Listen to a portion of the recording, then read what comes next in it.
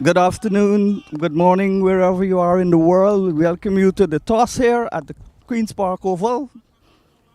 Who's winning the toss? That was the call. Yes. Tevin, Oh, you mean toss you first? won the toss. Well, you toss? Want Oh, it first. why? I think last game we chased pretty well. Wicket does think having more moisture in this game, a little stronger than the last one. So we're looking to extract that early, probably restrict the opposition on the 300 and try to chase it on game. So 300 plus would be a defendable total on this track. I think like at Queen's Park, normally good for batting. 300 is probably par. So if you can get the opposition on the 300, you're always in the game. And same team? Any changes? No, we have some changes. Kadeem Ali, he comes back in. Jonesy misses out. All right, best of luck. Thank you. Tevin, if you'd won the toss, what would you done? We would have done the same thing, would have stick them in. It looks like it has a bit of moisture. We haven't played any game on this wicket as well, so we would like to bowl first. But you know, we have the batters that are capable of getting in on this pitch and going big. And what is your team? Same team for me last game. And anything else you want to say? No. All right.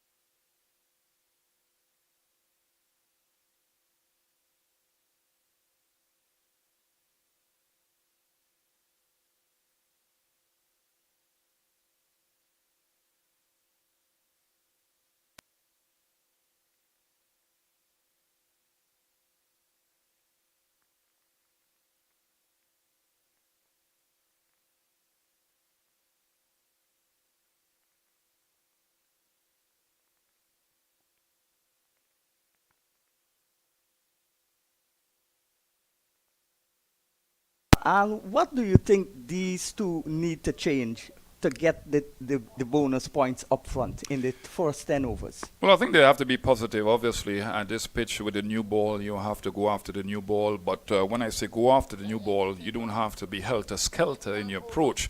Just play it as you see it. Obviously, it's going to be picking up the bad balls, hitting it to the boundaries, working the good balls around, and rotating strike in an aggressive fashion.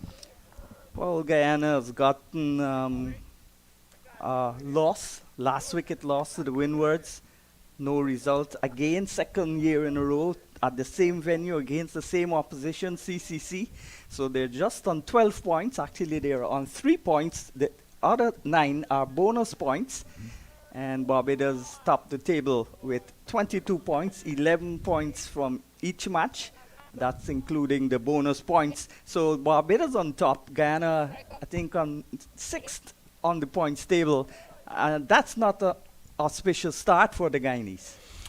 Yeah, I mean, they've been slightly unlucky losing the first game against Windward Volcanoes by 1 wicket, and then, a no contest at the university ground, Spec, because of the inclement weather. So they've been slightly unlucky, but some of their batsmen have shown great form, and their bowlers have not been bad. Drakes to bowl the first ball of this encounter, and it goes by outside the line of the off stump. Chandrapal in that now customary deliberate playing inside the line, and he goes by to the keeper. What do you think of the pitch after this first ball? Well, you can't really tell after first delivery, but there was some sea movement there. You expect that from Dominic Drakes because he has the ability to be well skilled and move the ball through the air and off the pitch. I just think that he's a good young talent. And that was a very good delivery, aimed just outside the line of the off stump. Again, outside the line of the off stump, making a little height and a little away movement. Chandrapal steering it down towards third man. So he's off the mark. Second ball, he's 1. And it's 1 without loss. Yeah, it's amazing that Chandrapal, Ryan Chandrapal, the first time he played in Australia a couple of years ago, he had an average of 40, was very good against really good fast bowlers. And the number 1 team at the time in the world is still the number 1 team in Test match cricket. But he has then, not had that type of form that we expect. I think it has to do with an indifferent technique, and we'll discuss it later on. Well, they've strengthened the slip cordon. There's now 2 slips and the gully. Short backward point. Third man still on the boundary. Extra cover on the mid-off. That's the offside field. First delivery is driven nicely, pitched up by Chandrapal. What do you think of this 21-year-old? Well, Nandu you're talking about. Nandu is excellent. I mean, that last century, the first that he's made in this level of the game, was very impressive. If you're looking at the playbook and you're trying to tell youngsters how to go about a century, you have to talk about the way he batted. He batted well with his partner until he lost him, Ryan Chandrapal, and then he accelerated during the course of the innings. It was a wonderful innings. Drakes with the sun shining. That one left the left-hander, played at it and was beaten.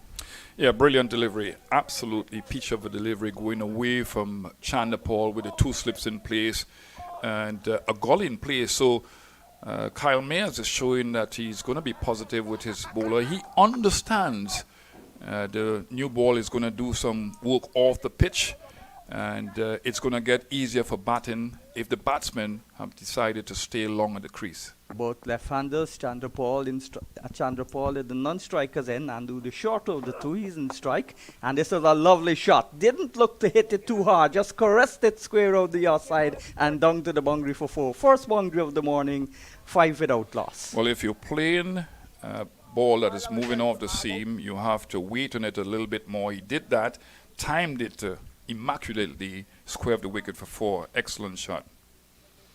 Yeah, fantastic shot there from Nandu. Looked like he was practicing all night in the hotel.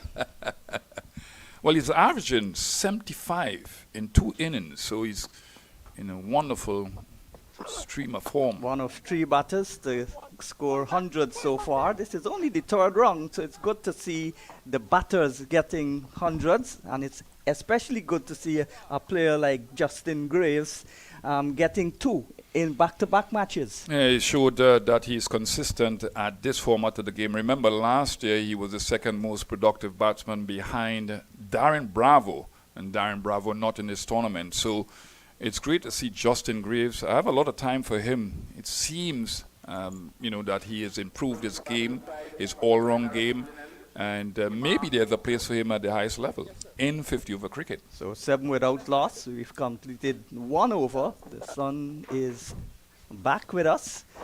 It's sweltering heat down there in the middle. Yeah, you have to be fit. We've seen in the tournament that a lot of players came off the field because of little niggles here and there. little injuries, so you have to be extremely fit. I think that the sun is hotter now than it used to be in my day. I tell you that the weather patterns have changed significantly in the world, ozone layer and all that scientific discussion. So players really have to be fit, and they have to rehydrate themselves consistently during the course of the day. Smith, left arm spin. New strategy of maybe all the teams to open with the fast bowler from one end and spin from the other. And that was started in the World Cup by New Zealand when they opened with an off spinner. Yeah, you don't want one bowler to be too predictable. You want batsmen to having to adjust consistently. It's a good delivery, really well bowled, and he's been consistent. And you've seen that in the tournament. The spinners have been really consistent. They've been really testing to the batsmen. Smith just a solitary slip. And Chandrapal is forward, just stabs it into the offside. Early stages yet in the tournament, also in this match. Guyana needs to pick up the momentum, get some points. Quicker delivery, fight into the middle and leg stump. Aborted appeal. Yeah, I think it was a straighter delivery, faster delivery as you mentioned. Chanapal was looking to play through the one side, and a good appeal. And with the sheen on the ball, a brand new ball, you don't expect them to get prodigious turn as yet. I expect some turn from this pitch later on. Smith bowling from the right of the umpire along the wicket. And that's a good delivery again, going past the outside edge. So maiden over from Smith is completed. Chandrapal has faced 8 balls, he's 1. Nandu's faced 4 balls, he's 6. And it's 7 without loss, 2 overs gone. Yeah, excellent over from Smith. He was angling the ball into Chandrapal and turning it away from him. Some went on straight, so good variation in that over. But a really tight over, testing over against Chandrapal. Good morning to you wherever you are across the 166 square miles island of Barbados. And of course, my homeland Guyana, 83,000 square miles. It's a vast difference. Yeah. Good morning to you wherever you're listening and watching the feed, wherever you are in the world. Good morning, good afternoon, good night. Drake's from the commentary box in, third over, and a little swish and a miss. No real movement of the left foot across, and Nandu spars at it and makes no contact. Yeah, you're looking at the field at the moment. One slip in place. Remember, there were 2 slips the previous over, and I wouldn't have removed the additional slip. There's a man in the sweeper position. Well, he's at point on the boundary, and you really don't want to be protective. You want to be attacking now because the ball is moving over the seam. That man there more like a fly slip than a short third man, and a lovely shot in the air, but clearly away from the fielder. No chance, no danger in the shot, and it goes to the boundary for 4. So Chandrapal is off the mark. Chandrapal is at the non-striker's end. Second boundary there from Nandu. He's looking positive early stages of the match. Yeah, he's looking to be very aggressive here now, but he's looking to be controlled also. Very good delivery. It had some bounce on it, and he was looking to come forward to drive through the cover area, but he played it uppishly, but away from the fieldsman. Why do you think that man is there at a more fly slip than a short third man inside the 30-yard circle on the offside? Ball that's lifting and well controlled. Hesitation in the running. This is the one flaw between these two. Their lack of communication, their lack of judgments of singles. That's why they don't rotate the strike enough. Well, I mean, if you look at the best batsmen and the best batting partners against rotation of the strike, you would look at Gordon Greenwich, Desmond Haynes, but they've been batting for a while. I think that when you have 2 batsmen who are new to the job of opening the innings, you really have to get them into practice, running between the wickets and building that chemistry. But you talk about a fly slip.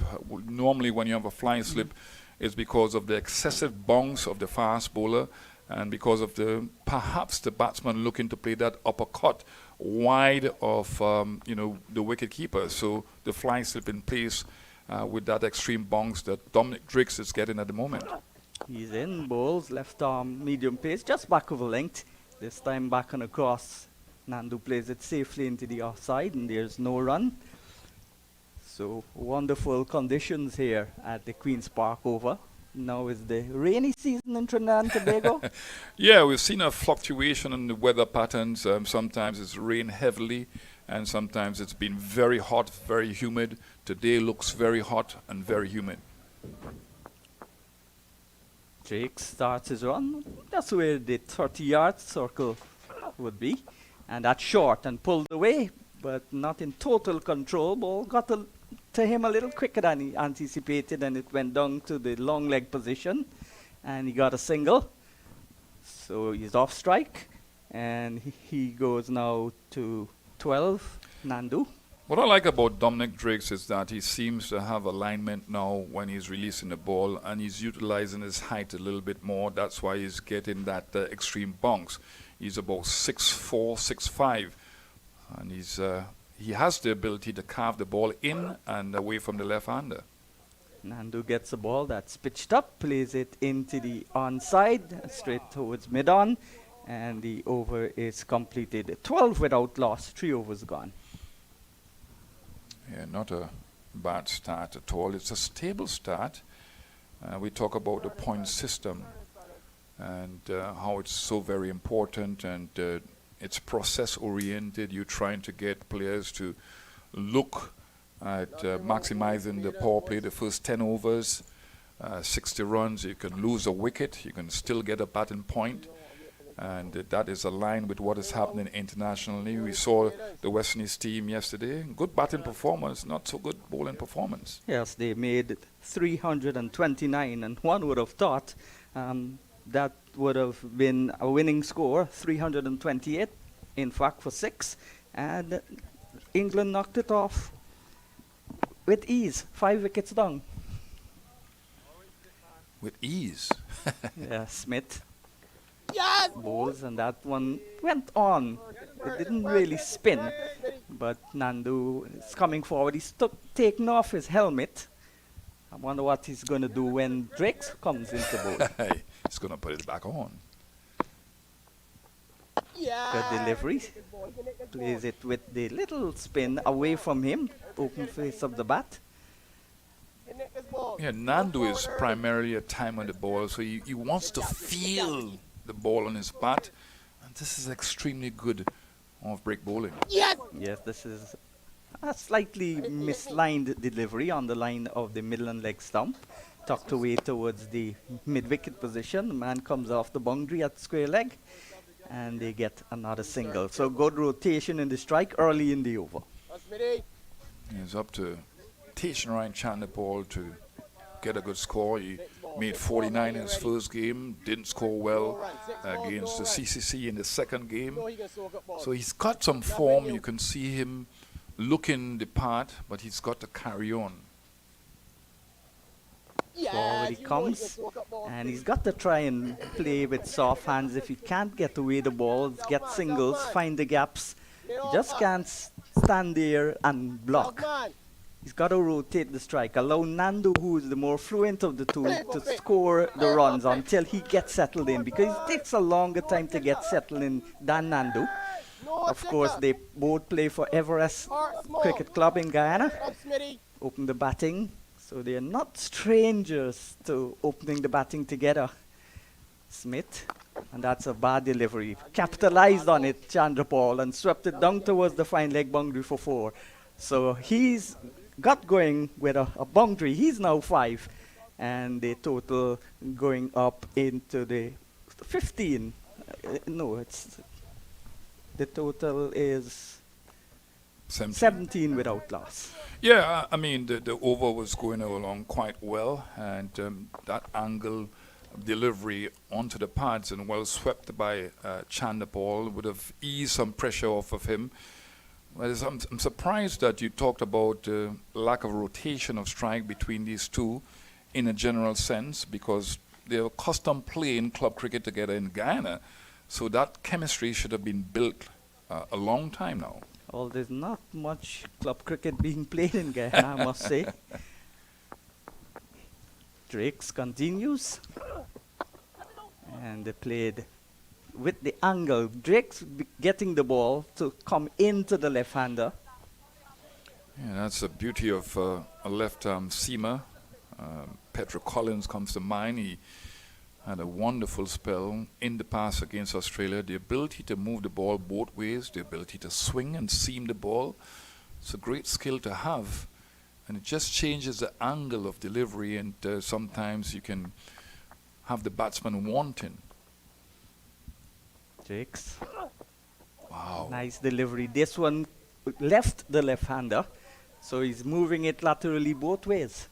Yeah, excellent delivery. And that's why the guy in that fly slip position, a short third man position, is wide-ish, because Nandu has this ability to play through square of the wicket. He looks for that really rhythm shot. And then with an excellent delivery, moved off the seam and bounce and pace and good carry to the wicketkeeper. Solitary slip.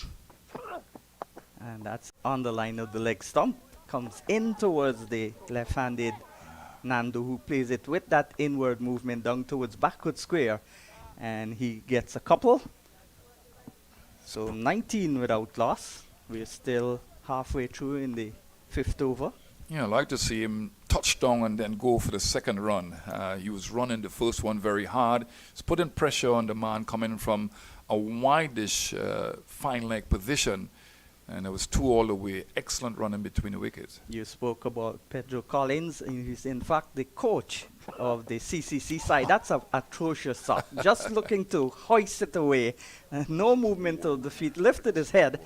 Maybe just a brain fade temporarily. Yeah, definitely so, because Matthew Nandu, he's on 14 of 16 deliveries. Before that one, 15 deliveries. So it's not like he has been ultra defensive. It's not like there's extreme pressure on him.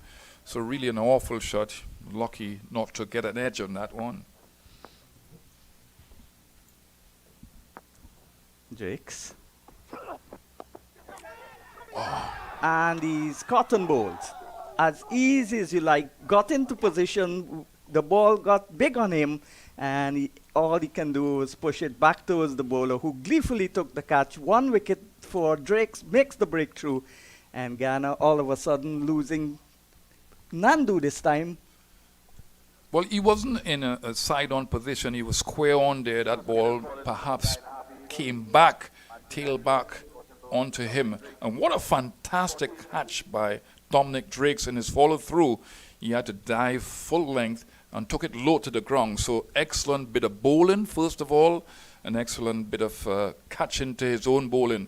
Nandu would be highly disappointed because he got a century in the last game. But excellent bowling by Dominic Drakes. That's what I was talking about, that he has this ability to bowl both ways and can get bonks off a good length.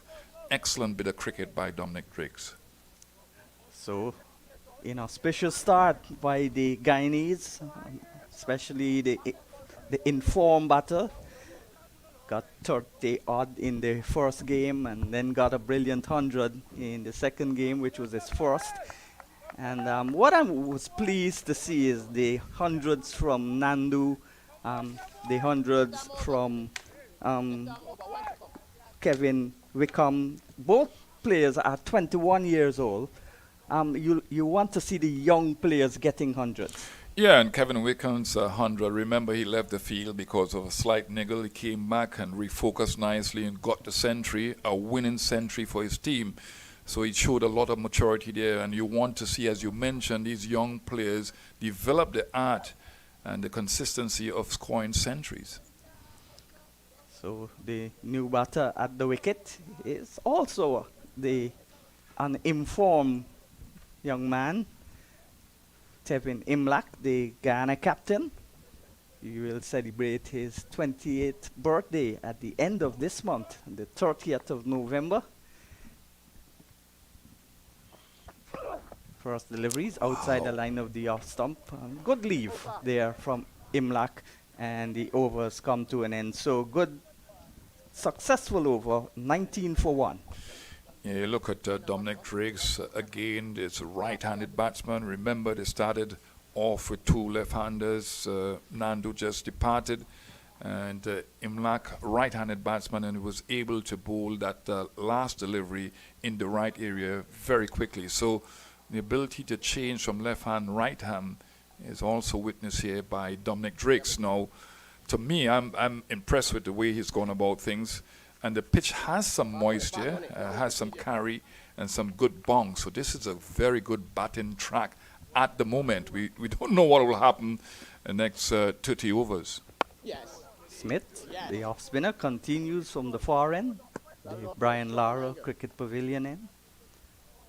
Queen's Park Oval, one of the older clubs in the Caribbean, established in 1891.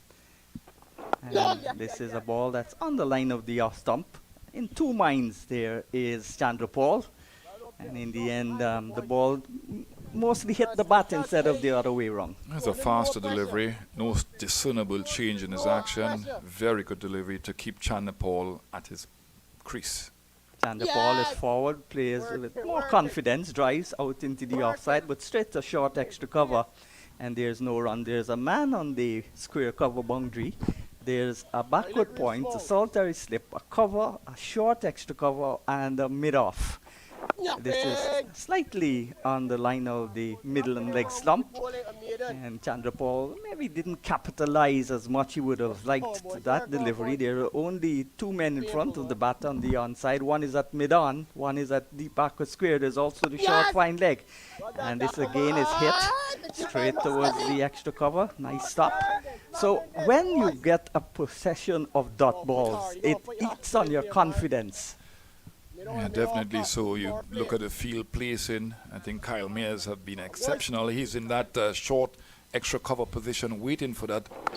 Quicker delivery missed again, drive. and pushes it into the onside, just wide of the man at mid-on, allows him to go through for a single, and that's the end of the over. So 5 dot balls and a single, and the over is completed. 6 overs gone, 20 for 1.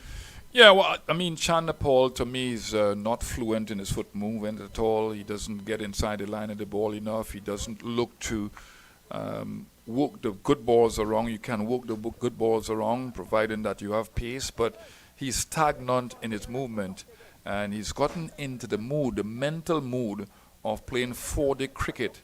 But when he went to Australia, first of all, he was aggressive. He made up his mind from this regional 4-day tournament, 50-over tournament, to go there and be aggressive against the Australians.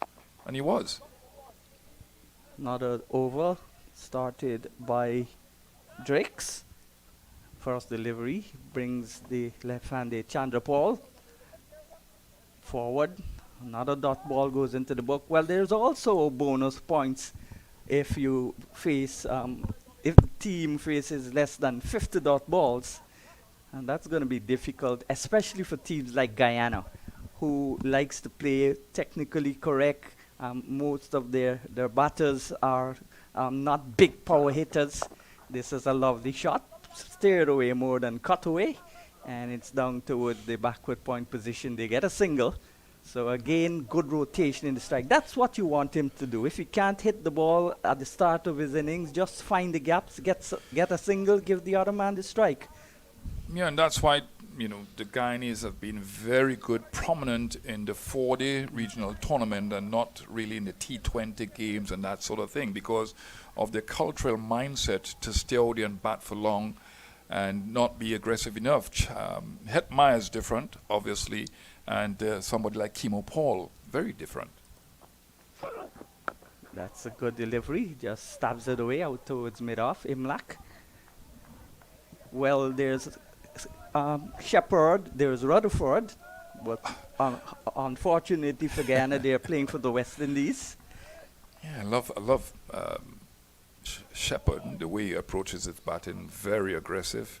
And Rutherford is so very intelligent, very difficult to contain him because He plays the ball in unusual positions on the field. He's a risky type player, but he measures an innings quite well. He understands what is happening out there. We saw it yesterday with his 50. Outside the line of the off stump. Came back, but more after it passed. We saw the keeper going to his left, and no shot played by Imlach, but good testing delivery there from Drakes as he continues to impress. Yeah, and it's bowling with some pace and some movement. I'm not sure that, to put a third slip in place, I would probably look to put a first slip and an additional second slip because the ball has some pace and some movement. And this is the early pass of Imlach's innings, so most batsmen are susceptible to playing in that area until they can gather their rhythm. Good running. Excellent running. Even if he hit that ball, hit the stumps, he might have been in danger. But the intent was there. Quickly ran. Chandrapal responded at the non-striker then. Didn't even look to see where the ball had gone. Trusted his partner. Excellent run. He's fast between the wickets, Imlach. He was running to the danger end. Kyle Mayers picked up the ball with one hand, his right hand, and threw at the stumps, away from the stumps. But Imlach showing good intent and wanted to be safe to make sure that he got to the other end by diving and then rolling. So excellent intent, positive intent between the sticks. He is going to push Chandrapal. This is a nice shot, flicked away, and just a single. Looking to explore the possibility of a second of the non-strikers and Imlach, but then aborts the idea, and the over has been completed. 23 for 1, 7 overs gone. Yeah, Kyle Mayers will have to be astute when it comes to the use of his fast bowlers, especially in these conditions. Dominic Drakes, I saw him before the game started, bowling some deliveries to his father, who was wicket keeping or collecting the ball. And I was wondering, just before a game in these hot, humid conditions, he's bowling a lot of deliveries. It could be physically testing and mentally testing for the fast bowler. So he's bowled 4 overs. Let's see if Kyle Mayers will give him a 5th one. Smith, too, has done an excellent holding job. He's not looked to spin out the batters. He's looked to bowl tight. And as I say that's a loose delivery, and it's gone over the boundary for 6. Nice shot there from Chandrapal, though, releasing the pressure, the left-hander, and over long off for 6. Well, it was in a right area for him to play that shot, so it's a logical shot to play, a lofted drive over the top for 6 runs. Now, that ball was a full-length delivery. Smith has been bowling just short of a length all of the times, testing that off stump. And this one was full, and Chandrapal playing an excellent shot. And before that delivery, he bowled 3 overs for just 6 runs, and that included the swept boundary. That's right, yeah. It's been very frugal, very tight, tested. Lots of chatter around the Barbadian field, especially the keeper. Smith bowls, lovely shot again, can't beat the field, ricocheted off the hand of short cover and limiting the scoring to 1. So a lovely shot. So Chandrapal looking as if he's confident, and his confidence is progressing as his innings is going by. Yeah, he's got to take the pressure off his captain Imlach. He needs to look to be positive because Nandu has departed, and Nandu is the one that really is in form. So Chandrapal has to look to score, and the ball is getting a little bit softer, so it's going to be easier to dictate the pace of things as relates to scoring runs out there. But it will turn more. Well, we're not sure. We're not sure yet. Yeah. Here is Smith bowling now to the right-hander, bad line, down the leg side and swept away, and maybe on the edge. And it went down to its short fine leg. But we've seen a couple of Guyanese batsmen, especially Imlach and Anderson, play the reverse sweep, the slug sweep, the conventional sweep. So he's countering the spin with the sweep shots. This one is pitched up. He eases it out towards long on, and he gets a single. Yeah, it's a combative shot against spinners. Brian Charles Lara did it in Sri Lanka against Mutai Muralitharan, scored over 600 runs. And the other thing is that the use of the crease, going back into the depths of the crease and giving yourself that split second more to play with the turn. Smith, quicker delivery. Comes off the outer half of the bat, but all along the ground, and no chance there for the fielder at slip. Another over is completed, and when the spinner is bowling with the fast bowler, it doesn't give the fast bowler much chance to recover. 31 for the loss of 1. And that's why I mentioned that Kyle Mayers will have to be conscious of how he uses his big, tall fast bowler. And I think there's going to be a change, and this is good. Good intelligent captaincy. You don't want to burn out your fast bowler. He's been bowling well. He's gotten that wicket, a brilliant return catch, and he's going to make the change now. Excellent captaincy. So much of captaincy is not just about tactical awareness, but it's about how do you utilize your bowlers, and when do you bowl your bowlers, and also how long do you bowl your bowlers. And you have to understand their strengths. He's going to bowl himself. Yeah, well, Mayers, before the match, had a slight confrontation, verbal confrontation, himself and Warkan with Kevin Sinclair. They were talking to each other about who will be better and who will be worse and who will outcome of the match and all of these things. That's a short ball and it slapped away out to its cover as Kyle Mayers bowls his first delivery. The Barbados captain. You always have that that competitive banter. You like that. The game is a competitive one, and it's about who can produce the goods under pressure. And Sinclair's a very, very confident young man. Believes in himself. That's a better shot, but still no run. Waited on the delivery. So we've seen the left-handers bowling from the commentary box end, and the off-spinner bowling from the Brian Lara pavilion end, Joey Carew members balcony. Look at the Jeff Stallmeyer stand. We look at the Caribbean stand. This is a ball that's outside the line of the off stump again, and no shot there played by Imlak. Yeah, both batsmen, Imlak and Chanapol, will have to get used to the lack of pace now from Kyle Mayers. Kyle Mayers swings the ball a long way, especially into the right-handers and away from the left-hander. But at the moment, he's just seaming the ball around, just content on being consistent. Current run rate 3.6, not too bad in the first set of overs. Ball again goes by, another dot goes into the scorebook. But that's the important thing that Sammy initiated since last year, the dot balls. We need to see less dot balls. Even though our culture is to hit boundaries. But if you hit 3 boundaries in an over and the over costs 12, then it means that you faced 3 dot balls without scoring a run. And that builds up. Yeah, the accumulation of runs is not just about boundaries, but it's about 1s and 2s and even 3s, depending on the size of the ground, depending on the way the batsman hit the ball. But it's really about looking to score. The intent has to be there, and you have to look to score off the good balls. Playing with soft hands, for example, dropping the ball in front of you. The wicket keeper here is way back. Kyle Mayer's final delivery, right arm over. And that's no shot. And the ball goes by to the keeper. 31 for 1, 9 overs completed. And then when you look, Sean, at Nandu, the way he batted at the University of the West Indies and the way he batted with his captain, and I think that he carried his captain along. Mm-hmm. He created that environment for him to run fast between the wickets. Chanderpaul is more stagnated. So the rhythm that the captain, Imlak, will normally have with Nandu, he doesn't have with Chanderpaul. Yeah, buddy. He ain't going over there anyways, you can sit down. Come, boys. Lots of chatter. Maybe the mental side, you've got to be strong.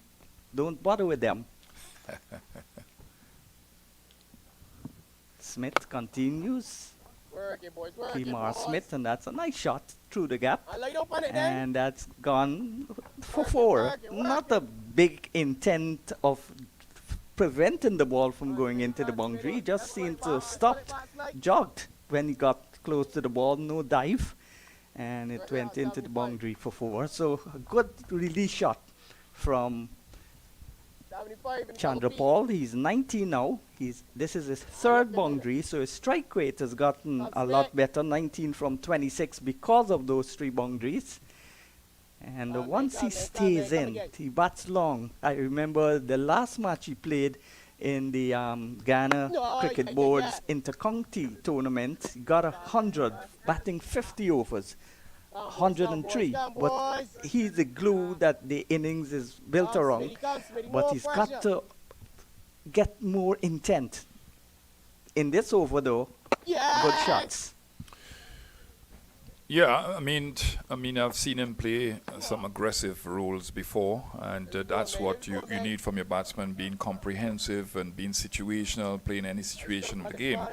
But you look at Chandra Paul, I think that Smith has changed his length. He's bowling fuller now. That has afforded Chandra Paul more scoring opportunities. Yeah, because he's a good driver of the ball. And that's been his problem also when the fast bowlers are bowling. He drives nicely but straight to the fielders. Doesn't find gaps. You sound slightly critical of him, Sean. No, I'm critical of what he does. I'm deeming it critical. He's not supposed to be critical. Constructive criticism is good. Fantastic. Yeah, I think that you're right in the sense that he needs to open the face a little bit on contact, close the face, just to put the ball into the gaps. But it's a skill by itself that needs to be improved. This is turned away, bowling quickly and using that pace. Imlak forward and turns it into the onside, down towards the fine leg position. It's not going to be 4. It's actually leg buys. So umpire, Back on it, back on it. that's umpire who? Umpire Standing deep in the crease, he want you to back on. Tocket from Nevis. That's Smitty. Played a youth cricket with umpire Tocket if it's him. Looks like if it's umpire Tocket, going up like a ballet dancer to signal that leg by. Just tapping away at the leg. Oh, yes, This yes, is a ball yes. that's Come on, pitched up again and easily deposited into the onside all along the ground and gets a single to finish the over. So 39 for 1, 10 overs gone, and that's the problem. 10 overs, just 39 runs on the board. Yeah, very good power play for the fielding side. Bowl very well. Now, the thing about it is that you have to understand how to go about the power play. You don't want to lose too many wickets in the power play, but you have to be positive. And I just think that Smith, who has bowled well, has changed his mindset. He's looking to attack the bat a little bit more, maybe look for the ball to turn a little bit more. He's bowling a fuller length that is really and truly playing into the hands of Chandra Paul and Imlak. So there's some degree of rhythm, but not a very good power play here for the batting side, the Guyana Happy Eagle. And I welcome my good friend, my fast bowling partner, Ruskin Marked. As long as I'm not your partner in crime. Okay, good morning to you and to Sean and to all our viewers, wherever you may be. Nice sunny conditions here at the Queen's Park Oval. And a key match in this tournament already. And a little bit uppishly, but didn't really try to hit it too hard. Got to take on the arm and completes 2 runs. So not the, as you said, not a blazing start, although the shots played, looked solid enough. But again, too many dot balls. And, the key to avoiding dot balls, I would imagine, is to do exactly what he's doing here. You don't always have to hit for a boundary, but you could just put the ball in the gap and take singles. You kind of read, take what the opposing captain gives you. Yeah, it's about being conscious of the field placing to the gaps out there. Brian Charles Lara talks about not thinking about the field placing really, but thinking about the gaps. Where do batsmen score runs? How do they use the pace of the ball? How do you use the face of the bat nicely? How do they get to the pitch of the ball? So it's about different things that cause rotation of strike, and we talk about the fitness level too.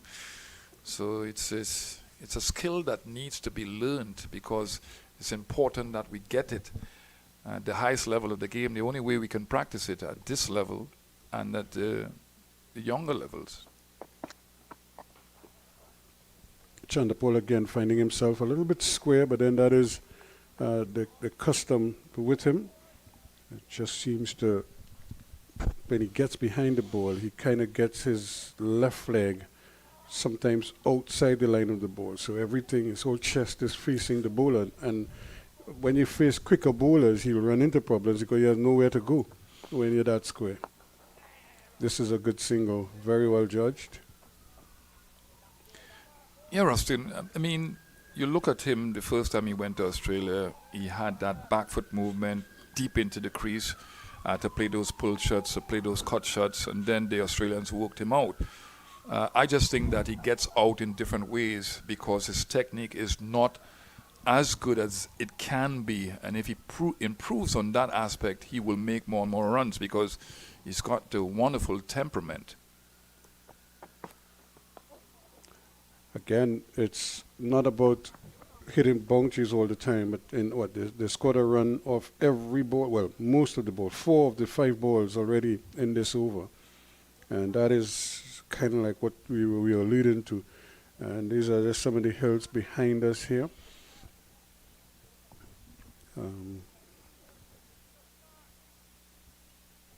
Nice and bright though. It looks like it's going to be a hike to get up there. Very much a slow delivery. He seemed like he was waiting there forever for it. Chandapol almost like, really? And then he couldn't put it away. 11 overs completed. It's 44 for 1. Yes. I'm laughing too, Ruskin, because that was a slow delivery. That probably would have been 50 miles an hour. It was a stop-type delivery. And no pace in that ball for Chandapol to work with. And he depends on pace on the ball because he can time the ball too. So good bowling by Kyle Mayers, and he's been consistent. I mean, just 5 runs coming off his 2 overs. And again, you it's part of the, I suppose it's just the way, I don't want to say it's the way we brought up playing cricket in the region, but even though that was a short ball way outside the off stump.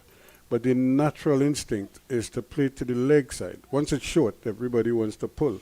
But that ball was so wide, he could have probably just cut that and might have gotten a run or 2 doing it. But his first natural instinct is to close the face of the bat and pull it towards the onside. I mean, he just patted it back to the bowler.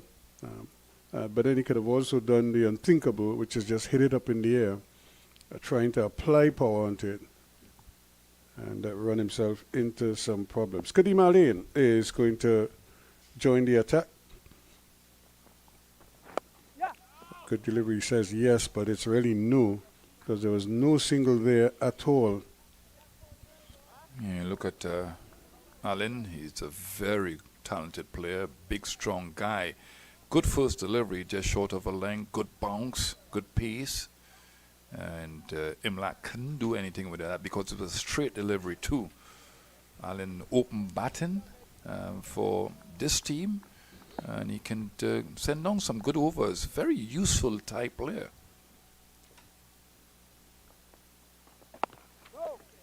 Again, very simple action, just kind of ambles up to the wicket, doesn't come rushing in like a Tino Best or somebody like that, but looks very balanced, very much under control as he runs in. You talk about the alignment of the fast bowlers, these big tall men, they are not short, not close to the ground, center of gravity, so you really have to get the alignment going by using all the body parts down the wicket. And that's another good delivery, excellent delivery. and you'd want to continue in that vein. Good start. Yeah, he's doing the smart thing. He's maintaining the line, which is just outside the off stump, and Imlach is along the lines of a conventional batsman, where he tends to want to get behind the line of the ball, and as a result, he's so close to it that he's almost limiting his offside options to some degree. But it's early days yet. Here he is again. That one came back at him slightly. But you see how much behind the line of the ball he is. Now, the good thing for him there was because of the inward movement, he was already in position to play it. Now, had he stayed on the onside of the ball, he probably would have been looking to cut that or play through the offside and might have found himself in some difficulty there, like so many of the Indian batsmen did this morning. Driving nicely, but can't get it through. And that's the thing. I mean, this is probably the first time India been swept at home in a 3-test series, 3 or more, because we know before we used to play 5 tests. Now it's primarily 2 tests or 3-test series outside of Australia and England, India, that kind of, and South Africa to some degree.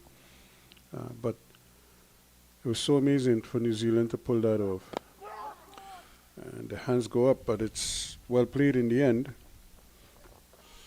So what accounted for that, Ruskin, in your opinion? The wickets. That wicket, it's almost as if India set the wicket for themselves, but New Zealand capitalized on it. 45 for 1 at the end of 12. Yeah, very good over from Alin. Very easy in his follow-through and his action. Very simple, straight up, straight down, looking to bowl that off-stump line. Is that your home there, Tony Grit? Is that? No. You're the neighbor. Your house is the one next to it. Oh, okay. That's a okay. No, I didn't play a lot of test match cricket. That's 5 test matches. I tried to figure out where that house starts and ends.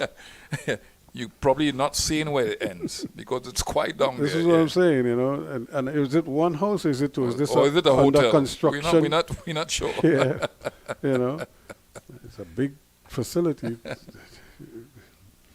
You know, so they're just ambling around. They're not really racing at the moment. And that's careless because he was late on that. For a moment, I thought he was leaving it alone. That bat came very late indeed from Imlach.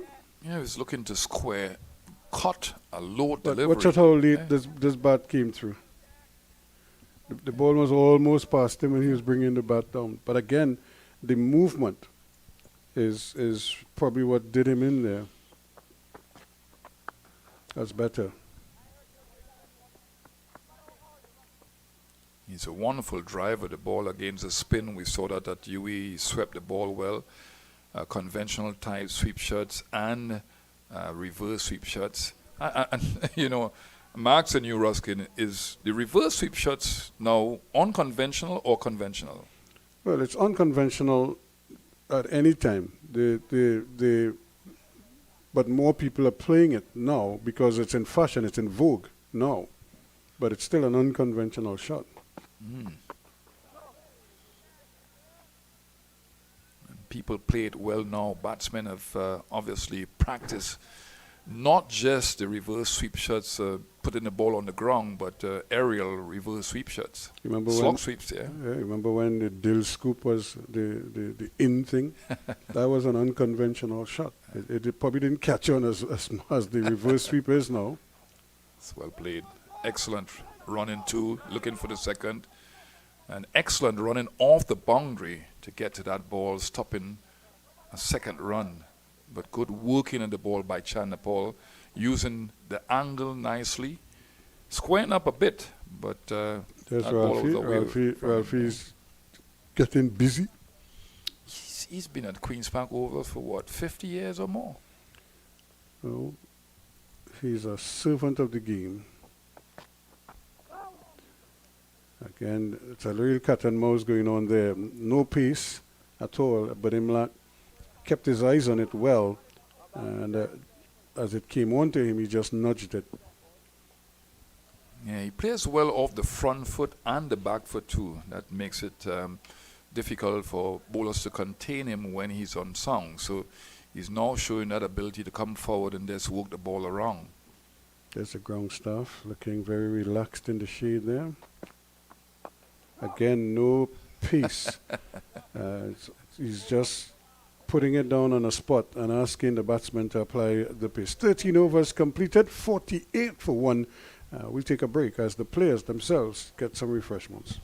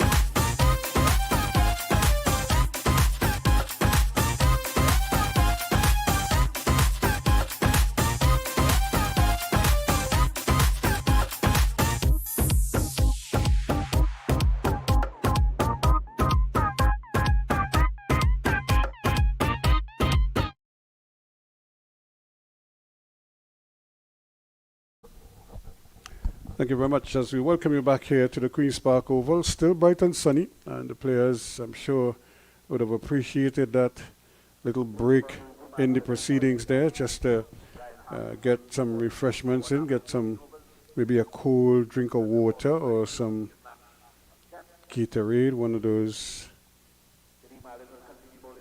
nutritional drinks to help them as they navigate a hot and humid day here at the Oval. But the game is just kind of meandering along, hasn't really taken off just yet. And that is because of the consistent and the tidy bowling from the Barbados Pride outfit. Of course, they're buoyed by they're coming off a big win against the Leeward Islands. And again, Allen is getting some bonks, and Imlak having a few issues negotiating the lift-in delivery. Yeah, I've been impressed first of all with the pitch. There's some ample bounce and pace on this pitch. We've seen 13 overs gone, and there's still the fast bowlers getting the ball to seam somewhat and bounce and pace. So very impressive pitch at the moment.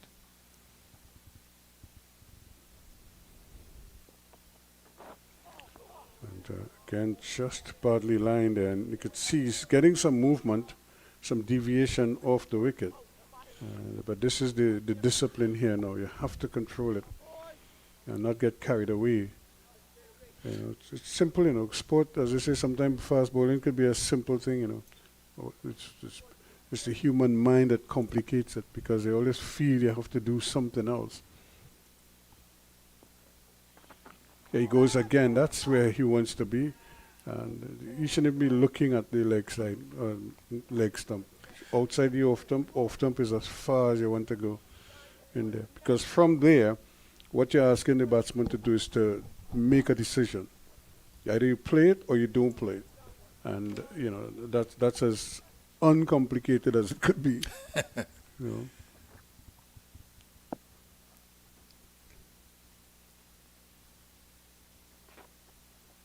Yeah, that's good bowling. Again, he's completing his action against the right-handers, and he need to. So I just think that he's bowled one bad delivery. But as you mentioned, Ruskin, rightly so, the mindset of a one-day bowler is to consistently bowl well. Don't try too many things. But remember, these guys have played a lot of T20 cricket, so they're in a habit of trying too many things when things are going well.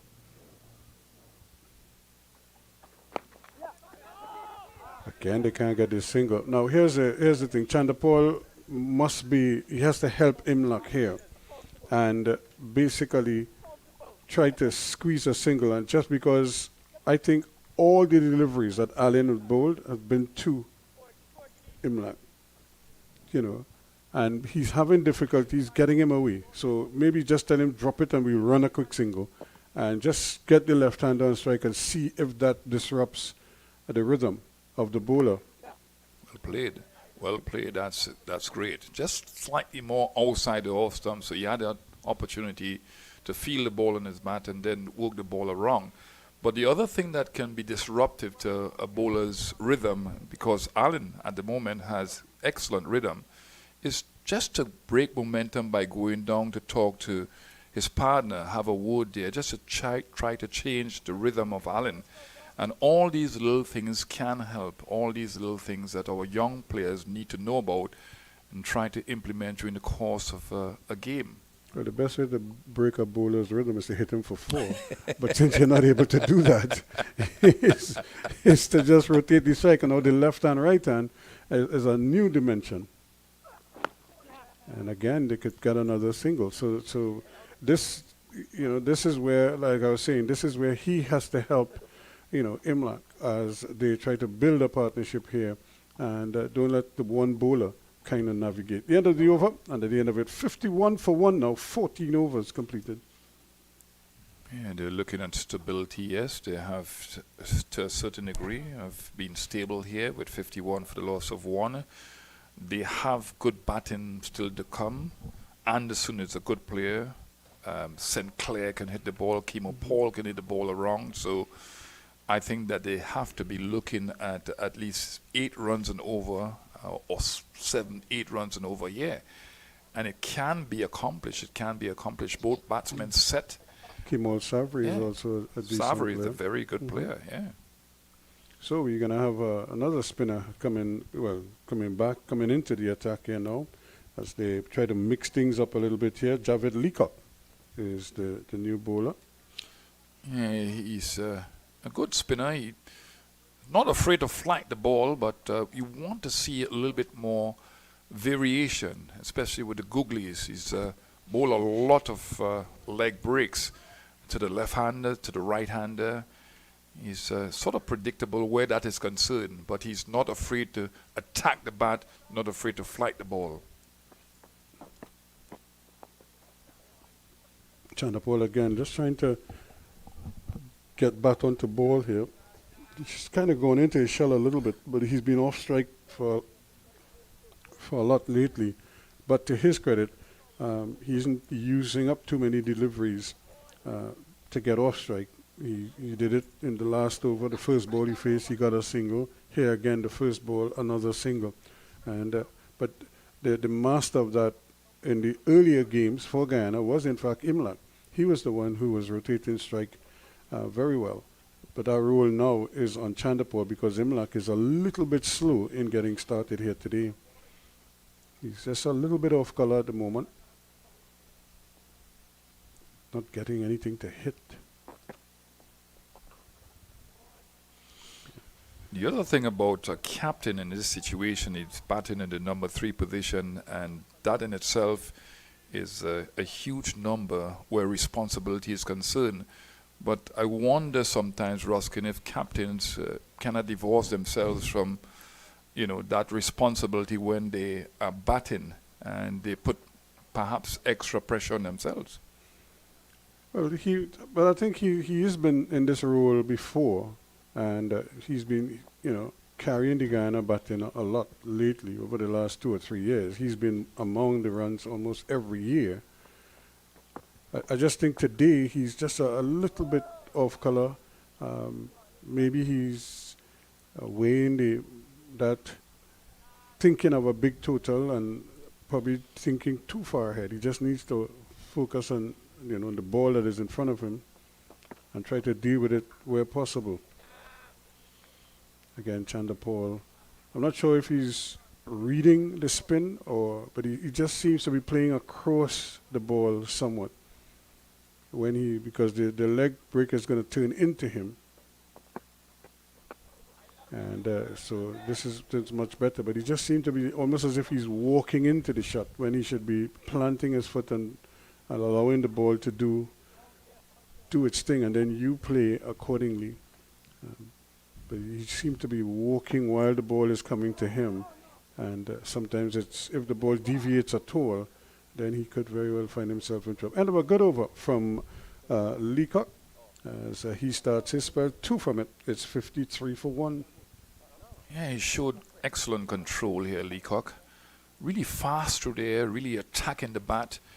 And I like to see wrist spinners, fast through the air and off the pitch. Need to see that pace of the pitch, that ripping type delivery. And he was fast through the air there. But you want to see that variation too. That variation where trajectory is concerned and flight and pace is concerned too.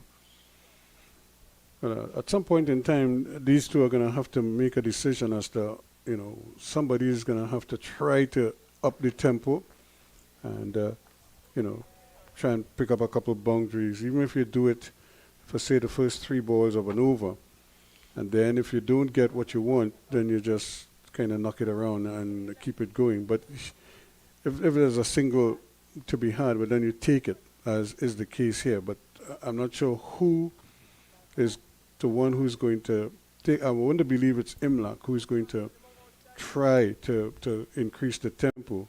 But that's the irony. He's the one who's a little bit off color. Chandapur seems very relaxed at the crease and probably might just anchor the innings and let everybody else bat around him.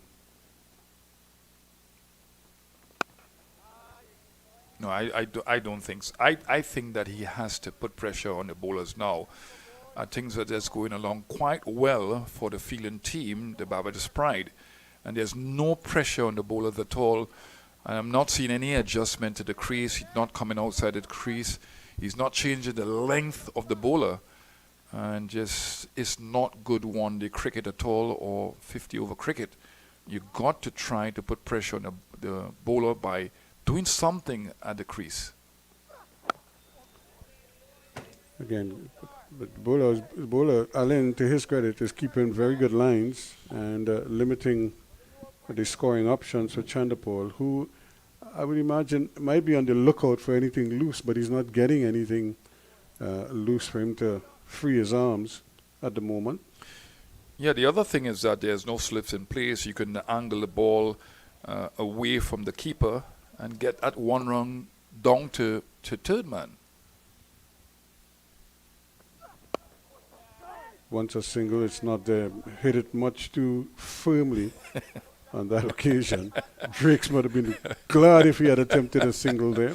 I'm looking at Sean Devers, and I said when we were doing commentary just now that Sean, you're slightly critical of Chandapur, but I was wrong.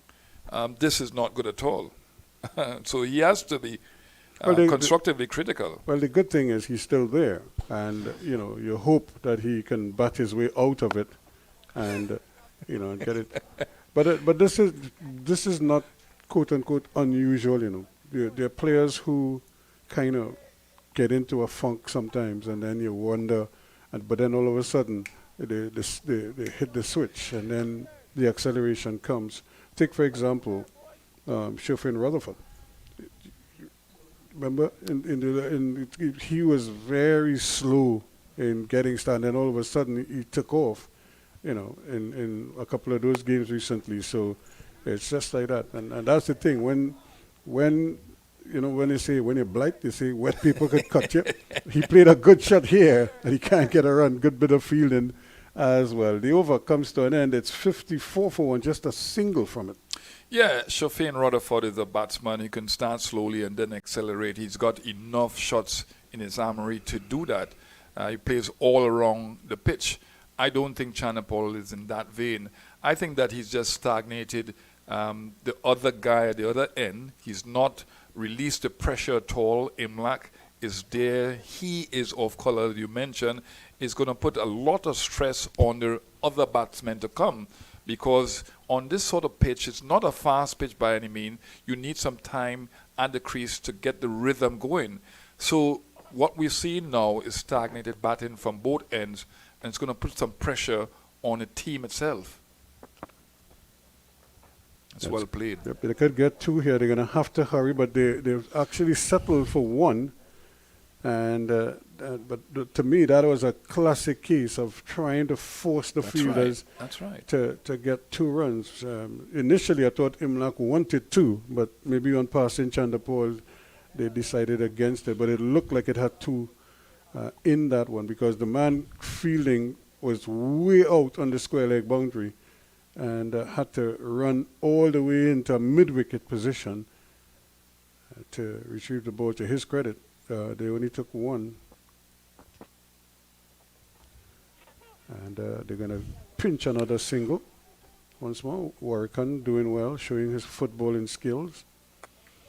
No, that's better. We saw Imlach in the early parts of the over just bat outside the off stump. He got that back foot way outside the off stump that created the space between the onside to work the ball around, and we've seen it with Chanapol. That's what I talk about, manipulation of the deliveries by using the crease nicely, by using the feet a little bit more, coming forward or moving laterally at the crease. That's better. Again, and they're going to have to hurry here, and he timed it very well. Not much Leacock could do about that. And so you were seeing some intent now in the batting with the running between the wickets, and obviously they're discussing. So that's what I was saying, because I think these players are experienced enough. They know that they're going slowly. So and they're probably talking to each other, and I'm sure they're trying to work it out. It's easy when you're sitting up here in the cool. It's not that easy when you're out there in the hot sun, because you're trying to see.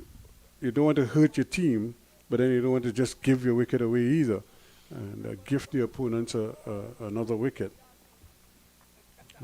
When you consider the first wicket to fall was really a gift, a cotton bowl from Dominic Drakes. Give him credit. He got low down. And a little bit of aggression shown there, but no reward for it.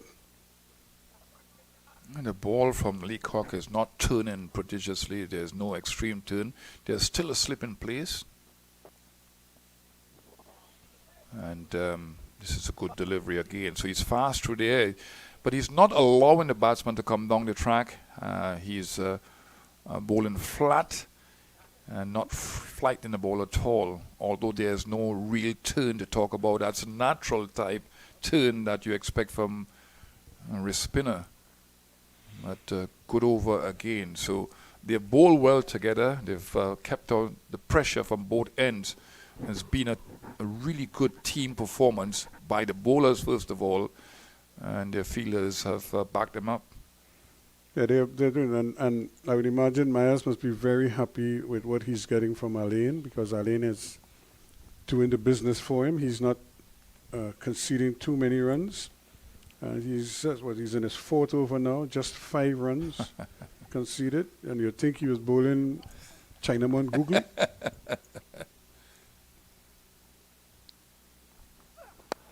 And that one is in the air, but it flew past the left-hander of Smith, and he couldn't move. It passed him much too quickly. And 2 runs to Chandapol. That's the benefit of bowling in the right areas. Fullish length delivery, It was a full but toss. yeah, it's a full toss. Yep, Yeah. Chandapol mishit it. Yeah. Again, the mindset is so defensive at the moment that even when you get a bad delivery, you're not in the right position, the anxiety levels are high, and you are not playing it properly at all. So lucky to still be there, Chandapol. 14 dot balls. Allen was sent down already. And make that 15. So he's doing a very good job for Barbados here. Myers must be very happy indeed. And he will probably keep him going. That's the thing, you know. He's a kind of bowler, you could probably bowl him all 10. You could bowl him straight through. Because as long as they're just prepared to nudge and flick, and you're happy with that because, like I said, he sent down 15 dot balls and he's already in his 4th over. And here's another one. So he's doing what you want. Don't change it, and as I say, don't fix it if it isn't broke. Right, and the other thing with him is that he's come back well because he's dropped for the last game against the Leeward Islands right here. So that drop-in seemed to wake him up a little bit, especially with the ball. We'll see him with the bat. And as you mentioned, he's doing quite well. Very impressed with his consistency. And he's not over-trying at the moment. Yeah, he has the hot hand, so let him go. That's well played, but again, the field is so well set that it's very difficult to score runs and to score runs quickly and to score big runs. That's the thing. The boundaries have dried up significantly now, and that is, I suppose, that is what is causing Tony Gray's angst at the moment. Can't see any boundaries, and you're not seeing kind of desperate running. That's well played. That's glorious for 4 runs. Yeah, that's an excellent shot by Chandapol. And I was saying that 2 balls previously that he should have been a little bit more forceful. That body weight was supposed to be coming towards the ball, but he just patted and didn't get the opportunity or didn't, capitalize on the opportunity to hit the ball to the boundary. This one is an excellent shot. His body weight was coming forward, and he had a much more of aggressive swing of the bat to achieve 4 runs. That's how you put pressure on the bowlers. Yeah, but it also now has Allen thinking. Again, they're going to get a single, so just to keep the scoreboard ticking over and rotating strikes. So that's good from Chandapol. 5 of the last 2 balls of that Kadeem Allen over, and at the end of it, 18 completed. It's 65 for 1. Yeah, the current run rate below 4 runs and over at this stage. With 18 overs gone, you really want to 5 or 5.5, heading towards 6. Tony Gray, what's this strip? I mean, this is actually good for batting, And I almost said a big hitter like you would relish this, but I think I might be. Why you go at me all the time? I might be mischaracterizing you like Colin Murray. You like Colin Murray. And we don't Mamchan. You always go at me. I might be mischaracterizing your ability. I'm nice to you, Ruskin. So, I always respect you. You're older guy. Let me just say a big hitter. I was a stroke player. Sean Davis now laughing. And he didn't agree with that at all. But I was a stroke player. I was good at the drives. I don't know if that is an apt description. This time he's using his feet, but at least, yeah. And you know what I like about this is that you could see him trying. He's trying something now. He's trying to put pressure on the bowler, and maybe have the bowler maybe try something new himself, and that might throw off his line or his length, just like that. And but he can't take full advantage of it. but at least you could see just that little step out. Yeah. Probably now has Leacock thinking, I wonder if he's going to come down to this one or something like that, you know. So you're putting things in the bowler's mind as well, just like bowlers try to put things in batsmen's minds. The batsmen also have that opportunity as well to do the same. And we just saw that there with Chanderpaul. I think it's only once he came out of his crease like that, and the next ball was a full toss. So now let's see what he does to the right-hander. Just a slip on that short third man, a point, a man on the extra cover, or the man at cover and an extra cover. Good bit of fielding there again. Then you have a short fine leg, a deep square leg, or almost a wideish mid-wicket, and a long on. There's a long off here as well. So there's protection out here for the big hit over the bowler's head. So again, Imlach not prepared to try anything rash at the moment. We're just waiting, biding his time, hoping that he can at least work his way into some form here or get back into rhythm. He's just not flowing at all at the moment. That's well played. He again looks so accomplished when he is driving the ball, and as we just saw, there was a classic example of that one. 19 overs completed at 67 for 1. Yeah, Leacock is predictable. He's bowling one way all of the time. The leggies, he's not bowled the googlies at all. We saw Kyle Mayers put a slip in place for Chanderpaul, but to no avail. His bowler is not bowling the googlies. And you want to see the wrist spinners trying to mix it up a bit with some control. But because he's not going for many runs at all, he's just gone for 8 runs in his 3 overs. He's content with just bowling the leggies. And you talk about Imlach and the way he bats. We know that he's a good ground player. But one of those deliveries in that over should have been lifted over the extra cover area. He's got to be a little bit more aggressive now. A word obviously coming out from the dressing room about upping the ante. Really and truly, they have to be aggressive. I mean, the projected score is below, 200 runs. Mm-hmm. Not good enough on this surface against this batting lineup. The Barbados Pride, a strong one. Yep, they are.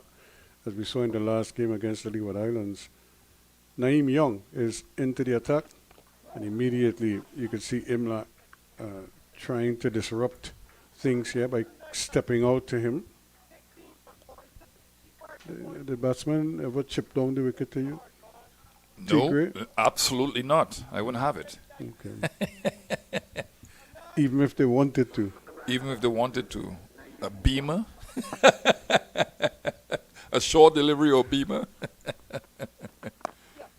And again, just trying to find ways to rotate the strike, get off strike, and keep the scoreboard ticking over, which is the key here right now. You don't have a Rishabh Pant or somebody of that ilk who could just come and change the whole complexion. Rishabh Pant played an innings, he made 64 from like 50 deliveries. Everybody else scratching, and he alone blazing away. You think about it. 130 and he alone made 64 or something like that. Chanderpaul again trying to play the ball back past the bowler. How often, Russian, do you see a bowling attack like this? Dominic Driggs, 4 overs, 17 runs, 1 wicket. Kemar Smith, he's gone for 20 in his 5. Kyle Mayers, just 8 runs in 3. Kadeem Allen, 4 overs, 12 runs. Leacock, 3 for 8. And Naeem Young in his first over, he's just gone for 1. He's bowled 4 deliveries. So this bowling unit has worked well together. Yeah, they have a lot of depth, and they haven't even started working as yet. They haven't even seen working just yet. Yeah. And so they do have plenty in reserve. Edging, and he's out court. And again, trying to trying to manufacture runs, although that was a bad delivery, but it was wide enough that Chandapal had to fetch it, and he just edged it, and will have to depart. Yeah, he was walking playing that shot. It's inadvisable that you walk playing the shot. You have to be in a stable position. That back foot didn't get close to the line of the ball. The option to go for the square cut was there, but poorly executed shot. And you spend a lot of time on the wicket, and perhaps, might not say the right thing here, but perhaps it's a good thing for the Guyana Happy Eagles that he has departed, because it's really put pressure on his batting team. And a poor shot, really a wide delivery that should have been square-cutted, really with power and placement, but just in the waiting gloves of the wicket-keeper. So Chandapal goes. It's now 68 for the loss of 2 wickets off of this is the 20th over. Yep. 20th over. The first one being bowled by Naeem Young, and certainly he was trying to bowl. He bowled a wide delivery the previous ball, and he followed it up with another wide delivery. Chandapal watched the first one, and the second one he decided he was gonna have a go at it, and no doubt about the edge, big thick outside edge.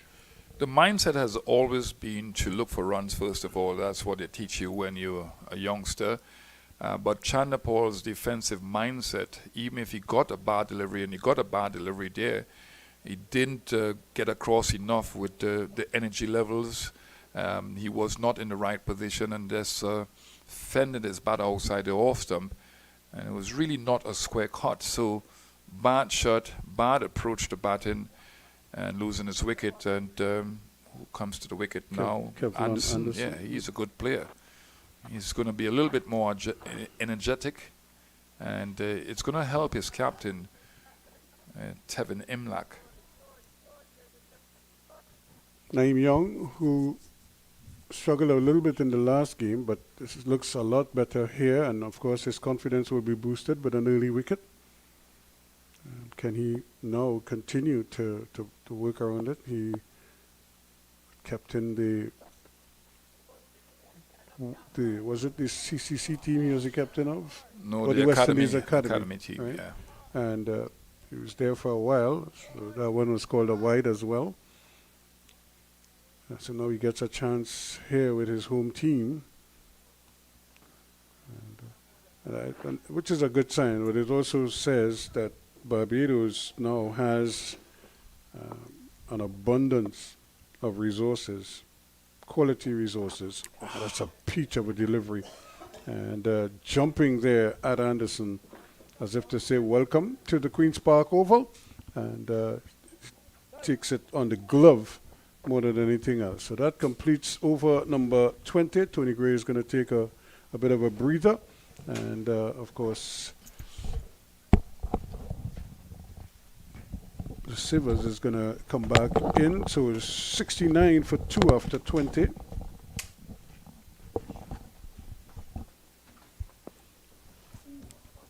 So Sean makes his way back into the commentary position. It is 69 for 2, and there you see this bird nicely perched on that light there. A real vantage point for him.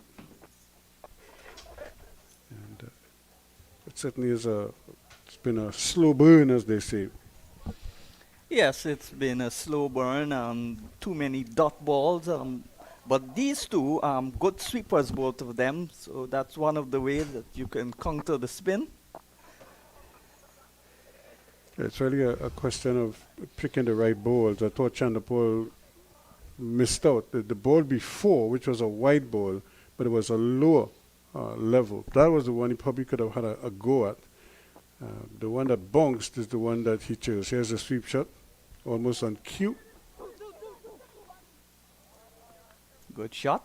Ball pitched up and swept on length down towards backward square. So he's freed the shackles somewhat, gotten a double. And these two will be relied on because they're some among the more aggressive of the Guyana batters. A batting lineup without Rutherford, Hetmeyer, Shepherd, badly missing in this tournament. And those are the type of players that you expect to hit the ball towards the back end. Yeah, that's the key. But you would hope that somebody like a Sinclair could come and really up the tempo here. Kimo Paul, as he did earlier in the tournament. So, there's still a lot of resources Yep. waiting, hoping to get a chance. That kept a bit low. Anderson was in two minds there. Again, not settled, pulling away to make the cut shot, which goes against the grain. Really, the manual says you want to stay still and cut the ball. Don't try to half cut it. And the way Leacock is bowling is flat and fast. Doesn't encourage use of his feet. It's the end of the over 72 for 2 after 21.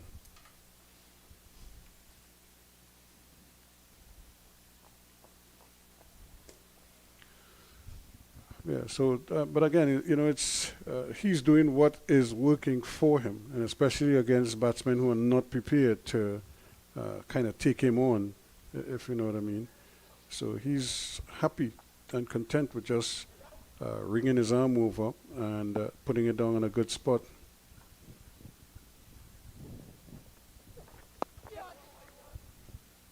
That one came back, played it with the inward movement of his hip. Imlak. But the thing with Imlak is that he looks comfortable against both pace and spin. Yes, he's an excellent timer of the ball. So you Elegant. you kind of wait to see how he navigates the rest of this innings. And he's been one of the more consistent batters from Guyana. Every year he gets big scores. Needs to convert more 50s into 100s though.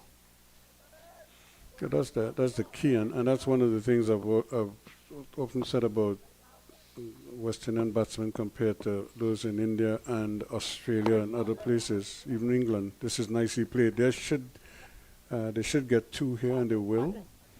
And another positive factor between these two, they're good runners between the wicket. That always helps. And but when you hear of youngsters coming up from India or from Australia, and you look at their resume, and you see they've scored 10,000 runs. They haven't played any international cricket, but they already have that amount of runs under their belts. He's going to go for a quick single, and he's going to get it too. He's a little bit Annoyed with annoyed. himself, Yep. yeah, because he should have put that away for 4. Just to the left or the right, it would have been 4. Well timed, but straight to the man. So I'm sure that he wouldn't mind too much Wickham. Another thing apart from the conversion rate is the consistency. That should be another wide. Yes, it is. And Naeem Young bending his back here, trying to squeeze every ounce of pace or bounce out of the wicket. When we speak about consistency, Rutherford comes to mind. 4 50s in Sri Lanka, back-to-back 50s here. Another wide signal by the umpire. So, but this is typical Naeem Young. He's not a line and length bowler. He's going to try things, and he's going to try to confuse the batsman as to what he's trying to do, what his plan is.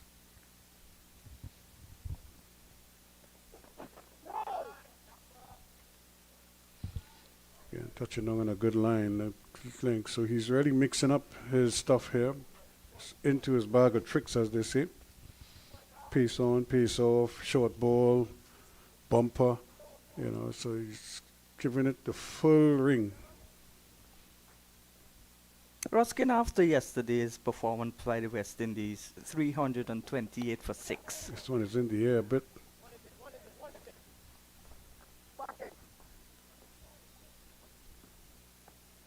So that's the end of another good over from Naeem Young. 79 for 2 at the end of it. Yes, with that score, did you expect West Indies to go on to lose that match? It's not often you get a batsman who makes 100. Hope did. And then two other batsmen, Carty, At a big 50s. 50, Rutherford, 54, and even Hetmeyer got into the 20s. But with a score like that, only Livingston made 100, and that was a brilliant 100. Turned the tide of the match. Well, he was unbeaten on 124. He got two other half centuries as well. Again, no real prodigious spin there. But again, the batsman having to wait, to watch and see. Content to fire the ball in. When you bowl so fast, it's limit the amount of turn you're getting.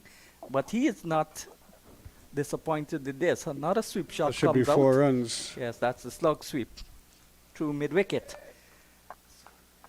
So True. that's the most productive shot when you are playing spin. And the ball is fast and flat. Well, Imla he's been there for a while now, so he would have seen almost all of the bowlers, so he has a pretty good idea of what to expect from them now. The key for him now and for his team is for him to carry on and bat deep into this innings. You might soon see the reverse sweep come out. And this is good. Walking across to give himself room to play through the onside shows that he's wanting to score runs. Not just going to be content with blocking the ball. Anderson has to be careful there. That was a single, and he, because the fielder, the bowler, had to run to his right to try to retrieve the ball. Now, if he was backing up, as he should have been, he probably would have ambled in for the single. And that's what Imlak is probably telling him. Guyana with just 12 points from their 2 matches. Lost the last over defeat to the Windwards at Taruba, and then that match at UV-Spec against CCC for the second year in a row, washed out. No result. That hurt Guyana. Now they're going to have to hurry, but the return is not a good one. And this is the contrast here. This run was a more risky one than the one before that he didn't take. And this time he was, he had to put in the overdrive there to get in. Luckily for him, the return was not a particularly good one from Naeem Young. Both batters committed early. That's the difference with the previous run. Didn't find the gap again. So that ends the over, and at the end of over number 23, it's now 84 for 2. Barbados, on the other hand, won on a DSL, the system, in that truncated match against Jamaica.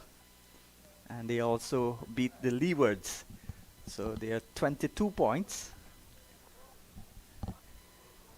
11 points from each of the matches. That's including the bonus points. Guyana just managing 3 points. And the 9 bonus points carrying them up to 12 points. And when you consider Barbados missed out on a batting bonus point by 1 run. Nice shot. In that power play, they actually got to 59 and couldn't get the single off the last 3 balls of the over, of the 10th over. Well, at least they did it once. Guyana, in both of their matches, has not reached 60 runs in 10 overs, and this is the third time. 39 for 1 after 10.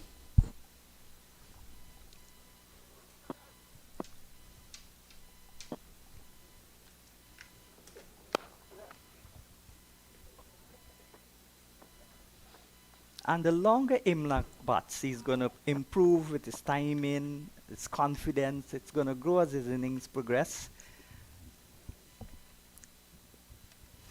Well, they're not yet at the halfway stage, although they're not too far away. And so they're going to really have to make a quick assessment. Yeah, they're running singles, rotating the strike, putting pressure on the fielder also. Well, I think they know Wickham isn't probably going to try to run too much. I don't think his leg is 100%.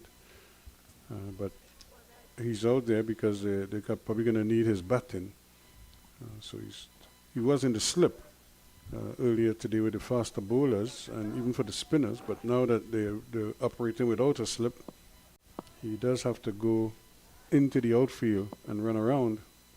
I was telling Tony Gray that I'm really impressed with the age of the batters that have scored hundreds. Wickham is 21, Nandu is 21. Well, of course, Justin Greaves, he's 30.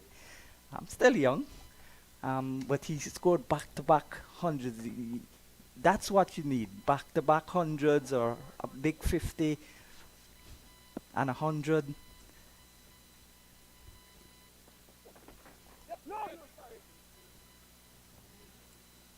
Thinking about just running it down there, but Smith had read the play and was able to intercept that. So that's good counter there on the part of Myers to put that short third man into position there, because Imlach does have, almost like Joe Root, does like to just open the face and allow the ball to hit the face of the bat and run down to third man. And he works the ball square, fine, on both sides of the wicket. In addition to when the ball is pitched up, exquisite drives to the offside. So he's a all formats batter. So 89 for 2 now at the end of 24 overs. So just a 1 over to go for the halfway stage of this innings. And Guyana will really have to get a move on here now if they wish to get anywhere near a 250 total. And even that mightn't be enough for this powerful Barbados batting lineup. Barbados, Guyana, I'm sure, will be defending their bowlers, and they'll be hoping that their bowlers can do the business for them. There's a sweep shot again, a lot squarer this time. And I'm sure you're going to see the reverse sweep come out sometime or the other in this innings. Small crowd. Today's Sunday. What do people in Trinidad do basically in a Sunday morning? You Go go by to the church, beach. go to the beach, Mhm. Maracas Beach. Among others. Or they just stay at home, and we have a lot of Premier League fans, so they'll watch their football, or they'll watch cricket if the West Indies is playing. Or they might be at home watching us as we speak now, and maybe after lunch they may venture out because it's fairly hot outside, so they'll try to avoid that. It's month end, so they may some may be doing groceries or what have you, going to the market. There are a number of things that occupies people's time these days. Good delivery again. This one turned a little bit more than the others and was quicker, flatter.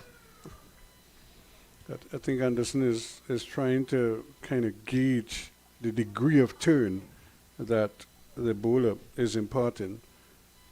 Well, that turned the biggest of all the balls he's bowled. Short, And, too short, and pounced on it and put it away. That was a long up. Deserved the treatment. Yep. And again, because that is what I think he was waiting to see how much spin that Leacock was actually putting on the ball, and having assessed that, he had a good idea where to position himself for that particular pull shot, and he didn't make any mistake at all. Very well executed. Doesn't really bowl the googly Leacock. I remember Devendra Bishu rarely bowled googlies in international matches, and he had a big turn in googly, but he was maybe just afraid to bowl it in a match. This is that's the googly that he actually produced there. Yes. You know. Just as I said, he's not bowling a googly, bowl one. Yep. So the players again going to get some refreshments. It's the end of 25 overs. 94 for 2 is the latest here. Barbados won the toss and they asked Guyana to bat first.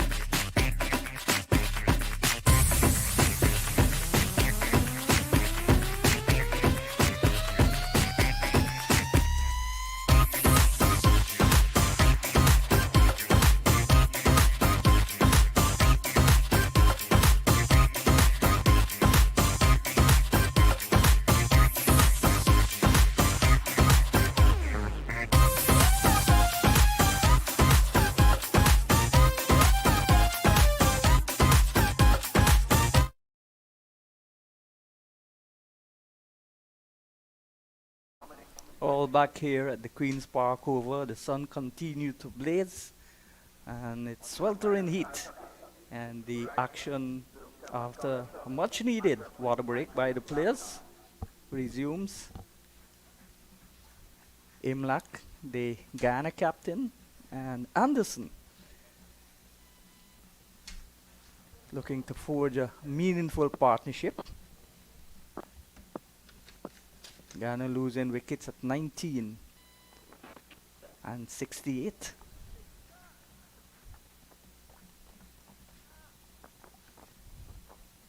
So Drix switched to the far end, started from the commentary box end, now bowling from the Brian Lara pavilion end. Nandu first to go, cotton bowl. Ball got big on him. A good catch taken there by Drakes. He went for 14 2 fours, 19 for 1 in the fifth over. I shot, didn't really time it as well as he would have liked. In the end, he got a single. The man from the super position comes to his left. So again, rotation in the strike, and then Chandrapal was in a bit of a struggle to score. Found it hard to get the ball off the square. In fact, he hit the only 6 so far. and he hit the 4 just before the 6, and he faced 59 balls to get his third 4. Good shot again, just playing the ball with soft hands, allowing the ball to come onto him and working it into the offside for a single. So this is a better over in its initial stages. The batter's going, rotating the strike. And let's has to be careful. He has to be prepared to back up the Imlach, because Imlach is prepared to nudge and run, and Anderson cannot be caught by surprise. A little bit of a false shot there, trying to drive it through the offside, coming off the inner portion of the bat. So he has to be alert, and while it's all well and good to want to, rotate the strike, you don't want to get run out because of a mix-up. And if Imlach calls, Anderson must be prepared to respond. 1 for 20. 2 legal balls left in his 5th over. Again, another single. Imlach looking for the second, but that's certainly not on. Putting pressure on the left arm spinner, Warkan. We've not seen him so far. Yeah, they're holding back the ace. But I don't think it's too far now before he comes into the attack.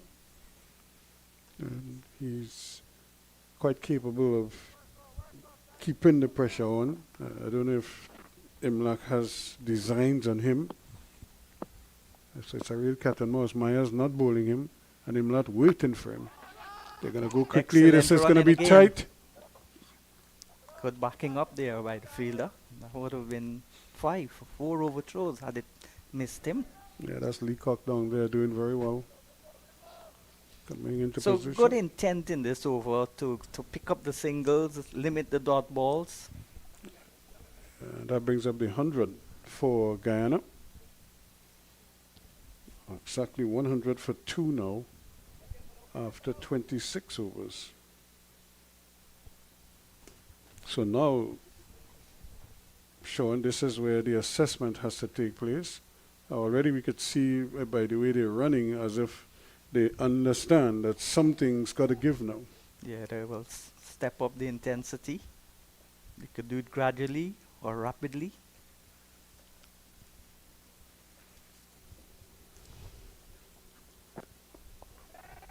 Short. Too wide, too short. Oh, loose And bit a of bad work. bit of fielding there. In fact, this is very unusual from McCluskey. And this is the first time we've seen any loose fielding from the Barbados side for today. That almost went straight through him. It did, because he had it covered. But then he looked up, he saw the batsman going back for a second. So that's why you start your first run very quickly, put pressure on the fielder, and instinctively he will look up to see what you're doing, kept his eyes off the ball. That's one of the cardinal sins. Now Miles had taken out the batsman and brought him to mid-wicket, but he's put him back now at short fine leg. Now he's changing his mind, so he's bringing him back into the mid-wicket region. So as he's the captain, he's entitled to a change of heart. I remember playing with Clayton Lambert, and you were fielding everywhere except at the back of the stumps and at the front of the stumps as the bowler. Everywhere in the field you were sent. And sometimes he didn't even had a reason for sending you there. But he just sent you and the batter hit the ball straight to you.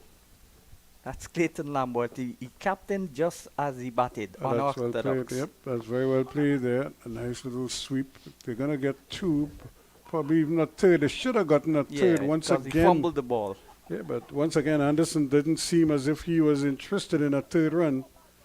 And he wasn't even looking to see if the fielder was going to juggle the ball. That's the ability of Imlach. That's the paddle sweep. Carl Hooper, Sir Carl used to play those shots. But I don't think I ever saw Carl Hooper playing a reverse sweep. He didn't have to. He had so many other shots. Yeah. I remember the inside out over cover. I don't think Shane Warne ever liked bowling at No. Carl Hooper. As good as he was. This one is Oh, in the air, my dear. and he's going to be out caught. A real dolly of a catch there, trying to play the sweep shot once more, and really just skied it. And a simple catch taken there by Ali, and he goes for 36 or 35.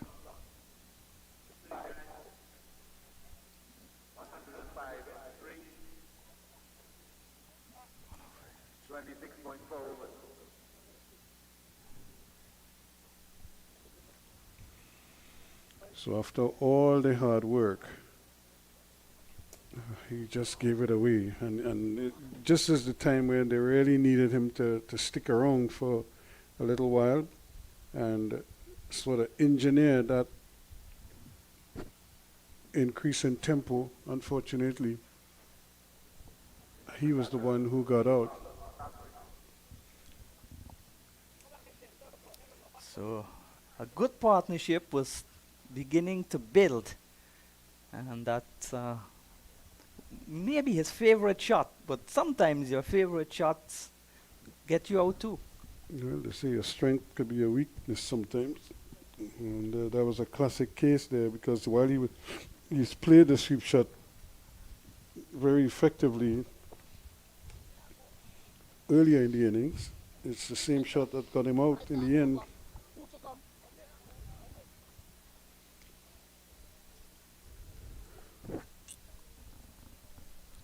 So Leacock has a wicket to his name, and Young has one, Drakes has one, and now Leacock tacking on one. Barbados pretty much keeping things tighty here. 105 for 3. We're in the 27th over.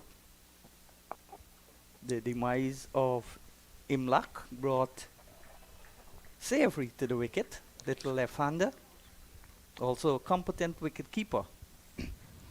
But because Imlach had gone to the West Indies tour as backup wicketkeeper to De Silva, he's going to be keeping for Guyana. So Savory's off the mark. A little bit of spin there coming off the inner portion of the bat.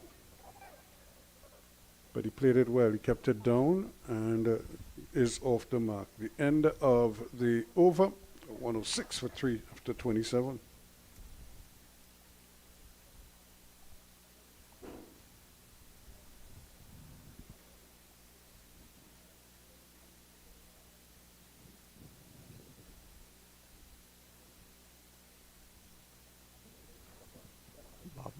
Barbados have Guyana on a tight leash. Yeah, they're doing well, Barbados. They're keeping it simple, not trying to do too much. Keeping things very, very tight. Plus, they still have the ace up their sleeve there in Jamal Warrican.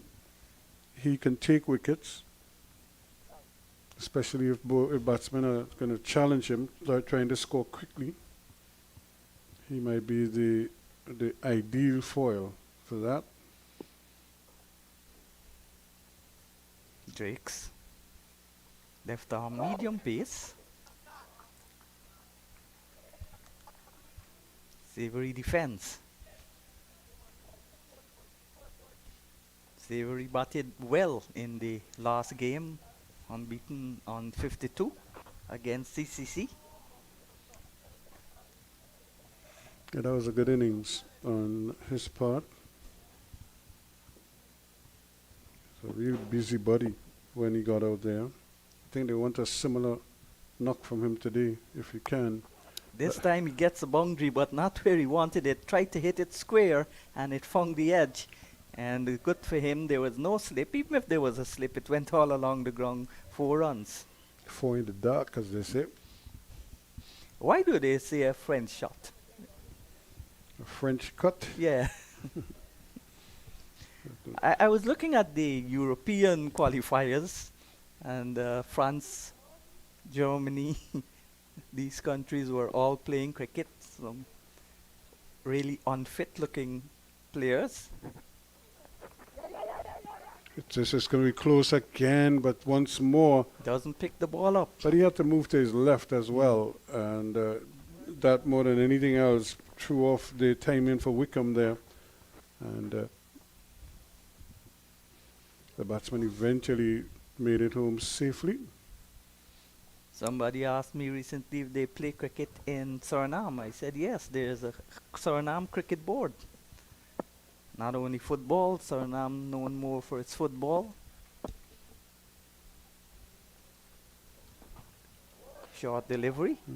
Umpire has a look and then decided it was not short enough, not high enough. So after the 3-1 win by Suriname, Shabazz has been dismissed as Guyana's coach. For the third time. Yeah. I think this is his fourth stint.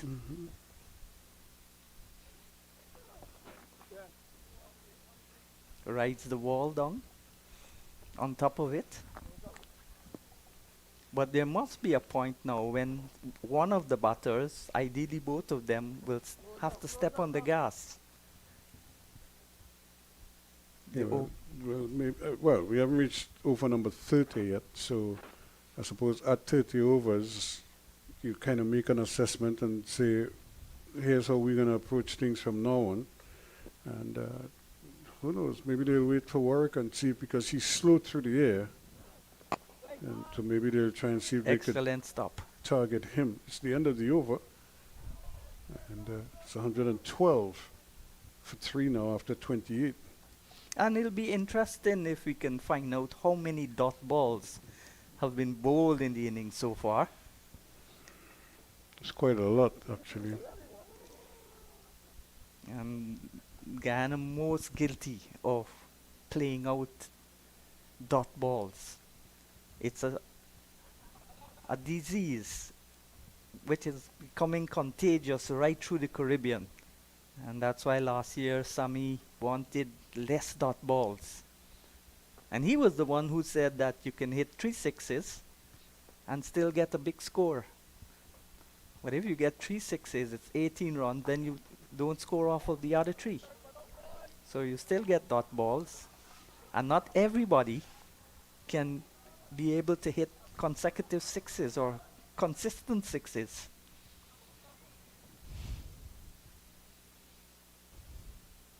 Leacock quick and flat and played straight to the fielder. Brian Lara used to say that he never looked at the fielders, he looked at the gaps. Most batters unconsciously look where the fielders are placed. This could be another dolly catch here. That's Oh my and he dear, put that it is down. dropped. Well. And he had it covered until he didn't have it covered. Let's just put it that way. Because the batsman was actually walking. Anderson was making his way back until Naeem Young somehow forgot to take the ball. He tried to take it almost the Australian style, backhanded. And he made a meal of it, literally. How costly will that be for Barbados? Forward, then that's another googly looking to play it into the offside. It came back, hit the inner part of the bat and went down towards the short mid-wicket. Leacock, who is a live wire, sprinted across but couldn't prevent the single. So this guy here is bowling leg breaks, googlies, and he's bowling them flat. Don't have the flight on it to encourage the batsmen to use their feet.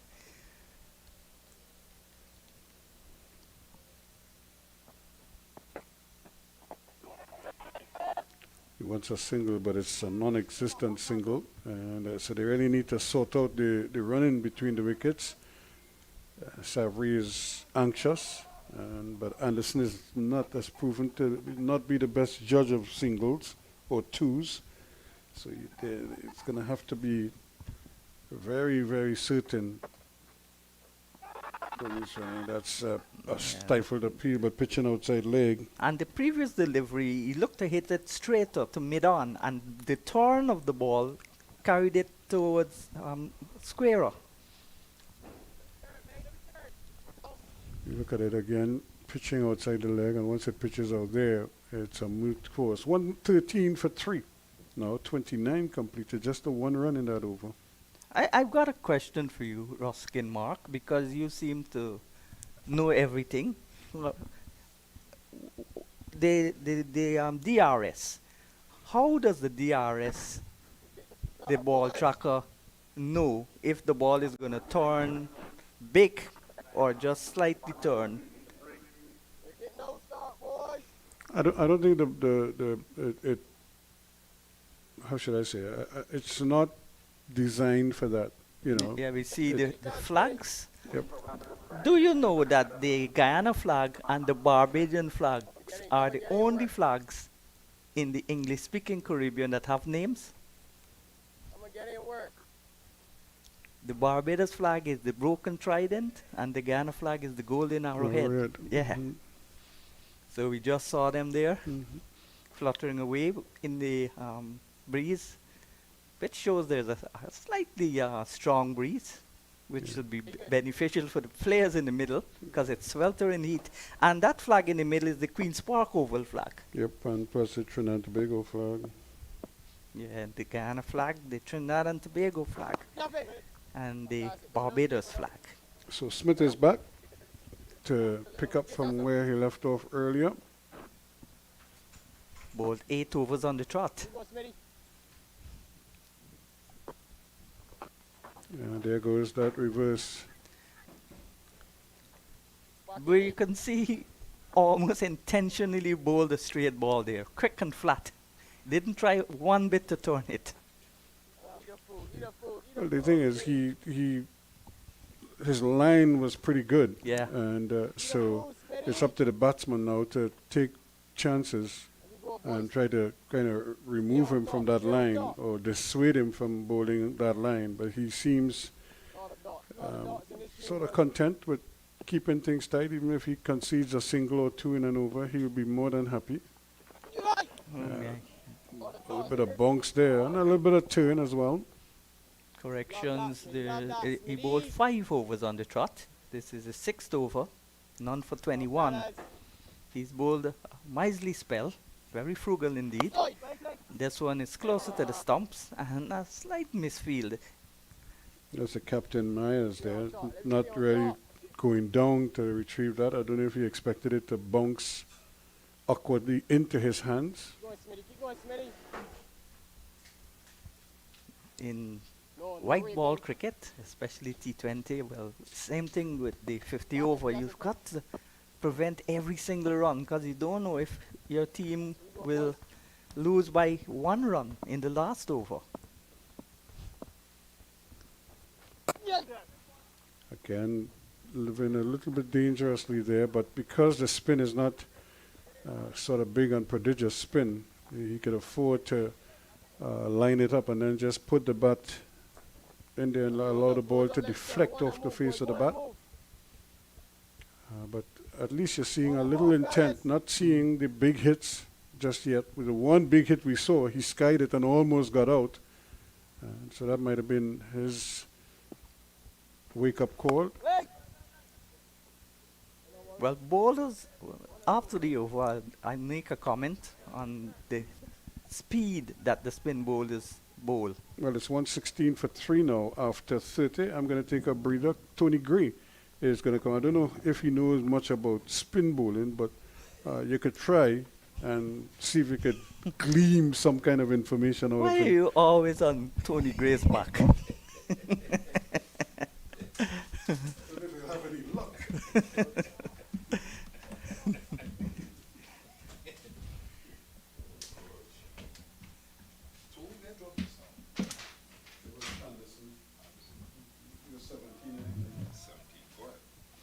Yes, well, we're back here at live action from a sunlit Queen's Park Oval in Port of Spain, in Carnival City, Carnival Country. This is short as the action resumes. Leacock continuing to bowl flat. But the bowlers, as I was going to remark to Rossican mark, no pun intended. So, the bowlers in these West Indian conditions bowl flat and quick and don't turn the ball much, most of them. But when you go now on better wickets, the better batsman, you need to flight the ball to deceive the batsman in the air, bowl ball with spin. The ball will dip if you turn it, if you flight it, rip it. But the bowlers in this tournament, because maybe of the lack of the batsmen, ability to, oh my dear, bowl them. Clean bowl, playing over that ball. It started outside the off stump, turned back. He was looking for a big booming drive, and he's gone bowled.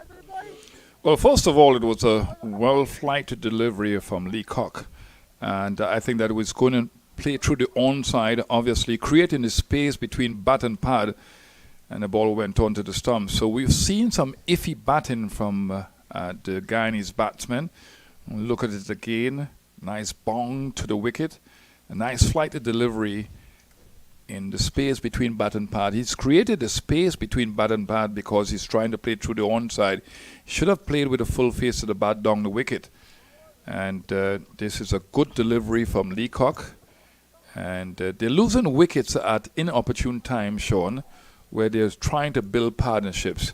And it's not been a fluent type effort by the Guyana Happy Eagles batsman. And that delivery, as you said, was flighted. There's not been a lot of deliveries that are flighted. So it encouraged him to try to drive at the ball, play it across the line. It was slow also, and it went through the gap, as you said, and he was bowled.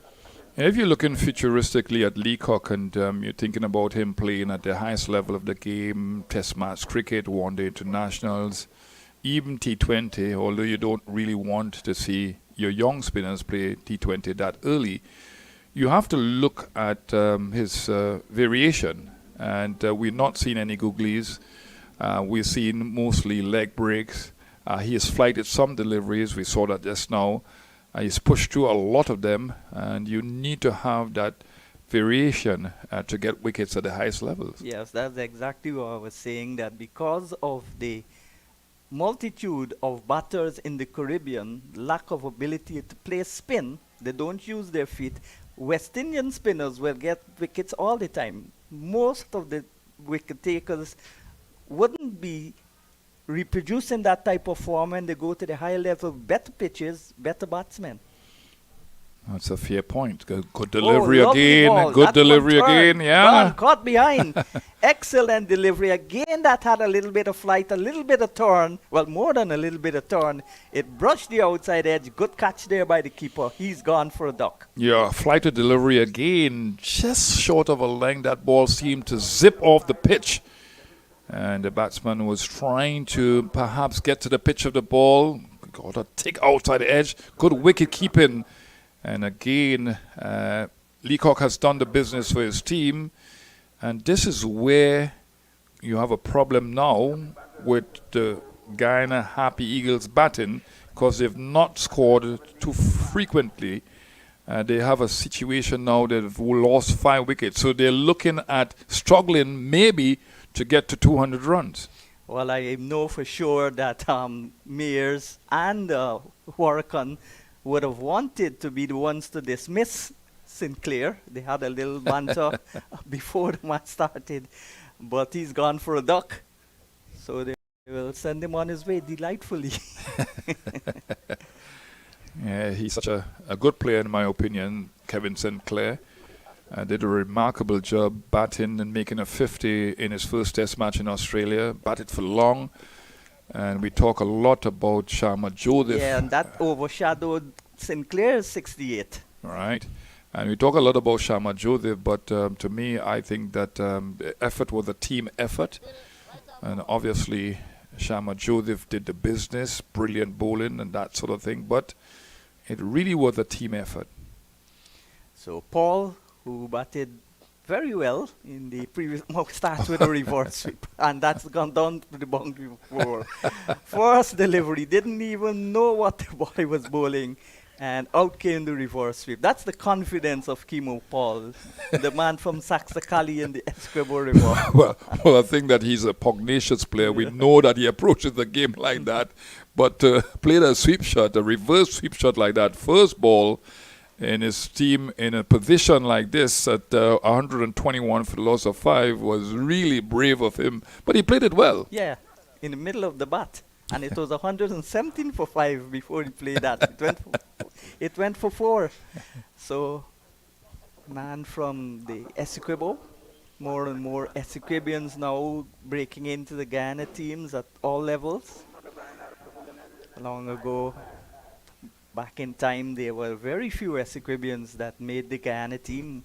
The players mainly came from Barbados, that's the second largest county in Guyana, and of course the smallest, Demerara, which is the most populated county. So nowadays, there are more and more Essequibians, beaten also from Essequibo, was replaced in this squad because he didn't turn up 2 days of fitness training. He missed the fitness test. And that's how Smith, who was injured previously, that's why Beaton was picked initially. He recovered and he went to do the fitness test. He passed and he's in the team.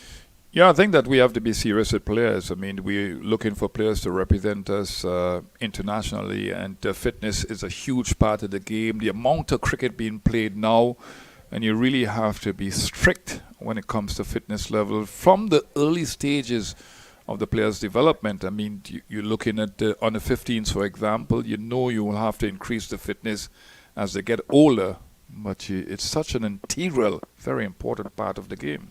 Anderson's still there. Here's the captain back into the attack. And that's a good ball. Doesn't do much with the ball, but just consistent line and links. But you're looking at that delivery, it slightly moved off the seam, so perhaps there's some traction there. Leacock was not getting the ball to turn prodigiously early on, but he seemed to be gripping the ball a little bit more. So because of the dry nature of the surface at the moment, there's some movement there. You see that again, well played in the gap. So every time there seems to be a developing partnership. The Guyana Happy Eagles lost a wicket. So both Savory and Sinclair going with the score on 117. Savory 117 for 4. Sinclair for a duck, 117 for 5. Both wickets going down to Leacock. That's well bowled. Yeah, it had some bounce, a little bit more pacier delivery from Kyle Mayers. He's a tricky type of customer. Yeah.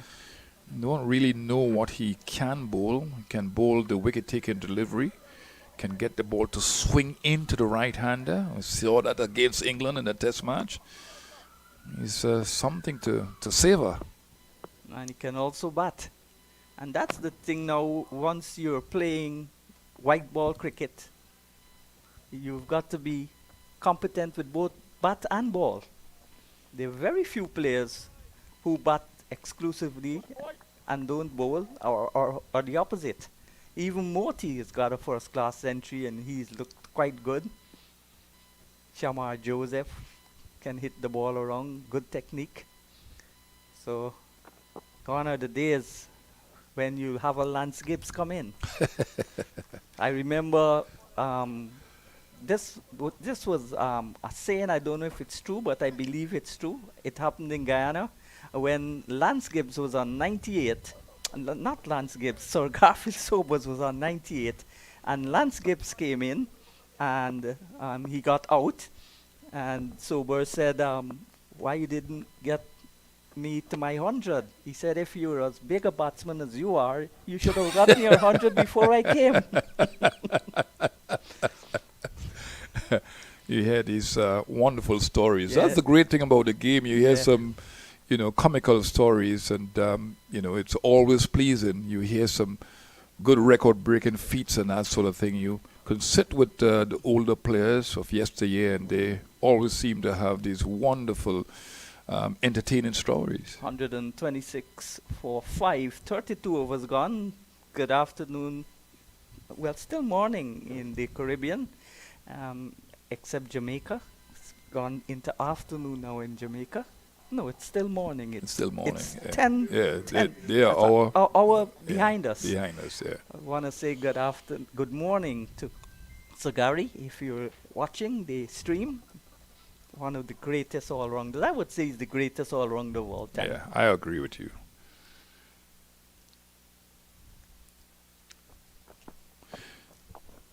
Yeah, in addition to not just the skills that he had. Remember, he started it back in 1954 as a 17-year-old boy, As a bowling his bowler, at 9, batting at 9, Yeah. and then 4 years after, he scored his first century, 365 against Pakistan. And that stood for many, many Yeah, years until until Brian Charles Lara, Yeah.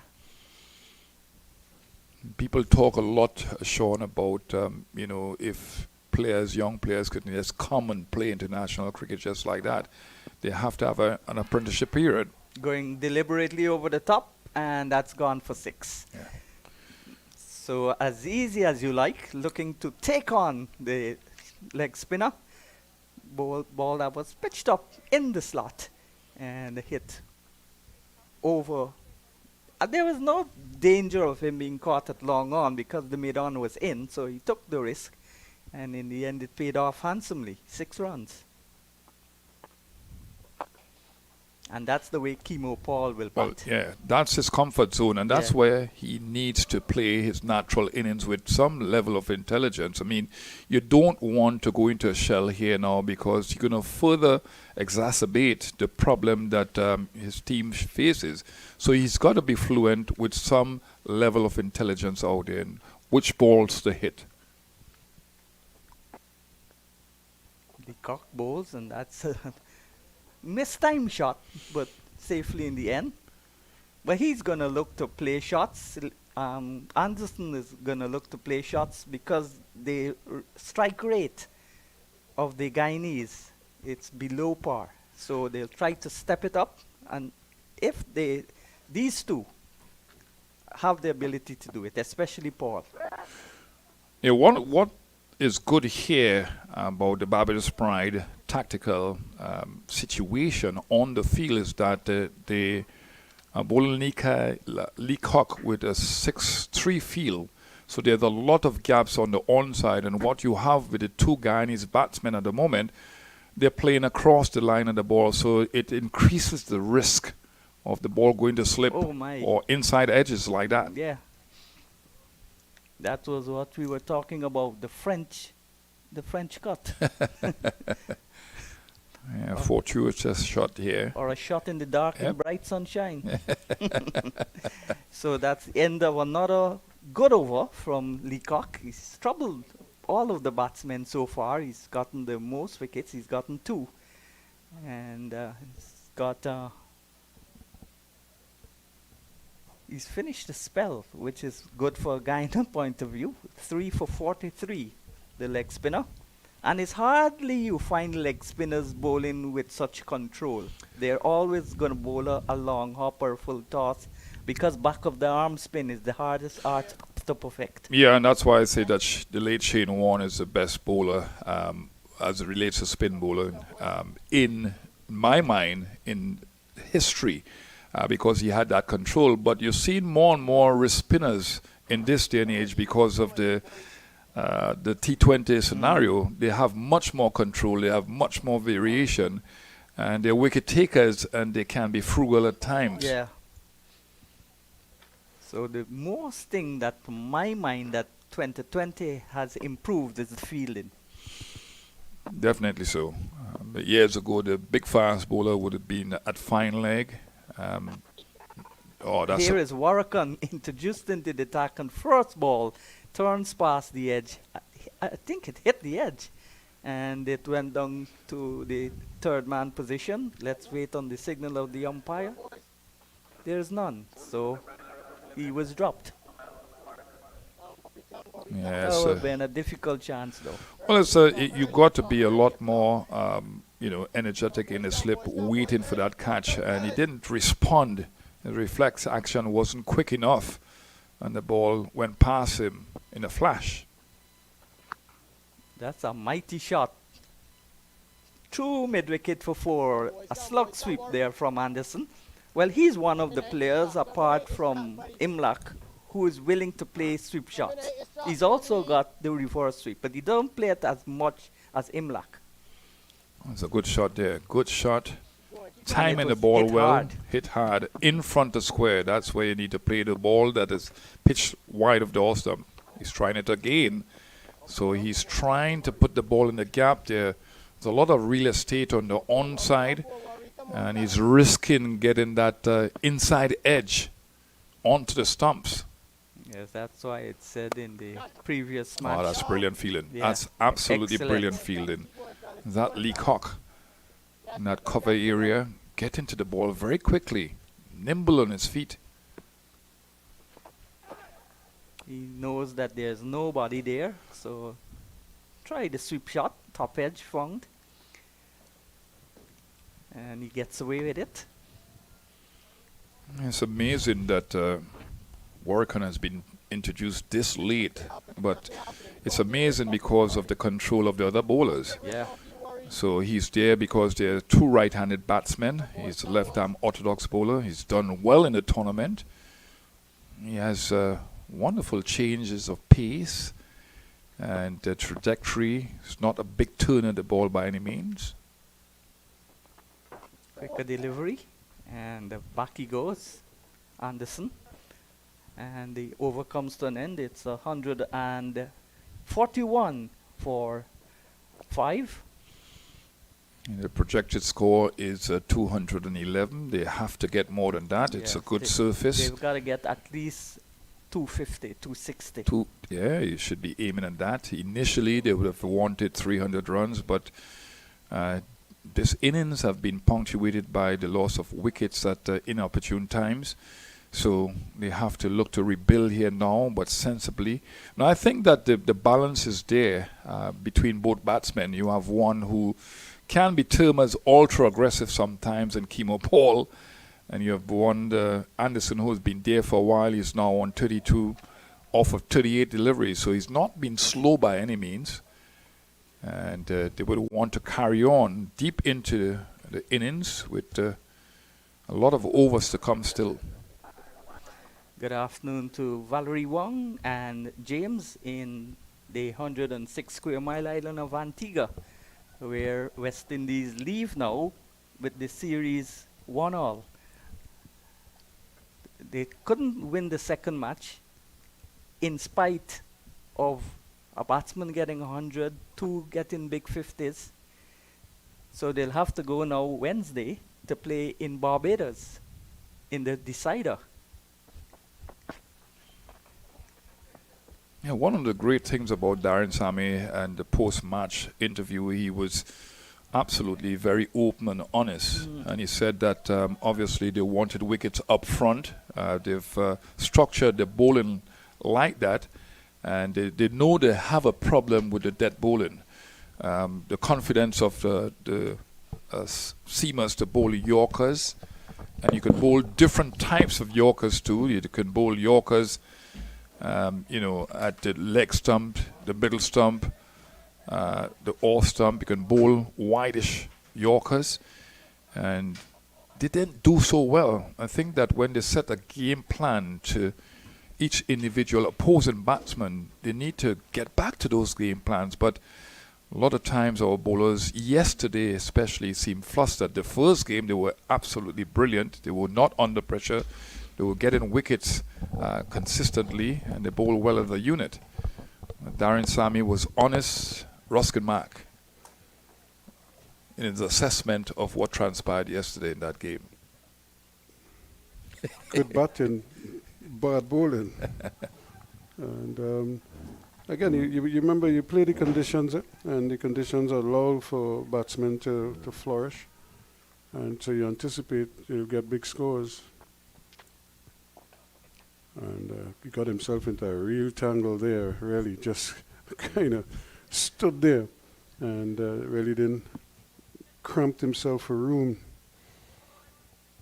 Yeah. Didn't really give himself an opportunity to to do anything with the ball other than defend it.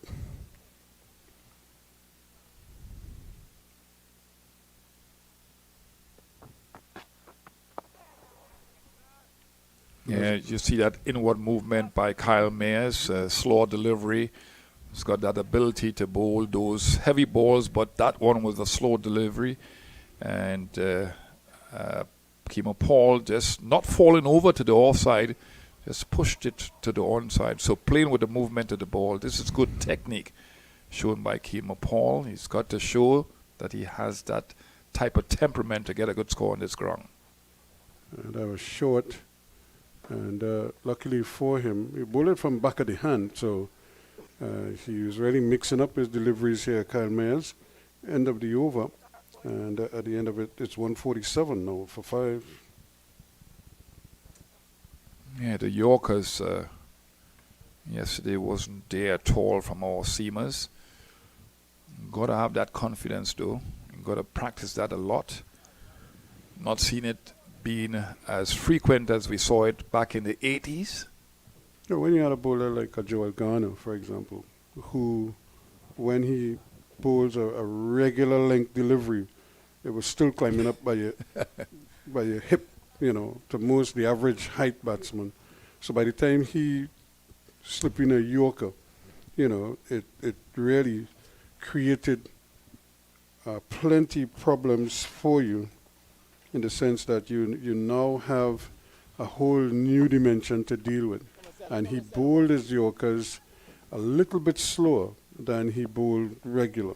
So you kind of like, you almost froze because you want to make sure that there's a Yorker that he's bowling, because he came from such a height when he was bowling. So it was a whole different dimension to you. And that's his physical attribute, and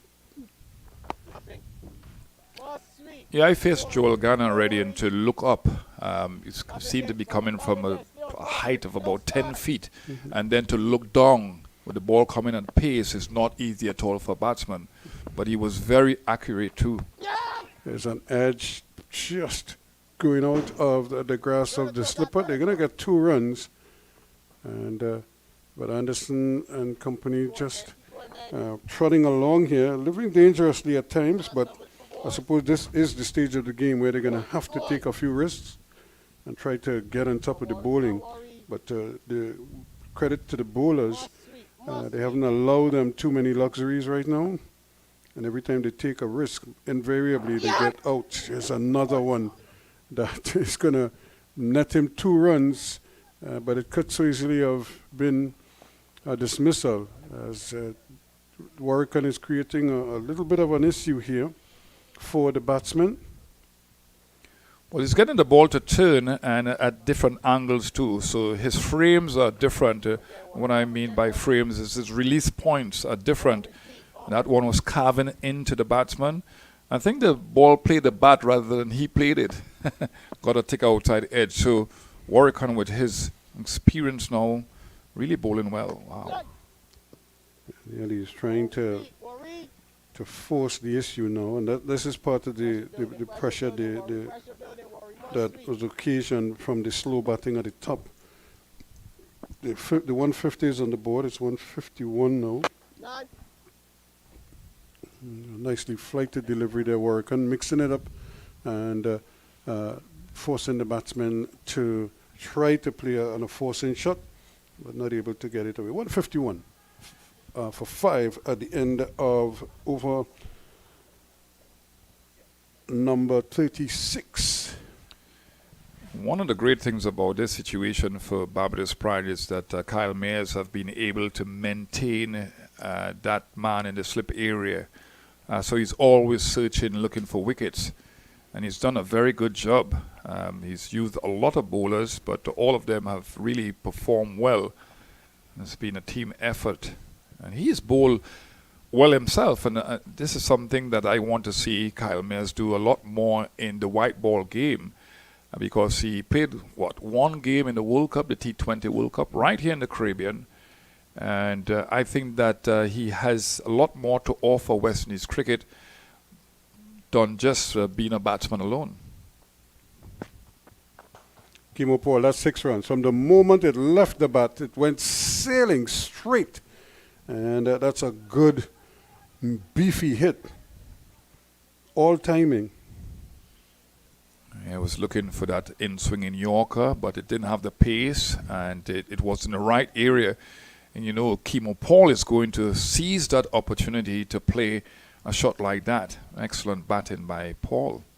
Yeah, he has a fairly upright stance.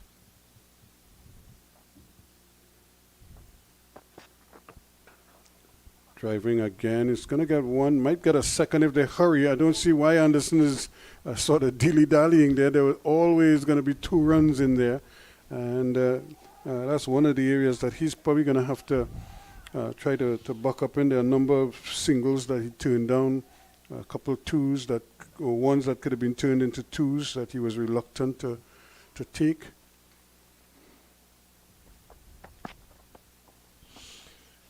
There's a hurry here. This is going to be close, and he just got the bat down in time. And now he wants the second run, but he sent him back. And I think this one was a good decision on the part of Anderson, as Kimo Paul was anxious to go back for the overthrow. And there you see Anderson grounding the bat, so he was home. Although it was a direct hit, he was in. Kimo Paul saw the deflection. They both started, and then they decided to abort the second run or the overthrow. So a pretty good over so far. 9 off the over. After 3 deliveries, 160 now. And another comfortable single. Yeah, it's a good manipulation of the strike here now. We have a power hitter in the Kimo Paul, and Anderson is nudging the ball around. So they are manipulating the field and getting the singles. And when the bad balls are presented, they're hitting into the boundary. So a good period with Kimo Paul. Quickly on to 24 over 14 deliveries. He is again trying to get runs. They should get a second run here if they hurry. No, they decide against it early. And we're just trotting along for 1. And what that means is that Anderson will maintain the strike, or he will come on strike now. Can he keep the rotation going? I think that when you talk about rotation of strike and Anderson not being as proficient as he should be, he's ball watching a lot at the times. That's a gift, but again, he cannot take advantage of it. A low full toss on the pads. Maybe he was so intent on getting a single that he his defensive frame of mind didn't allow him to transfer into a power shot. 163 for 5 after 37, and Ralphie is sprinting on the field, an indication that it's time for a break. We'll be back shortly.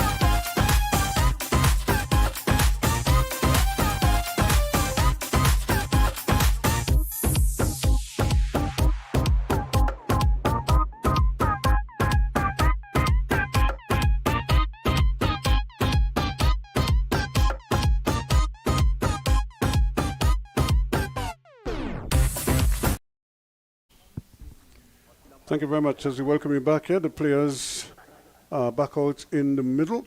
I'm sure a good opportunity, Tigre, for some coaching to take place here, or just to pass on information, really, for both teams, batsmen, what the plan is, bowlers and fielders, how we're going to approach these death overs. Well, yeah, obviously the batting side will have to increase the scoring. It's just below 5 runs and over. At this point in time, you really want it to go up to 6.5 runs and over. And there's a lot of gaps out there to get these runs. The bowlers would need to continue. They've done a good job. They would continue to bowl well, or should continue to bowl well as a bowling unit from both ends, keep the pressure going. And the fielders would have to maintain focus out there, get to the ball quickly, just create a chance of a run out too, because it's not only about getting wickets from the hand of the bowler, but trying to get wickets in the inner circle there. And that one again, trying to. I was making that point earlier. It's one of the areas that he had to improve, and he started to run. Why was he looking around to see where the ball was when Kimo Paul was the one coming to the danger end, and Kimo Paul was left stranded? He ran 3/4 of the pitch, turned and went back. So he ran the full length of the pitch for all intents and purposes, and then eventually got run out for 25. Well, I said that just now, Ruskin Mac. I said that this guy is ball watching, and it slows his running between the wickets, but he is not trusting his partner in Kimo Paul to get that run. It was a lucky shot, Chinese cut or French cut, and it went for a single. He should have gotten a single, but again, he's ball watching. And I said that just now. I said the guys in the inner circle, it's you know that they will be looking for quick runs. You know you have to be a lot more aggressive in the inner circle, and it can bring about a run out, and that's exactly what happened. But it was poor running between the wickets, and the part of Anderson didn't trust his partner, and got Kimo Paul, who was going after the ball quite well. Now he's walking back to the pavilion. Rimaldo Ali Mohammed is the new batsman, but he's at the non-strikers end. And that's because Anderson really stepped out of his crease. He started to run and then stopped and looked back at the ball. And by that time, Kimo Paul was traveling, coming to the danger end. And then he had to slam on the brakes, turn and head back the other way. To his credit, he almost made it back, but he was so far committed. And coming outside the off-stump, stifled appeal, but struck well outside the off-stump. Warwick doing a pretty good job here so far.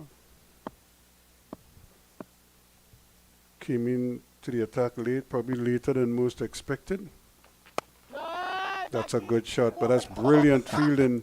Once again, tumbling over and making the stop and denying them a chance there. That could have been a single at least, but for the brilliance of McCaskey doing his bit out there in the middle.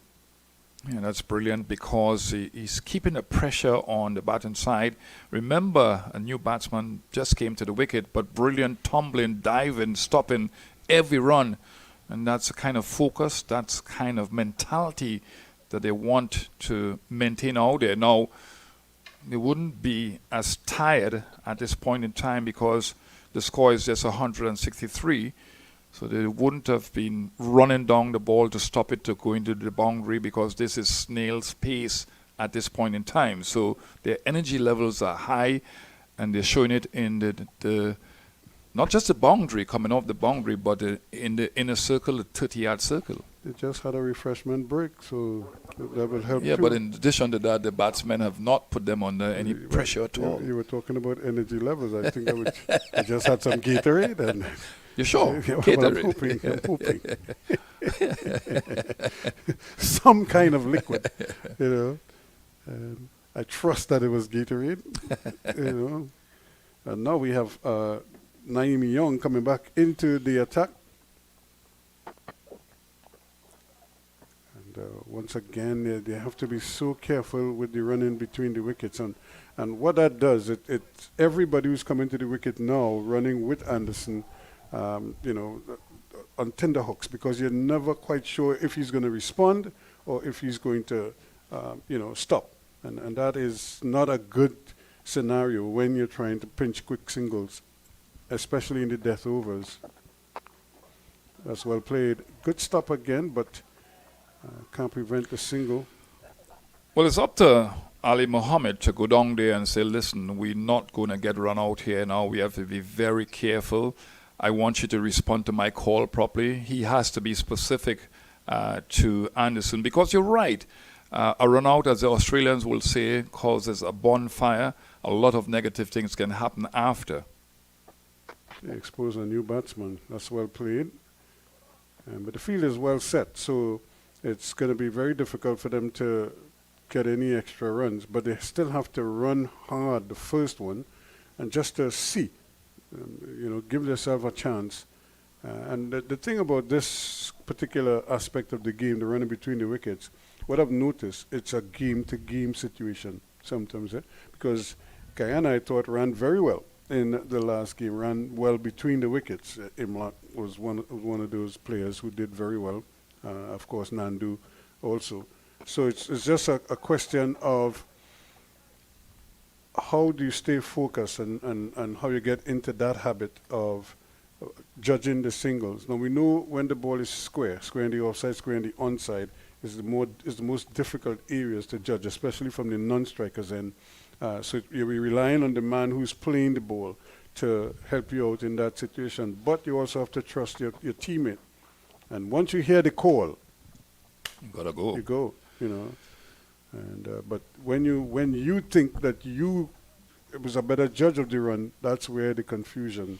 But the other thing, Ruskin, is that you have to know the speed of your partner. That is True. an important thing, because you have to adjust to every partner. So Imlak, for example, if you run in with Nandu, it's going to be pace between the wickets. But that's a good shot. Looking for the second. Again, the first run is so slow that it's difficult for them to even contemplate a second run. That ends the over, and at the end of over number 39, it's now 167 for 6. The pitch showing no signs of depreciation, especially. It's still firm. It's dry now, and obviously the ball will turn, but we've not seen inconsistent bonks. So it's been a good track. It's not a fast track by any means, and this is where the technique of batsmen will come into play. And you have to be very careful of how you're driving on a surface like this, especially with the change of pace from the spinners, the fast bowlers. Well, this is where I think the Barbados batsmen must be thinking that they should really get whatever target they're set here because of the conditions. The wicket is not a big turning wicket, but the Guyana attack is a very potent attack. It's a good attack. Minus Muti, and one or two others, but it's still a good enough attack that I think might keep them in the game. Whether it will get them over the line is left to be seen. And we saw what happened when they were bowling last in the game against the Windward Islands. The Windward Islands got big partnerships at the death, so you don't want that. And so I think they have to be mindful of that and try to do your damage early and often. But is it a general thing in West Indies cricket that the middle order batsmen and the lower half of the batting seem to be scoring more runs in a general sense? Well, it happens sometimes. Think about this. How often have we said that when teams get to like semi-finals and finals, their winning teams, that is, their lower order is untested because the top order has been making most of the runs. And we saw that with Guyana in previous years. Their top order did all their damage for the entire season. And then when you get to a final now and you're relying on your lower order, they don't have any experience because they haven't been able to bat much in it. So sometimes it's good when your lower order could get the opportunity to score big runs so that you know if you need them, like in a semi-final or a final, that they have an idea. There's a beauty of a delivery and a quicker delivery too. And the wicketkeeper Boucher has some good attributes. Still, probably takes a lot for granted sometimes because his glove work sometimes is not as tidy as it should be. But he and his foot movement, because wicket keeping a lot of times is with your legs first and then your hands after, contrary to what some people may think. But it's the end of the over, and at the end of over number 40, it's 168 now for 6. Yeah, we want to see the wicket keepers in regional cricket being productive, wicket keeper batsmen, because you can't just be a wicket keeper in the landscape of cricket or international cricket. You have to be good with the bat also. And we want to see somebody like Boucher, who scored well the other day. He made a 50. Increase his scoring and increase his glove work, as you mentioned, his footwork. It's about concentration behind the stumps. It's good that spinners turn the ball, so you really and truly will give the wicketkeeper a chance to develop nicely, because, if you're not turning the ball at the spinner in Caribbean cricket, the wicketkeepers do not have much to do. They just follow the original line of the ball. So one aspect of the game helps the other aspect of the game. And with the fluctuation and bounce on certain surfaces, they have to show that technique, that glove technique, and that physical positioning technique. So it's good to see Boucher being efficient, and he has that opportunity to keep against different types of bowlers. Now, he has some of the basics right, but like I said, it's just it may just be a little lapse in concentration at times. It happens. And, it affects everything else. So he just has to be mindful of that and, be as efficient as you possibly can, because he's the only person out there other than batsmen with gloves. So quite naturally, everybody is expecting him to catch everything that is coming his way because he has on the gloves. It's not necessarily the case, because sometimes if the ball moves late, or if he now has to tidy up a bad throw or something of that nature, that is all right. And there he goes, tumbling over and making a good stop. And that was a difficult take, but he made it look easy.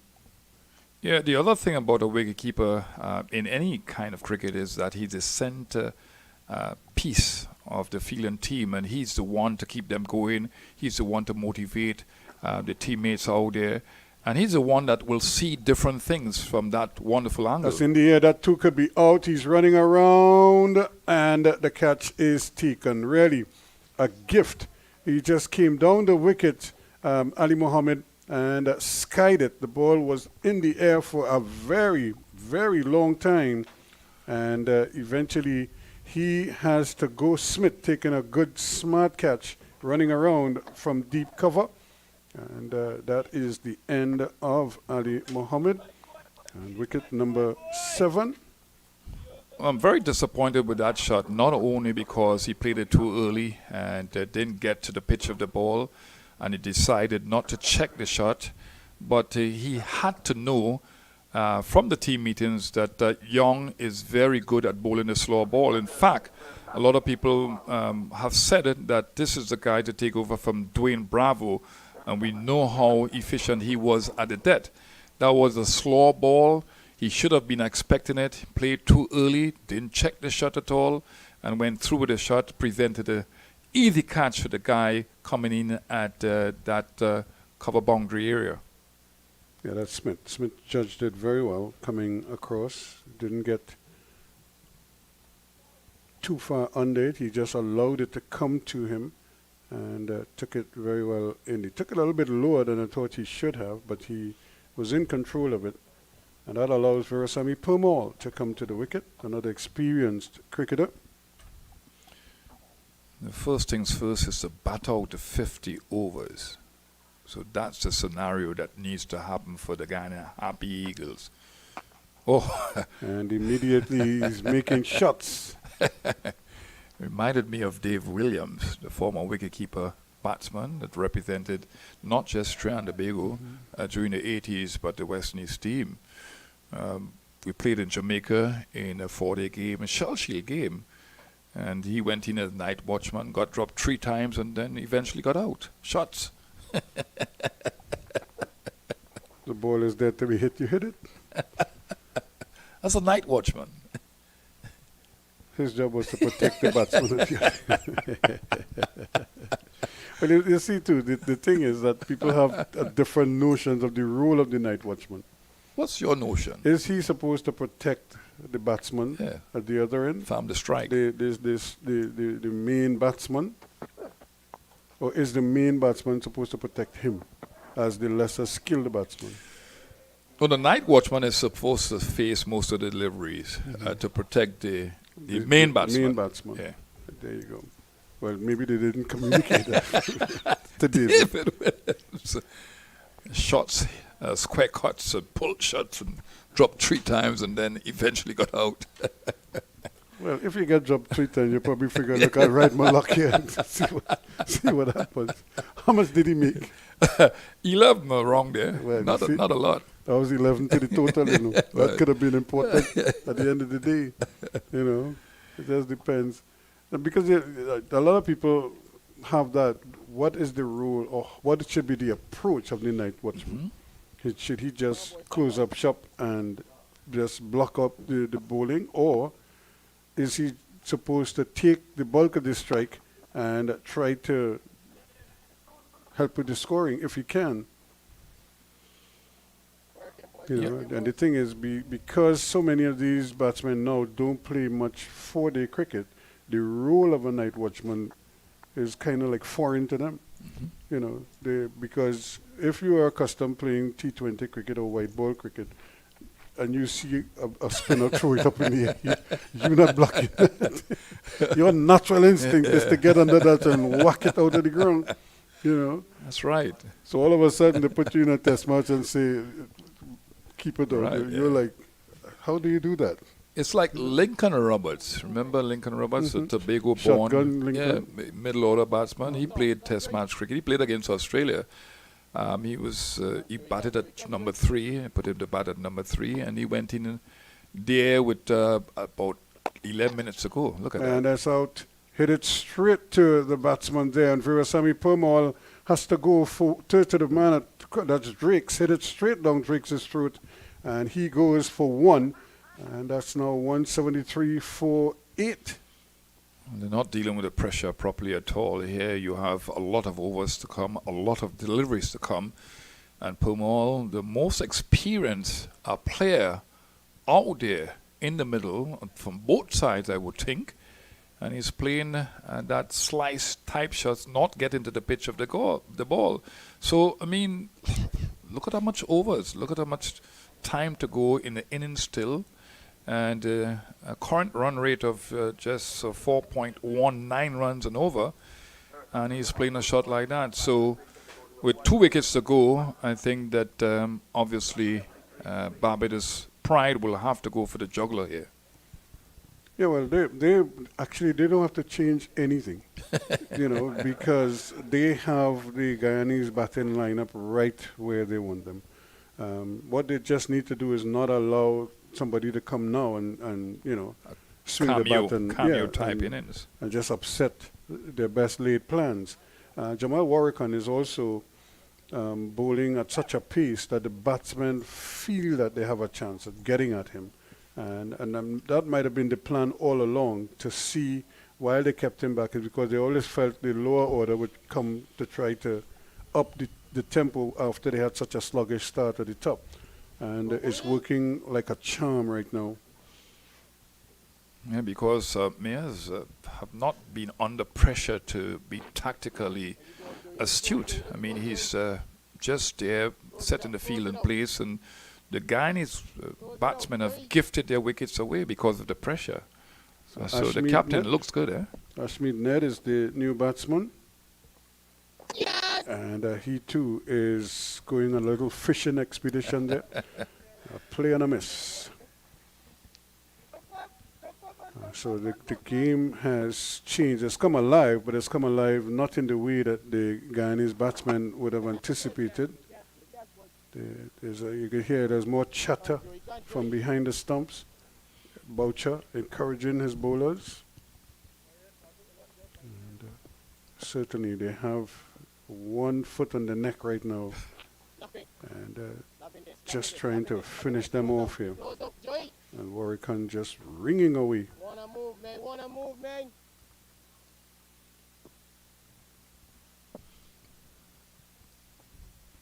Yes. Looking to play inside the line of the ball. He's got to be careful with the slip in place. A very good over from Warwick yet again. And I have to say, Ruskin Mark, that Warwick, he's played a lot of cricket for Barbados. He's played some cricket for the West Indies team. But you watch at him in recent times, I think that he has improved. I think that he is good with the faster ball now. He understands the release points of his deliveries. He is framing up, as they will say, as a spinner. He can arc the ball into the right-handers. He can do different things. I think that he was, very good against South Africa right here at the Queen's Park Oval. Got a Man of the Match award? Trying to remember. Yeah, I think so. 2 for 22 for Naeem Young. Looking for a third. We won't get it there. But they'll just get a single, and that must be very frustrating for the Guyanese. This is the time they would have been hoping to really be flaring away and opening up their shoulders. Not a lot of people here at the Queen's Park Oval to watch this encounter. We just have a sprinkling of supporters. Well, I don't know if that's the ground staff and their friends up in there, but they always seem to occupy that area. Another well-judged single. So 1 by 1. And really, it's sad. 174 for 8. The projected score, if they can hold their nerves now, is 207. Is that going to be enough? I don't think so. Not with the strength of the Barbadian team. They have some very good players, some informed players. And it's a wide signal by the umpire, but only just because the batsman was shuffling across the stumps to try to get there. And Anderson is on 49, so he's one away from 100, from a half century rather. And but he has enough overs that he can very well push on here. He just needs support from the other end, and there is his half century. Very well done to the young man. He's had his issues, he's had his problems, but a good 50 to celebrate. Yeah, I think so. I think that besides his running between the wickets, he got dropped when he was on, 17? On 17. Besides that, he's looked good with the bat. He's played some excellent shots. He knows what he's about, but he's got to improve on that aspect of running well between the wickets with his batting partners. Oh. It's another wide delivery. I don't know what Young is trying to do there. He's probably trying to do a little bit more as he senses that they could wrap it up quickly here. Yeah, he's got to stay in the moment. He's trying too many things. He's been bowling well. He's been keeping the pressure on the batting side, but he cannot afford to try too many things. That's the thing about playing this T20 game. The bowlers sometimes try too many things. Good, faster delivery outside the line of the off stump. Found that when the seam bowlers on this surface hit the ball, that's 3/4 length with some pace and energy, it's really difficult providing the ball on that off-stump line for batsmen, not just to rotate strike, but to hit the ball to the boundary. Anderson's 50 of 66 deliveries with 4 fours. And now the question is, how does he help Guyana push past the 200 total and beyond, or well beyond 200? I think it's going to be up to him to a large extent. Most of the others are probably just going to come and try and swing the bat if the opportunity presents itself, and that's why I think Warwick is the danger man here, because he's giving them enough flight, enough enticement to have a go. Well, Ned has to understand his role out there, and the batsman, the other batsman, Anderson. 179 for Yeah. 8 at the end of over number 43. Right, Anderson will have to talk to him. He's now on 51 off of 67 deliveries. And Ned needs to nudge the ball around because they have to maximize this 50 overs. And Ned is a capable batsman. He's not a rabbit with a bat. He knows what he's about. He's been playing at this level for quite some time for different franchises. So he's got the experience behind him. And again, it's about specifics, about what his role is, just to nudge the ball around and give Anderson the strike. 180 for 8 it is at the end of that over, at the end of 43 overs. So they still have a few overs in the bag. Can they really maximize those overs, despite the fact that they lost so many wickets? They've gone for 1, and that's all there is. They hit it too hard. He hit that too well. And McCaskey, the ball actually came to him quickly, whereas if he had just turned it and give himself time to get 2 runs inside there, because there's a big gap. The man is on the boundary coming in to try to cut that off. Yeah, playing with softer hands, just waiting the shot to get the 2 runs. In the big game today, Tony Gray, between Tottenham Hotspur and Aston Villa, 1-1 was the score just after half-time.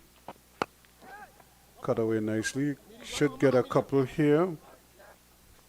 And good running, good outfield, good work in the outfield as well. Just trying to make sure that everything, Demetrius Richards is out there. Well, one good thing here is that Anderson has shown the confidence in Ashmead Ned, giving him the strike. And he's shown why he has the confidence by that shot that he's played. Oh, it's uppish ball. A little bit more bonks in that delivery. Good delivery from experienced Warwican.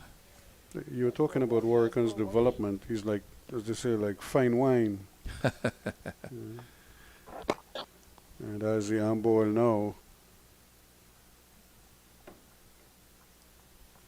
So he does have a much improved arm ball, which is also a wicket-taking delivery.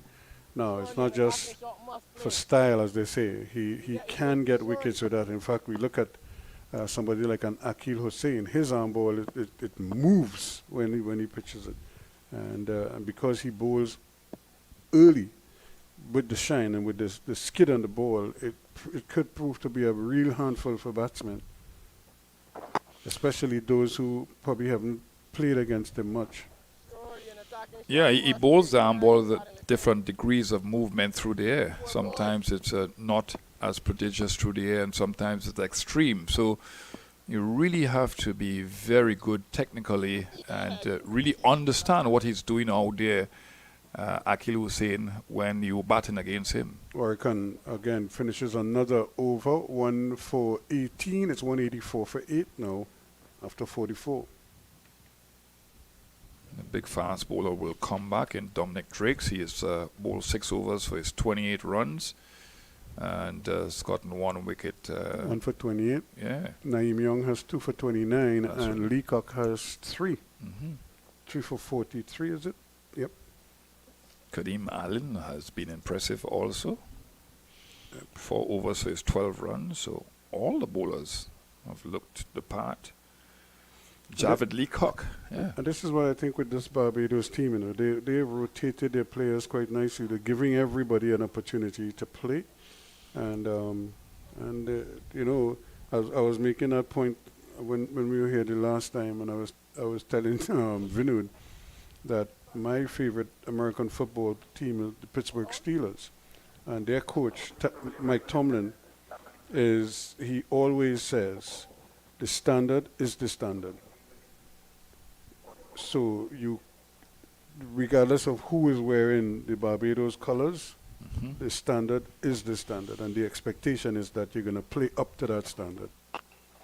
And And we've seen that here. So when they rotate their players, everybody knows what the standard is. You can't drop below that. Yeah, you have to try to develop, Ruskin, a culture, a playing culture. How do you approach the game? How do you approach the game off the field? How do you approach the game in the practice sessions? The standard has to be the standard. I like that. And it should be used a little bit more because you want to reproduce in the player's mind a culture that is really professional. Drakes will try again, and that one is hammered, but didn't really hit it as cleanly as he went. Working not really tested there at mid-off. Yeah, he's not playing with the full face of the bat. He's playing with the close face of the bat, trying to power hit the ball rather than place the ball into the gap.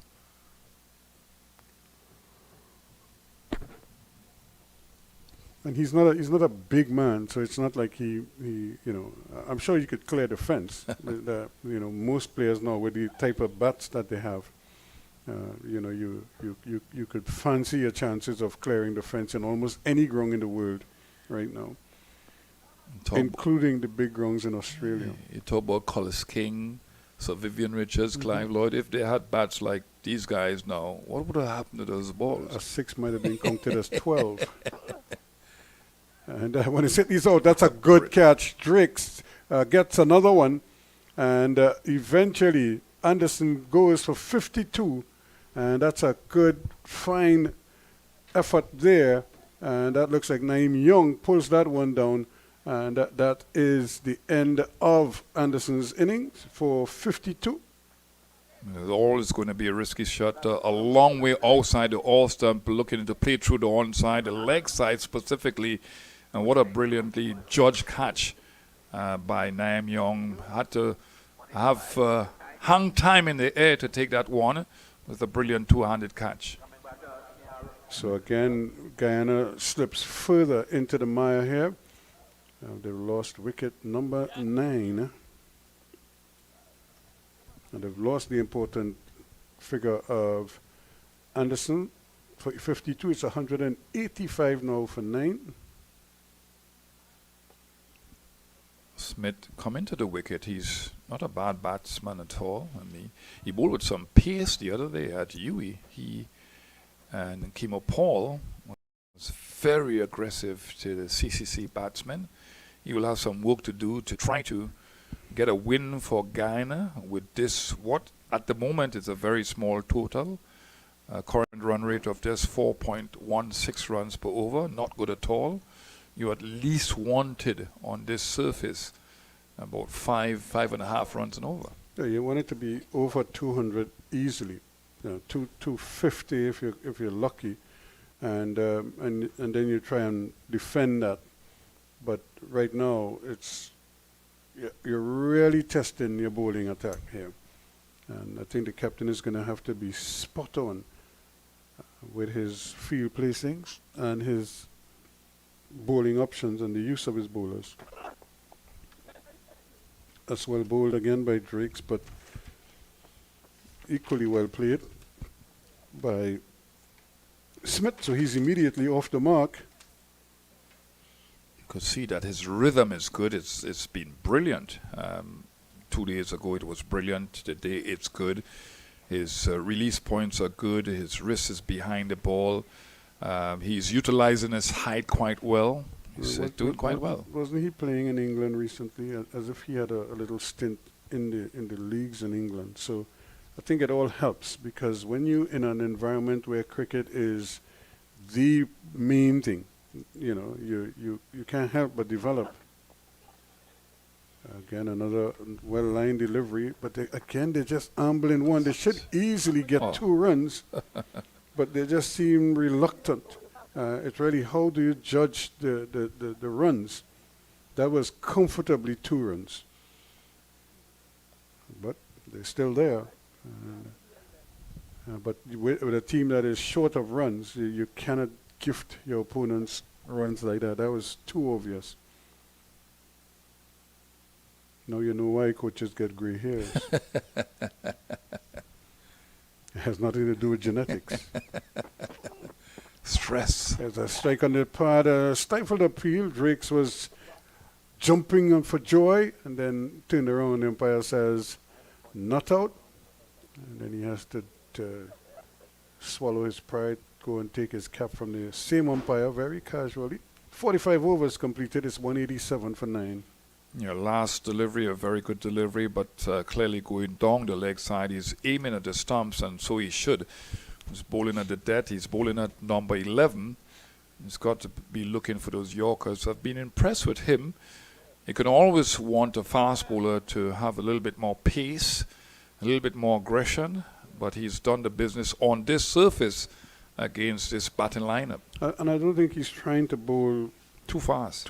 Yeah. all the time. He's really mixing up his pace quite nicely, and he's kept the batsman guessing a lot, which is good. It's just another option. Working similarly, and there's a big hit. There's a man out there, and he throws it over the. I have to say, he threw it over, but he probably was right back on the fence, so he didn't have his whole body weight was in the wrong place, and he just helped it over. And it looked like Tony Gray's goalkeeping days. You're a bit harsh there. A bit harsh there, Ruskin, because that was a good effort to stop 6 runs. That's a brilliant effort. Did he stop it? No, it was a brilliant effort. I didn't say he stopped it, but it was a brilliant effort. But it's a bit harsh there, Ruskin. It's like my saving. Yep. Goalkeeping days was over it. the bar. In the goalkeeping days, that would have been in the back of the net. Why are you like that? Despite your best efforts. 2 intercal finals. We made it to 2 intercal finals. Won one and lost one. No, we Lost both. didn't play the last one because of teachers' problems, tutor problems. They called off the intercal. So the Didn't have teachers owe you your That's moment right. of glory. That's right. Didn't have chance to redeem myself Yes. after the loss against Fatima right here at the Queen's Park Oval back in In the 79. first semi-final, the first final that you the made. first final, right? Yeah, right here. And then the previous year, we made the following year we made it to the final again in 80. That's when they wanted to kill you because of that goal that you let in. I Was it didn't at let this end in or I that didn't end? at the other end. Yeah. The other end down there. I didn't let in the goal. The ball is jumping so slow. The ball is like literally rolling. That's a big hit. That's a good hit. Although he kept it down, but he's going to get the single. Get to 200 runs here. Yeah, Get to that- 200 runs that here. has to The be the target, psychological edge here. Get to 200 runs. That's a target first of all, and then bat out to 50 overs. Well, utilize the balls. You know, you that's how you're narrowing this down to now. You know, how many balls you have at your disposal. And if you look up, you say, well, I have 4 overs and X among the balls. That's how 4 overs and 1 ball. That's 25 balls you have to play with there. You know, and now you have 24 because that over the 46th has come to an end. It's 193 for 9. Yeah, Ned not doing badly at all. He's got 13 off of 15 deliveries. And you look at the Barbados Pride, they have done quite well there. Kyle Mayers, his personality as a captain, especially when you're dealing with young players, you need to be calm and cool in pressure situations, and he's been calm and cool. Shown very good tactical awareness out there as captain. Well, it's different captains, different styles, really. There are some captains who are more volatile. And that's going to be another leg by, another wide rather. Not for the first time. In fact, we've seen a couple of these now in the last 2 overs or so, where he's coming around the wicket and he's pulling the deliveries, so he's dragging it down the leg side to the right-handers. I don't know why he doesn't go back over the wicket and angle it across the right-handers. These are tail-enders he's bowling at, so. And that's a good shot. That might get it. That may not have the legs to get to the boundary, but it's deep enough to fetch them 2 runs. Smith again coming into play. But it's amazing that as soon as a left-hander goes to the wicket, the right-hand seamer goes wrong the wicket. It's not something that you saw in our days. we will stay over the wicket and try to slant the ball away from the left-hander. To me, I think that if the ball is not moving off the seam, that's a good shot. Excellent shot. But for one run, a lot of power in that shot, a lot of effort to play that ball to the boundary, but there's a man at the backward point or backward square position on the leg side. But these two are doing a good job just trying to add as many runs as possible. They brought it to within 2 of that 200 total. It's on 198 for 9 now. And that's what they must be thinking of. Let's get it to 200, then let's see how many more we can get after that. And he's going for the single. No, they're sending him back. Again, at this stage, you probably want to take a single there and try and see if you could just score off every ball. Well, two things there is that Smith is trying to give him the strike, and he's trying to get the one run in the process. And you're having a Wood there, and he's ball watching also. Smith is Ned is ball watching.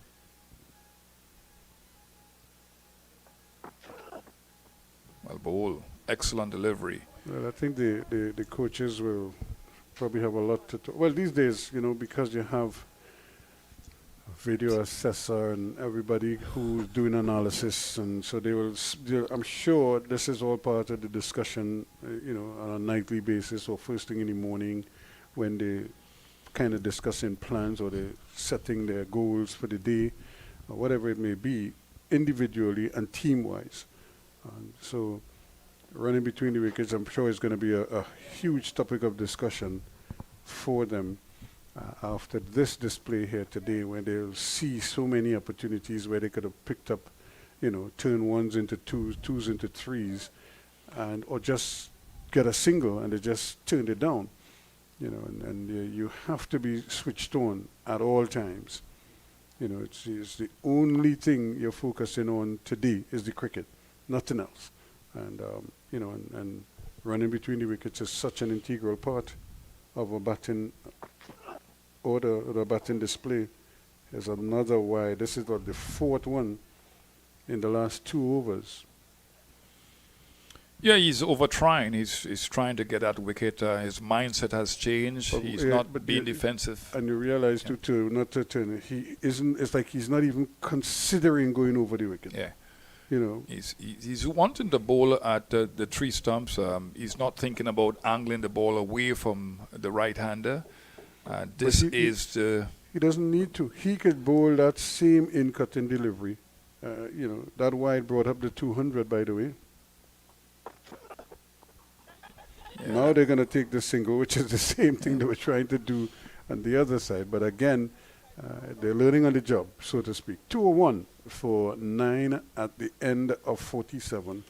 Yeah, it's important that you maintain what has been successful during the course of the innings, if you're batting or if you're bowling.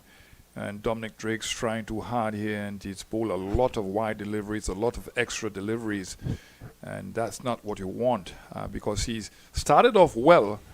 And the thing with it is that you have to maintain focus and you have to be strong when it comes to the game awareness out there. So you're right, Ruskin, in saying that he should really be going over the wicket.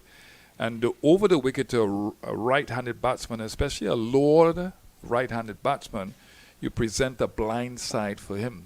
So it's not the ploy that you want to see from him. Well, again, for a moment there, I thought they were not going to take the run. It just seems as if Naeem Young was a little hesitant to go for the single, or Ned rather was hesitant to go for the single.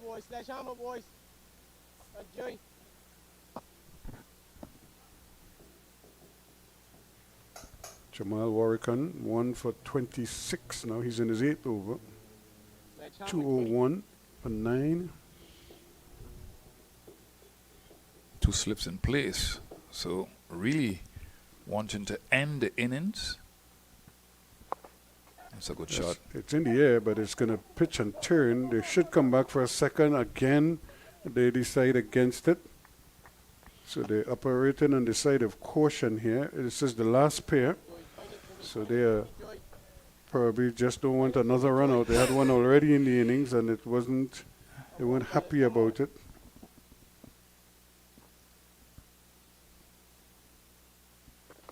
And this one is hit in the air. This could be another catch. Out there is Smith. He waits and he judges it very well indeed.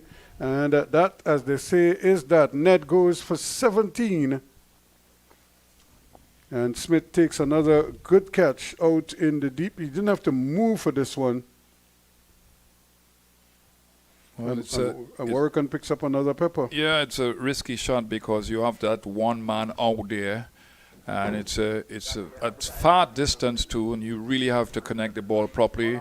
And you have Warrican bowling the ball that is going away from the right-hander, so you really have to hit the ball in the middle of the bat. He didn't, and he found himself wanting. So a good effort, a really good effort by the Barbados Pride in subduing the Guyana Happy Eagles team to just 201. In 47.1 overs, so were not able to bat the 50 overs, and I think that the Barbados Pride would be happy of the two teams. And this pitch is still good, Ruskin Mac. It's not really turning big. It's not really seaming all over the place. It's a good batting track, a little slow, and I think at this point in time of the game, the advantage is with the Barbados Pride. Yeah, they certainly bowled well enough to restrict Guyana. Guyana probably their own worst enemy at times. The whole approach to this innings was a little bit on the cautious side. They didn't seem to change gear at all. They started in first gear and never really got out of first gear. And so they find themselves now at, 4.26 and over or something like that. So it really doesn't scare the Barbados batting lineup, and I'm sure they'll be happy to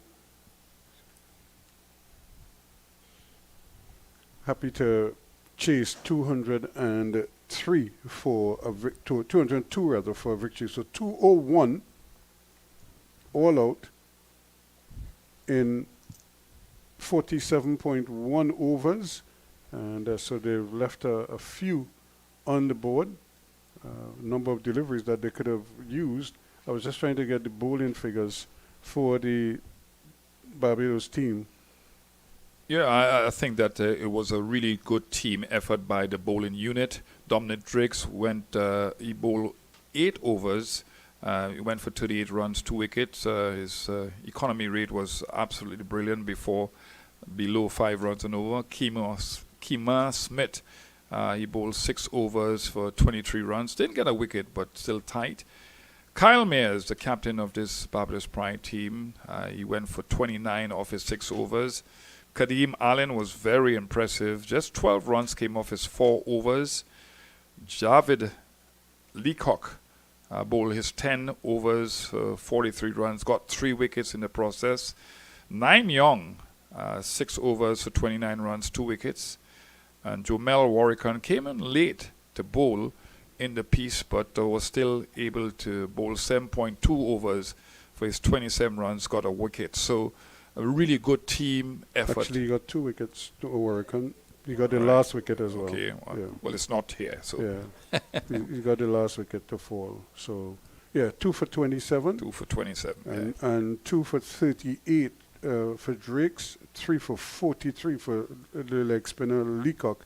The pick of the bowlers are Naim Young, 2 for 29. They were the wicket takers and the run out to go in there. Leacock with his 3 for 43 was the pick of the bowlers, or the most successful bowler at that as well. So as the ground staff do their normal mopping up or cleaning up and rolling the pitch for the reply, we will be back with that.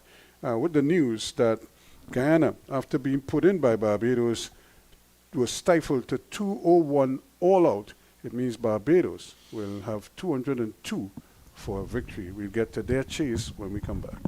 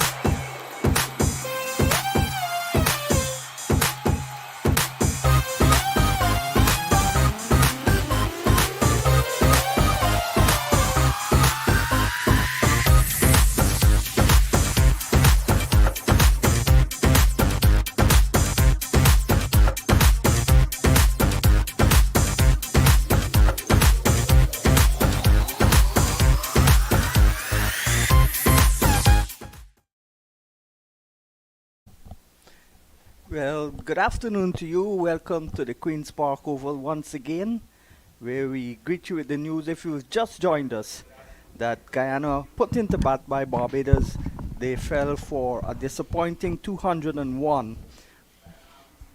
Anderson top scored with 52. Chandrapal, Imlak and Paul all got starts but never carried on. Leg spinner Leacock got 3 for 43,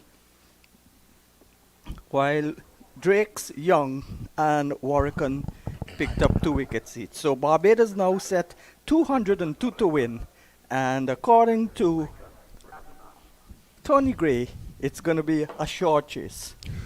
Well, yes. Yeah, Sean, good afternoon to you. Good afternoon to our listeners and viewers. It should be a short chase because of the fact that Barbados do have a strong batting lineup. They are going to be very buoyant because they've won 2 games, 2 close encounters. They've played here before, so they understand the nature of the pitches here at the Queen's Park Oval. I think they have a good enough batting lineup to chase down the score and win.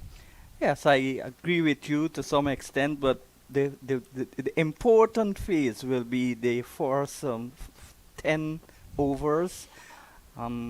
Let's see who will. I am assuming that Sinclair and Smith will open the bowling.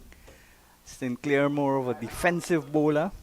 Smith very impressive fast bowler, but Guyana badly lacking missing the services of Shamar, Joseph, Shepherd, Moti. But we still got a fighting attack. But our batting is the problem. Guyana's batting. Shouldn't say our because I'm a neutral commentator. I don't want the people to think I'm hoping that Guyana wins, which I am. But the batting is the problem, the top order. Even though batters make runs, they don't make it collectively. 3 batters got into 30s, didn't go on. Paul got run out.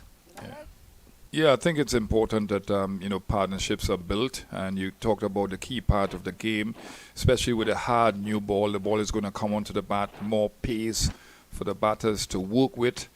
I'm a bit surprised that they've opted to go with spin bowler first of all, because what I saw at UE was Kimo Paul and Smith bowling really fast, really aggressive, and excellent type fast bowling. And that's what we want to see in West Indies cricket again. But they've opted to go with the off break. So Smith from there's Ned. That's Ned. Yeah, Ned bowls. First delivery is dumped away. 4 runs. As easy as you like. So 4 without loss. 1 ball bowl. Ned, the son of the assistant coach, Gavin Ned. So off and away. That's the way Alan plays. He is a very aggressive type player. He's played franchise T20 cricket too, so that's in his system. That's in the way he approaches the game. He's a big, strong fella. He can bat a balanced role, but you can expect some fireworks here. Ned gets one to straighten up a little bit, maybe a little bit squared up, as you do for a medium pacer when he bowls a leg cutter. Solitary slip in place. Still the sweltering heat here at the Oval. Again, took the pace off of that ball, and Allen was looking to play it into the offside. It didn't turn, so it went into the onside.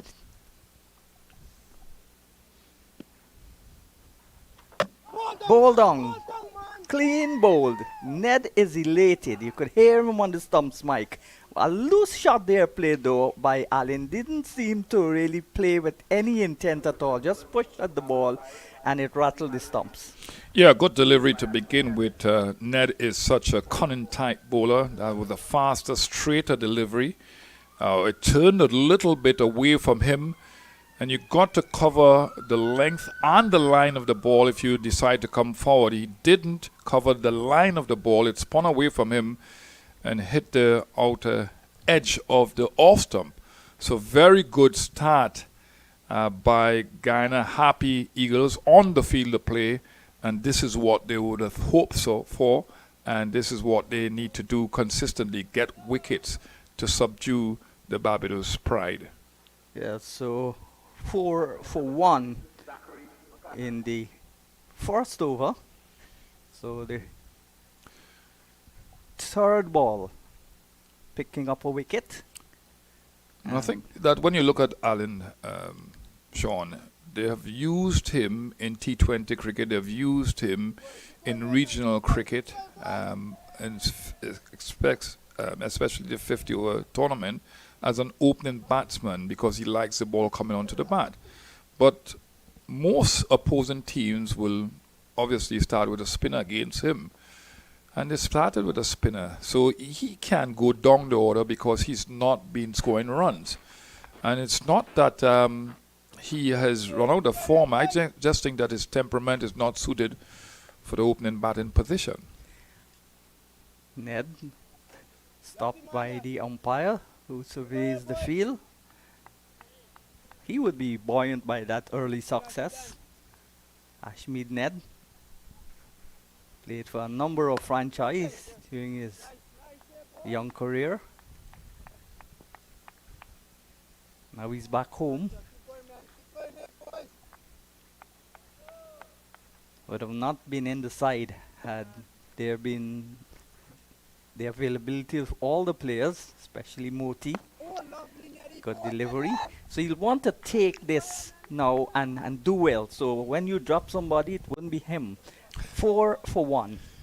That's a very good over. Just 4 runs coming off that over and getting that 1 wicket of Allen. And he started off well. That's the thing about him. I like the fact that when he was struck for a boundary, he came back well. And he was not perturbed at all by the power of Allen.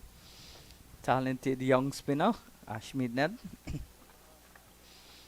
There are a couple of players whose father is involved directly with the team, like Ned and his father, Coach Smith and Niall. And also their Machu Nandu, whose father, Arju Nandu, played for Guyana. Actually played youth cricket with me when we played in the late 80s.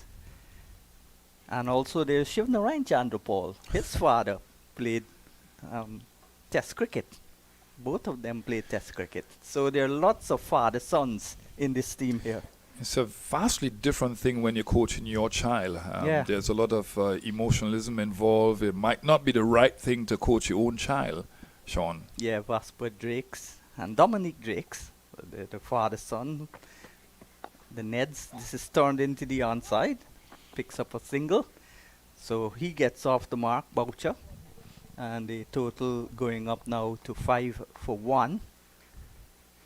You want to see Niall Smith being really aggressive here, but control aggression. You saw that at UE against the CCC team. Really some very good bouncers. And you have the opportunity with a new ball, a pronounced seam, to bowl a good short ball just to get into the minds of the batsmen.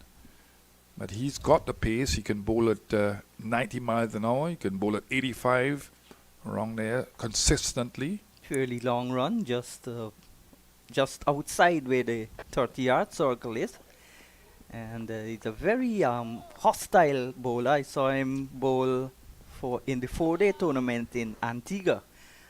Himself and Isaiah Turn, who is not in the 11 but is in the squad. So Guyana banking on spin, just playing the one out and out fast bowler, Kimo Paul, medium pace, brisk medium pace, Muhammad Ali Muhammad, Ronaldo, he is also brisk medium pace. So they're banking on their spin.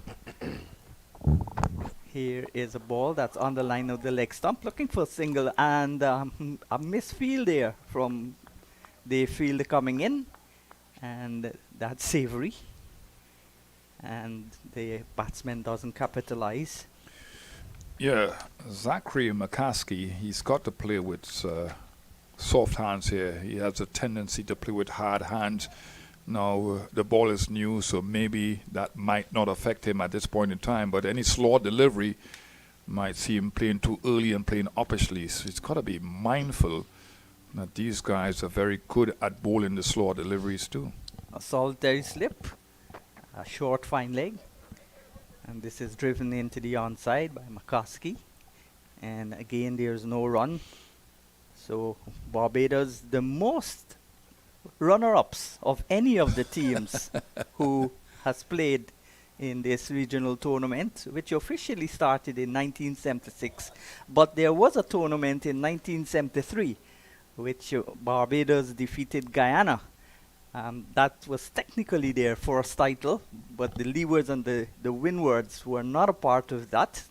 Guyana, Barbados, Trinidad and Jamaica were the teams, and then 3 years later the tournament started, and a beautiful delivery, pitched and moved away, and had bunks and pace also, well bowled. Yes, he's relaxing his run-up. I like the approach that he has. He got close to the stump there, and willfully was aiming to bowl the outswing type delivery, and he bowled it in the right area. Played very early, McCaskey, didn't get across at all, and was fishing outside the off stump. Excellent delivery with that slip in place. Yeah, Barbados has reached 20 finals, but they've only managed to win it 7 times, win the title 7 times. Scorching heat here in Port of Spain. That's back of a length on the line of the leg stump, turned away. Nice shot, gets a single, almost jog-trotting the run. So the second over's been completed, and Barbados losing an early wicket. They lost. Allen was bowled by Ned for 4 after third ball, after playing a glorious cover drive to get off the mark. Yeah, it's the required run rate is 2.72, not a lot at all, no scoreboard pressure, and you just have to play it as you see it. Don't take too many risks early on. You can think about the first power play, the first 10 overs, and getting that bonus point, but if it's not available, you might not want to risk losing the additional wicket or 2. Ashmi Ned, left arm orthodox, played a dot ball. McCaskey and Boucher will need to build a partnership here. They've lost a quick wicket. Allen bowled by Ned in his first over. This is his second over. And that's short and wide and crashed away. Glorious shot. Down towards the backward point boundary for 4. So once he's full or short or wide, the batters from Barbados will pounce on those deliveries. Yeah, you look at Ashmi Ned, he's very consistent in a general sense. He's played regional cricket for the last 4 years or so and has done well with the ball, but that was a nothing delivery. It was wide and was asking to be hit. Excellent square cut by McCaskey. Forward he comes, pushes it firmly into the offside. The last time Barbados won this title was in 2017 when they defeated Jamaica. But if you look at Guyana, Guyana's won 6 titles, but the last one was in 2005. 2005, that's a long way Yeah. back. But Trinidad and Tobago, in 4-day cricket, their last title was also in 2006. 2007 on the Darren Ganga. 2006, I think it was. Yeah. So that's a long time too. Yeah. So it shows that the cultures are different in the Caribbean. Guyana's, for example, have done well in 4-day cricket because their temperaments are suited for that format of the game. The Trinidad and Tobago players are more suited for the white ball game. And they have to learn to bat longer. They have some good spinners, some good bowlers in general. But the cultures are different. Yeah. And the leewards, they're sharing the top position now with Barbados and Trinidad. So they have gotten very aggressive batters who take the attack. That's why they've gotten all their bonus points for getting runs in the first 10 overs. 3 overs gone, it's 10 for 1. But it's a good discussion to have, Sean, about the cultures and how we can improve each culture. For example, you look at Sir Vivian Richards and Sir Andy Roberts and these guys. They came from the Leeward Islands, and obviously having those stints in England, first of all at Algover Cricket School, and then playing county cricket. It strikes the balance, that internal balance, that knowledge base, that development of that astuteness of the game, plus the natural, what people call the natural talent. I will say natural talent, yes, but talent in general. No ball by Smith. So a free hit. Yeah, it's a cardinal sin. We didn't see, I don't think that Barbados Pride bowled a front foot no ball. This is a front foot no ball. It wasn't a no ball because of height and a free hit. So it's a cardinal sin, especially this early. I mean, you can make an excuse that bowlers are tired and they might not be consistent in their run-up because of the tiredness. But this is just the fourth over, so there's no excuses to bowl a no ball. You spoke about the opportunities to play county cricket. So Viv and Andy Roberts both played for Somerset. This is a nice ball, pitched up, but stroked away. It wouldn't go all the way to the boundary. Oh my dear, it might go. Loose bit of work there by the fielder. And you've got to be on your P's and Q's. You've got to stop every ball. You've got to dive, especially if you're defending such a small target. The total going up now to 12 for 1. Well, I think sliding was the problem there, and most players are very good at sliding. This is not the ideal surface. There's no moisture out there, so he's got to be careful. I don't think that he was efficient at sliding to retrieve the ball or for an additional run. So how important is it to be playing county cricket? We've not done that. Only a couple of players have been exposed to county cricket. Sarwan, maybe the last one. No, you have young Jaden Seals here. Clearly, that was beneficial to him because he played county cricket, and then there was the 3-match series in England, and he subsequently got 13 wickets because of it. So that, county experience is a good one because you're playing in different cricketing conditions. You are supposed to be professional in your approach, so a lot of times you're out there in the middle, and it's a much more professional environment in England. I think Chesney Hughes from the Leeward Islands, that's flicked away, and it's beaten the man at the short, fine leg, and it's gone into the boundary for 4. So boundaries continue to be scored, defending a small total. Well, that's a bad delivery to begin with because he's bowled one outswinger with a slip in play. So he's not completing his action. He's looking to bowl the in-swingers to the right-handers. And with his pace, if the batsman get a touch on it and away from the fieldman, it will easily go into the boundaries. And that's exactly what has happened here. He's got to be straighter. He's got to be aiming at that off stump. Smith. And that's a good delivery. Beaten there for pace. Got on to him very quickly indeed. In the end, it came off the pad. He was looking to play it into the onside, and it went into the offside. So, playing any level of cricket in England, you bowl in English conditions, you bat in the same conditions, only at a different level. So, how important is our players getting the opportunity to play minor leagues or even at the lower level, playing in England, our young players? Is that good for their development?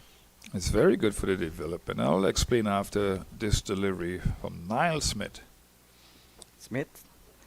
And that's a lovely shot down the ground. Plays it with a straight bat, elbows cocked, and he gets a single. Yeah, I think that, obviously the first time I went to England, the ball was moving all over the place, and that was indoors at the Algover Cricket School. It's a different environment, and it teaches you different things unconsciously. So, for example, Gordon Greenidge, remember he lived in England, and he would have been taught the basics of the game. But in addition, the ball swung all over the place. And because of the change in weather patterns consistently in England, you have to learn to adjust. So playing conditions vary. This is a ball outside the line of the off stump again, punched away, and there is no run. Yeah, and as I said before, if you're playing county cricket or if you're playing league cricket, you are the professional. So it's incumbent, important that you understand your responsibility. And by that reality, you are growing. You have to take and seize the opportunity to be the professional in the club in so many different ways, not just on the field of play, but off the field of play. So I think that England has done a marvelous job for us over the years, county cricket and league cricket. This is more a hoik than a flick, and it went down towards the backward square position, and the over is completed at the end of the fourth over. It's 20 for 1. Well, we've not seen a lot of wicket-taking deliveries. Just one I can remember that went away from the right-hander. And I don't think that Niall Smith, although he seems to have very good rhythm towards the wicket, he's bowling in the right areas, and he would be slightly disappointed that he's not been able to bowl that off-stump line consistently. We talk about playing in England. England is here in the Caribbean, and they will play their last one-day international on Wednesday in Barbados. So good afternoon to all those in Barbados, Sabina Khan and everybody else. Hope to see big crowds. And why do you think, even this is a coloured closed cricket, white ball, why the crowds have not come in? This is a Sunday. There are lots of Guyanese living in Trinidad. This is swept away down towards the short fine leg position. Smith after it, and they will abort the idea of going for a third, settle for 2. So bad delivery there down the leg side by Ned. Well, I think that's a combination of things. All right. I think that these games have been advertised properly, so you can't blame it on the advertising. I think that most people like the T20 game now. What I'm disappointed with is the opportunity for the school children to come out. Nice shot, reverse sweep, and it's gone hustling away into the boundary for 4 at backward points. So we've seen the reverse sweeps played frequently now. Because of the advent of T20 cricket, you've got to improvise with a lot of different shots, and that was one on exhibition there. Yeah, I think they're going hard at the power play, not just to get that bonus point, but they know that it's going to get slightly harder for batting with the ball getting softer. One was missing the leg stump, or maybe even started just outside the line of the leg stump, and the bat is swept, taken on the pad. Leg by signal by the umpire. Yeah, he obviously doesn't want to give him a lot of room outside the off stump, so that ball was angled into him, the arm ball, but missed the target, and he went after the sweep shot. So, that should be Ned bowling different lines and different lengths. Slightly not his thing. His forte is to be really controlled out there. Do patrons have to pay to come into first-class cricket, 4-day cricket here in Trinidad, or just these matches here at Taruba and the Oval? I don't think you have to pay for... The 50 overs? No, you don't have to pay when you're going to the ground, the UE ground. But these grounds you have to pay. Yeah, you have to pay at the Queen's Park Oval. And the Brian Lara Academy. Mm-hmm. Here is Ned, and that's pushed away easy, gets a single. So again, rotation strike. He will keep the strike at the end of the over. It's 21 for the loss of 1. 4 overs gone. Yeah, that's a good shot by McCaskey, just giving himself some room outside the leg stump and allowing the levers to go through the line of the ball to get that 1 run. And that is what you want to see. I think that this has been a better approach by Barbados Pride in comparison to the Guyana Happy Eagles opening batsmen. They seem more purposeful out there, a lot more energy, and they are looking for the runs. Of course, as I mentioned, they do not have the scoreboard pressure. Just have to get 175 more runs, and look at the amount of balls, 270 balls to get them. So Kimo Paul, originally from a small island called Saxakali in the Essequibo River. Of course, there are 365 islands in the different rivers in Guyana. Just like how Antigua says they've got 365 beaches. That's wide. As he bowled short first delivery. Yeah, what I like about Kimo Paul is that he doesn't give up at all. He can play with pain. I've worked with him before. He's gone through adversity as a child. You remember the story with his sister and that sort of thing. And he seems to be able to deal with adversity and sometimes times of predicament. So he's a warrior.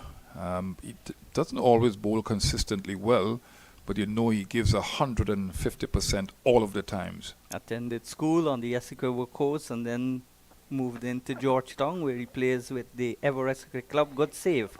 Half stopped and did enough, well, not enough to prevent the second. I was going to say he did enough to prevent the second, but good save in the end, maybe saved 2 runs, and a total going up now to 30 for 1.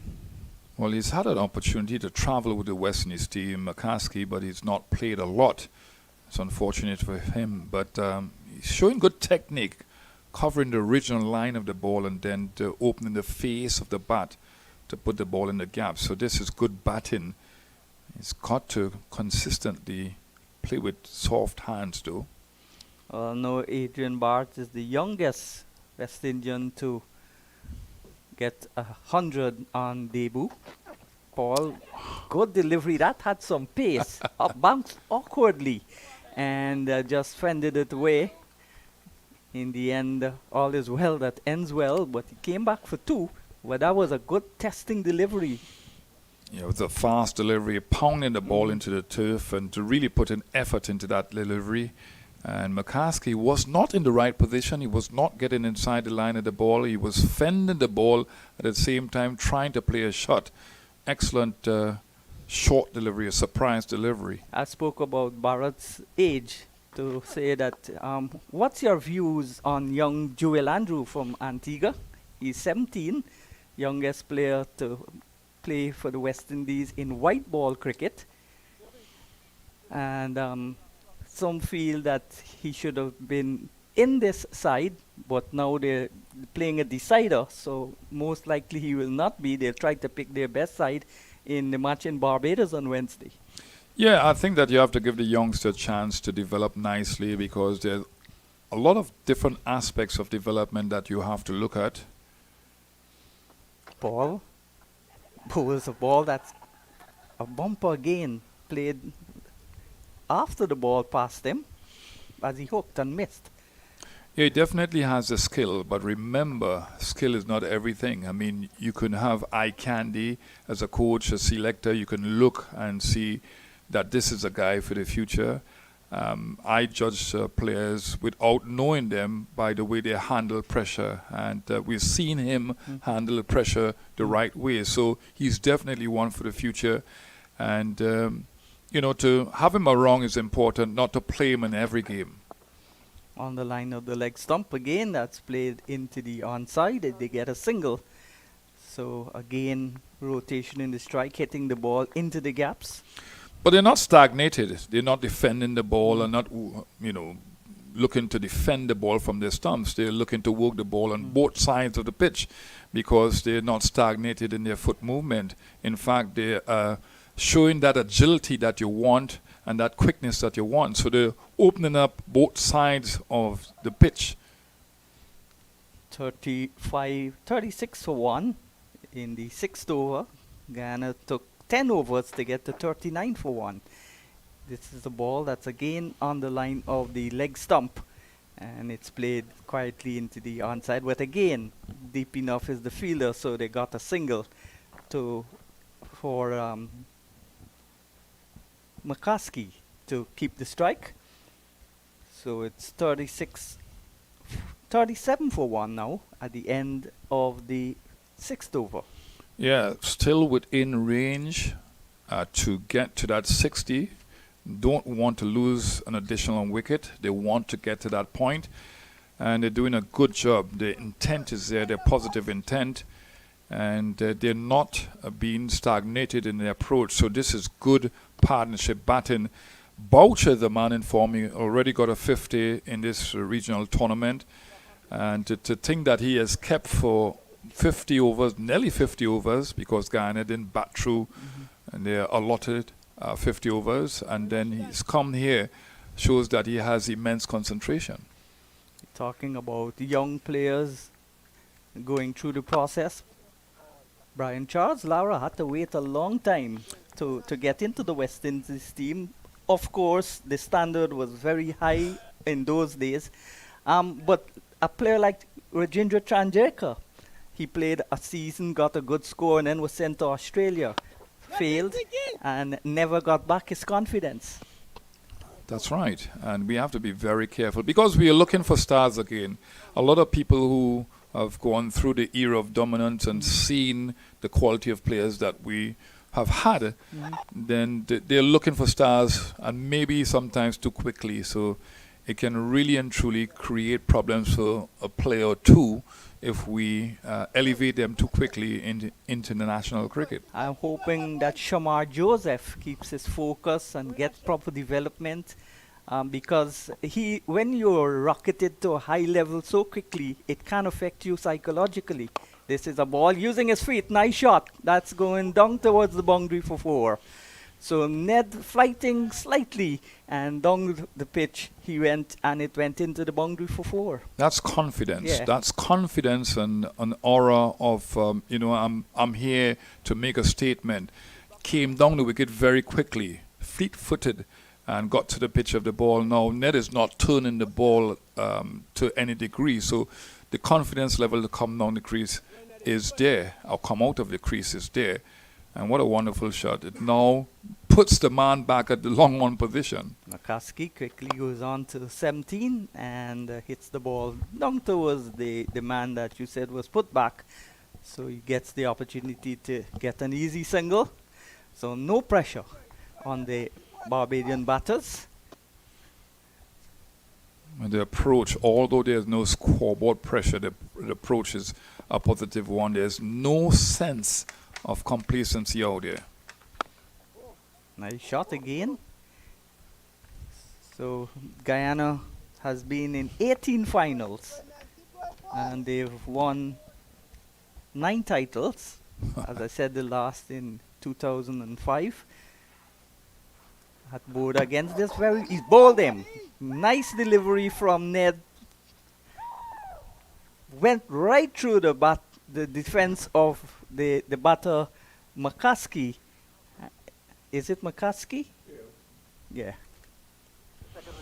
Yeah, listen, a very good delivery. If you're not covering the original line of the ball from a spinner who can turn the ball away from the right-hander, you're asking for trouble. That ball was flighted, it bounced and went away from McCaskey.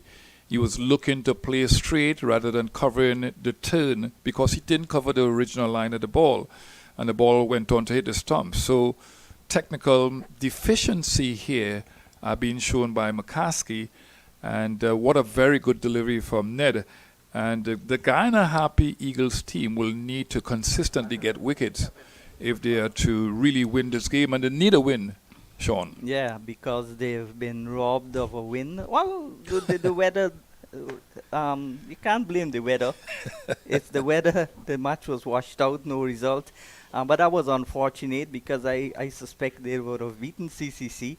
With the game now in the first match when they lost in the last over to the Windwards, they should have also won that match. But the Windwards are always fighting. 2 times ever there's been ties in 50 over regional cricket. Both times back in Albion and in 2005 when Guyana last won, the Windwards and Guyana played the ties. So that's a big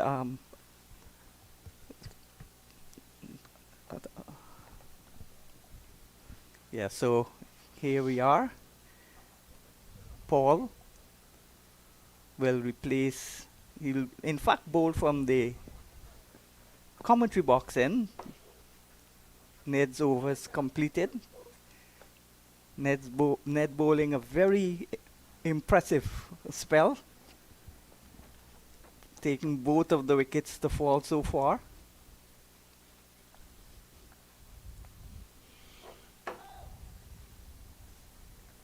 Kimo Paul, the Essequibian.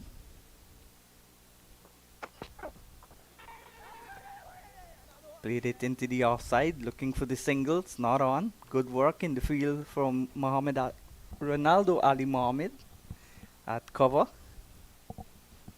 Yeah, look at Kimo Paul. It's important that the senior fast bowler, senior all-rounder from this commentary end keeps things tight, because Ned has been bowling quite well. He's not gone for a lot of runs, although he's been attacking the stumps. But important that Paul keeps it tight from this end. Ooh! There's a quick delivery played long after that ball had passed him. So nice quick delivery to Boucher. Well, I think that why he has the ability to get up the ball at good pace, I would think 85 miles an hour, because he has this sliding type action. Keeps the wrist behind the ball and really pounds the ball into the turf. He gets through his action very quickly, and that's nice to see on a dead track. Still Kimo Paul bending his back and trying his best for his team. Good afternoon in Barbados to Emerson Trotman. He was part of some of the teams here. This is nicely played. Wouldn't have enough to take it to the boundary. Got on top of it, and this time just steered it into the offside. So Boucher will go now to 19. It's 45 for the loss of 2. Yeah, there's enough pace on the ball for the batsman to work with. Don't think that Kimo Paul will bowl an extremely slow delivery. And that was well played. He accommodated the bounce quite well, because there was some bounce outside the off stump there, and just angle the bat downward to get those 2 runs. Paul, the sun comes back here in all its glory. That's a good delivery. Bang on target, Yorker length. And mixing up the pace, the lengths and the lines, this is an impressive spell from Kimo Paul. He's not an out-and-out fast bowler. He'll bowl quick balls at sometimes, but he's a very intelligent fast bowler. Yeah, the Yorker, a surprise weapon, and so many times batsmen will expect it at the death, the last 10 overs, but he's decided to bowl a very good, I would think, middle stump Yorker. But back in the days in the West Indies, one-day internationals, Jewel Garner, the big bird, used to bowl Yorkers anytime, not only in the death. Yeah, and it's a surprise weapon. You look at the bouncer in this in the early parts of this over, and then the Yorker. So you're keeping the batsman in their crease, and then you're bowling that fuller length delivery at pace and through the air at pace, and really and truly intelligent, controlled aggression being shown by Kimo Paul. Yeah, variety is the key, and especially white ball cricket. Slow balls. That's a good delivery again. Just outside the line of the off stump, but shoulder height, but no pressure on the batsman to play, and the over is completed. So 45 for 2. I like the fact that you have different things at different ends. You have Ashmi Ned at the Brian Lara Pavilion end, bowling his left arm spin, mixing it up. You've seen a fast arm ball, good variation, and you have the aggression, the hostility of Kimo Paul from the commentary end. So a lot for the batsmen to concentrate on, because of that variety of, and the difference from both ends. Well, even before the advent of 2020 cricket, there were bowlers, especially like Franklin Stevenson, who was expert on bowling the slow ball. So that didn't really come from T20 cricket, but it evolved, and it was more potent when you had a lot of variety in T20 cricket. But most of our players could have played T20 cricket because that was our natural style, playing Test cricket with Richards and Greenidge and all of these guys batted fast. Collis King. Savage. Yeah. Here is Ned. Bowled on again. All three of his wickets have been bowled. That means he's bowling straight, he's bowling with varying pace, and all three of the wickets have been with quicker balls.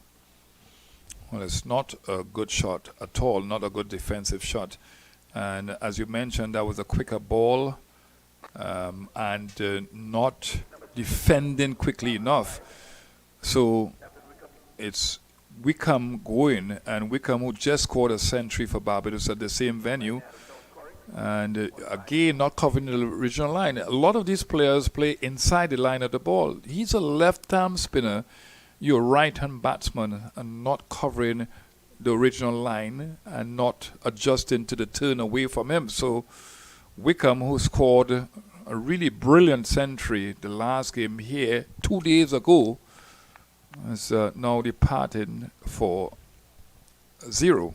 Yes, a duck. I'm sure Emerson Trotman, who would have scored the first century by a Barbadian. In fact, the first century in the regional one-day tournament, 1977, the second year, was scored by Emerson Trotman for Barbados, 107 at border.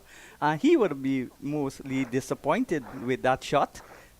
Just off the back of 100, and then you play a lazy-like shot.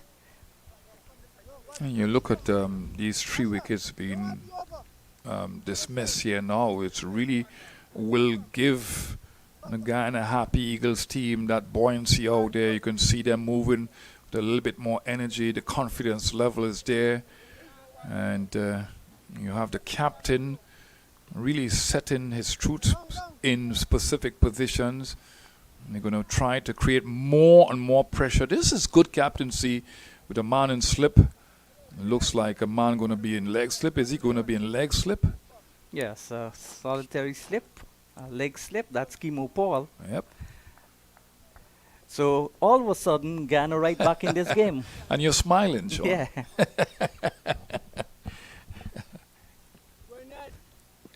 So Ashmi Ned plays for DCC in local domestic cricket in Guyana. Good delivery again.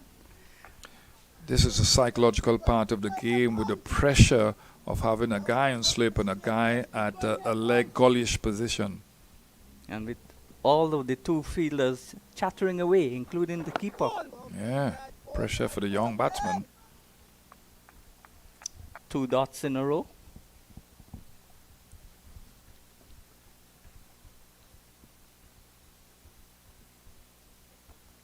Watched by a very small crowd here. Ned pushes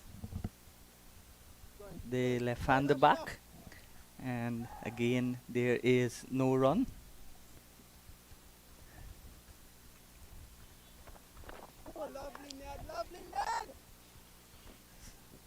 So another over has come to an end. At the end of it, 45 for 3. 9 overs completed. Current run rate 5.4 not too bad, but they've lost 3 quick wickets. And you have Ashmi Ned having, 5 overs after that. So a lot of bowling, a lot of deliveries. He can be sustained. I think that you wouldn't want to take him out because he's been getting the wickets. And a lot of deliveries he has to come. And you now have the most senior person in Guyana side. Started his career, I think, in 2000, in I think it was 2001, I think. He's been a tremendous service and a servant to Guyanese cricket and West Indies cricket. I mean, and when he took that 1 wicket against the Windwards, he got 100 wickets in the regional Super50, which started in 2011. He got 148 listed. Remember, he played under 19 cricket also for Guyana, so that would have been about 3 years of representing Guyana on the 19 team. So he's been a real servant. He's really contributed well, made an indelible contribution to Guyanese and West Indies cricket. Yes, and comes from a club that has also produced Gurikesh Moti, bowled similar to him. Learned a lot from him. Moti played in the same team with him for Albion, Guyana, and the West Indies. Wide Kumar starts with down the leg side. And Bishu also comes from Albion. He and Bishu bowled in tandem for a long time for Guyana, Pumal. There's Sami Pumal. That's another bad delivery down the leg side. And that's going to go almost to the boundary. It goes to the boundary, so that's 5 wides. Well, it's supposed to be easier coming around the wicket for a left-arm spinner against a right-hander. You don't have to really complete your action. You just have to release the ball. But he is working too hard coming around the wicket, and the ball is going down the leg side. And really and truly not good bowling from the experience of Pumal. Pumal, number 54 on his back. It's better. Yes, on the line of the stumps. And they will look for a second, but that's all they do, look. And abort the idea as quickly as it's developed in their brains. And they take a single, so brings the left-hander into strike. Your thoughts on matchups? Yeah, I think it's an important thing. I think it's an important thing to have matchups, especially in the T20 game. You see it a lot there. You have to analyze, but the captains have to be really astute on their feet when it pertains to matchups, because every time you don't want to bowl a bowler because you have a right-hander or somebody who do not like his type of bowling. You have to see it or play it as you see it and stay in the moment. All right, so it's not just about planning, but you have to adjust during the course of an innings. Pumal in bowls to the left-handed batter. That's Boucher? But it says Boucher here. No, it's not Boucher. no, that's not So- Boucher. So That's Demetrius Richards. Yeah. So Richards the left-hander, Boucher the right-hander, and that's played into the onside. The football work tried there by Paul, and it couldn't prevent the single.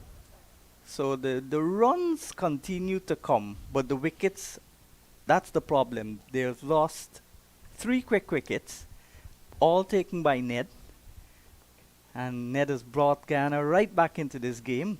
Pumal, the senior left-arm spinner, bowls, and that's hammered away down towards the boundary for 4, through mid-on. It was pitched up, and like a flash, he was onto it and hit it away for a boundary. that's the benefit of somebody like Boucher having the wicket keep behind the stumps consistently. He picks up the line and the length very quickly.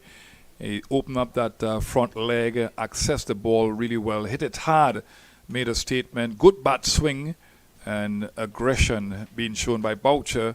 Excellent shot. And he's the one batsman, well, not one batsman, but he's in form. Scored a 50 already in the tournament. And he's gone to 24 for 20 deliveries. So it's a good start for him.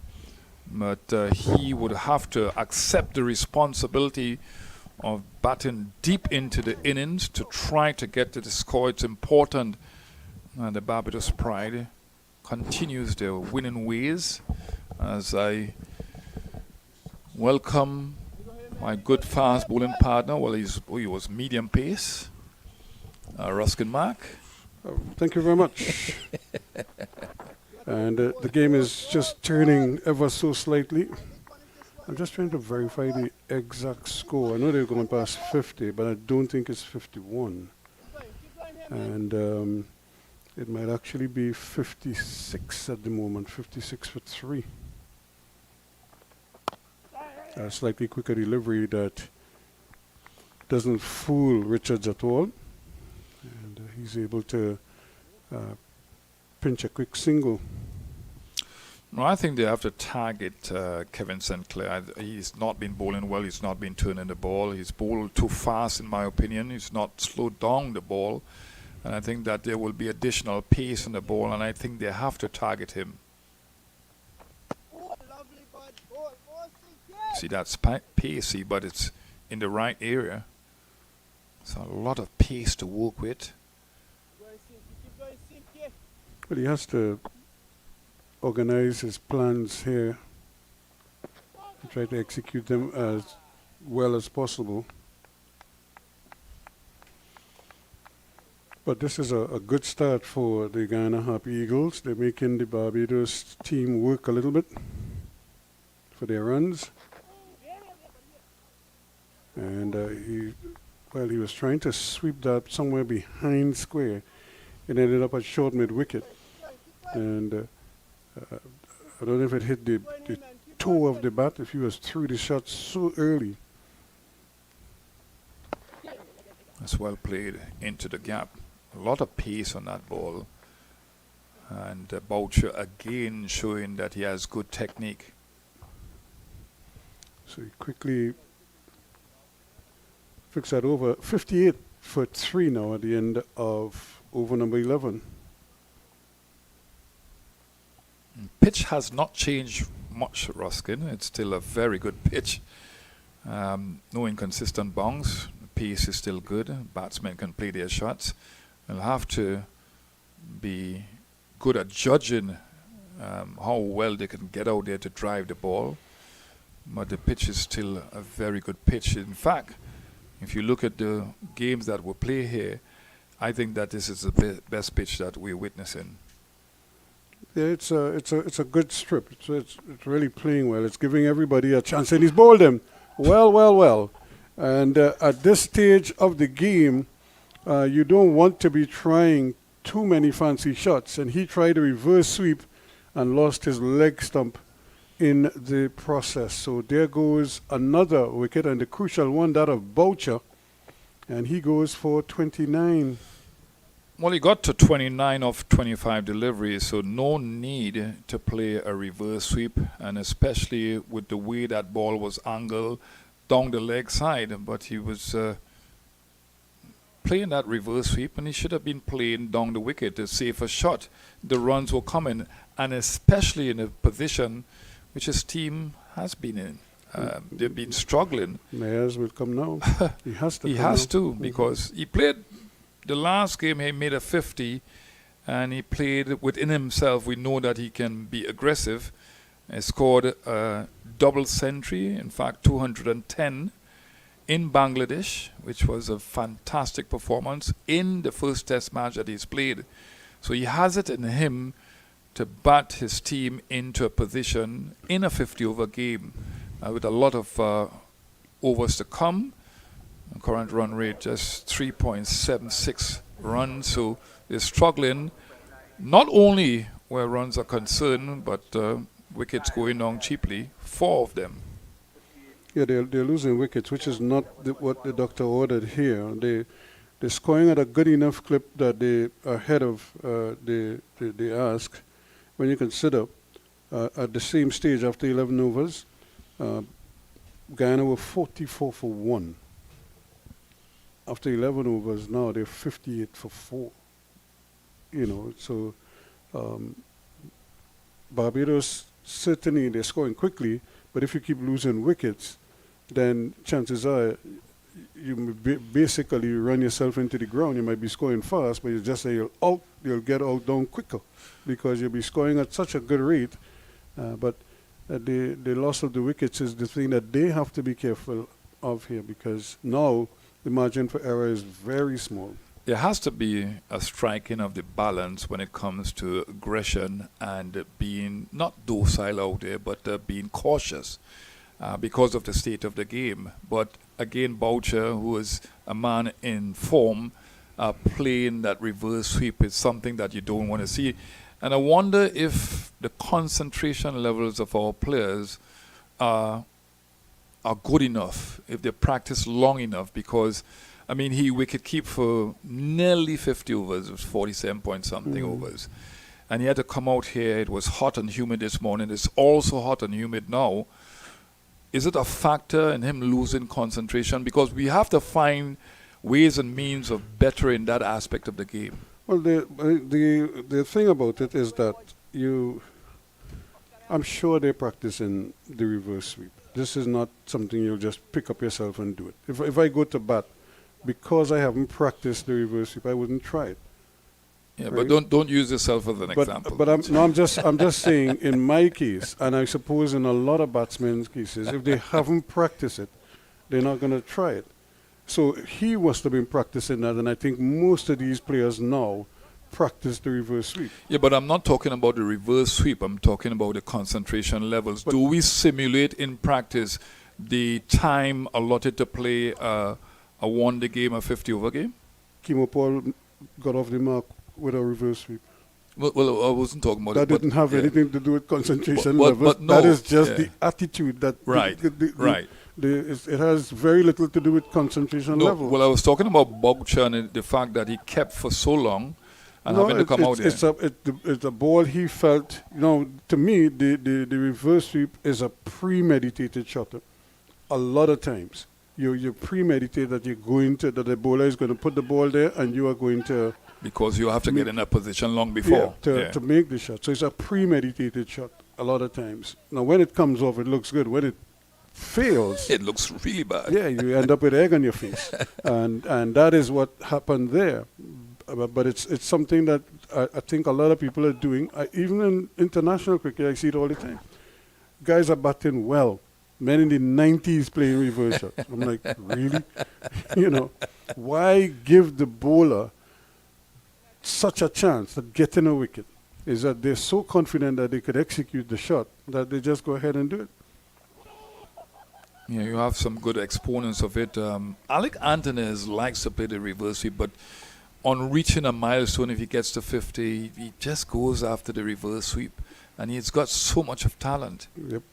But if that shot is getting you out, then it doesn't make sense to play it. Try something else. Now, I think they could apply some more pressure here. I don't think that Mayers is very comfortable with that spinning ball. 58 for 4 at the end of the over, a maiden. He's got to do a lot of work as captain. Just got a 50 the last game. Actually, it's a maiden wicket.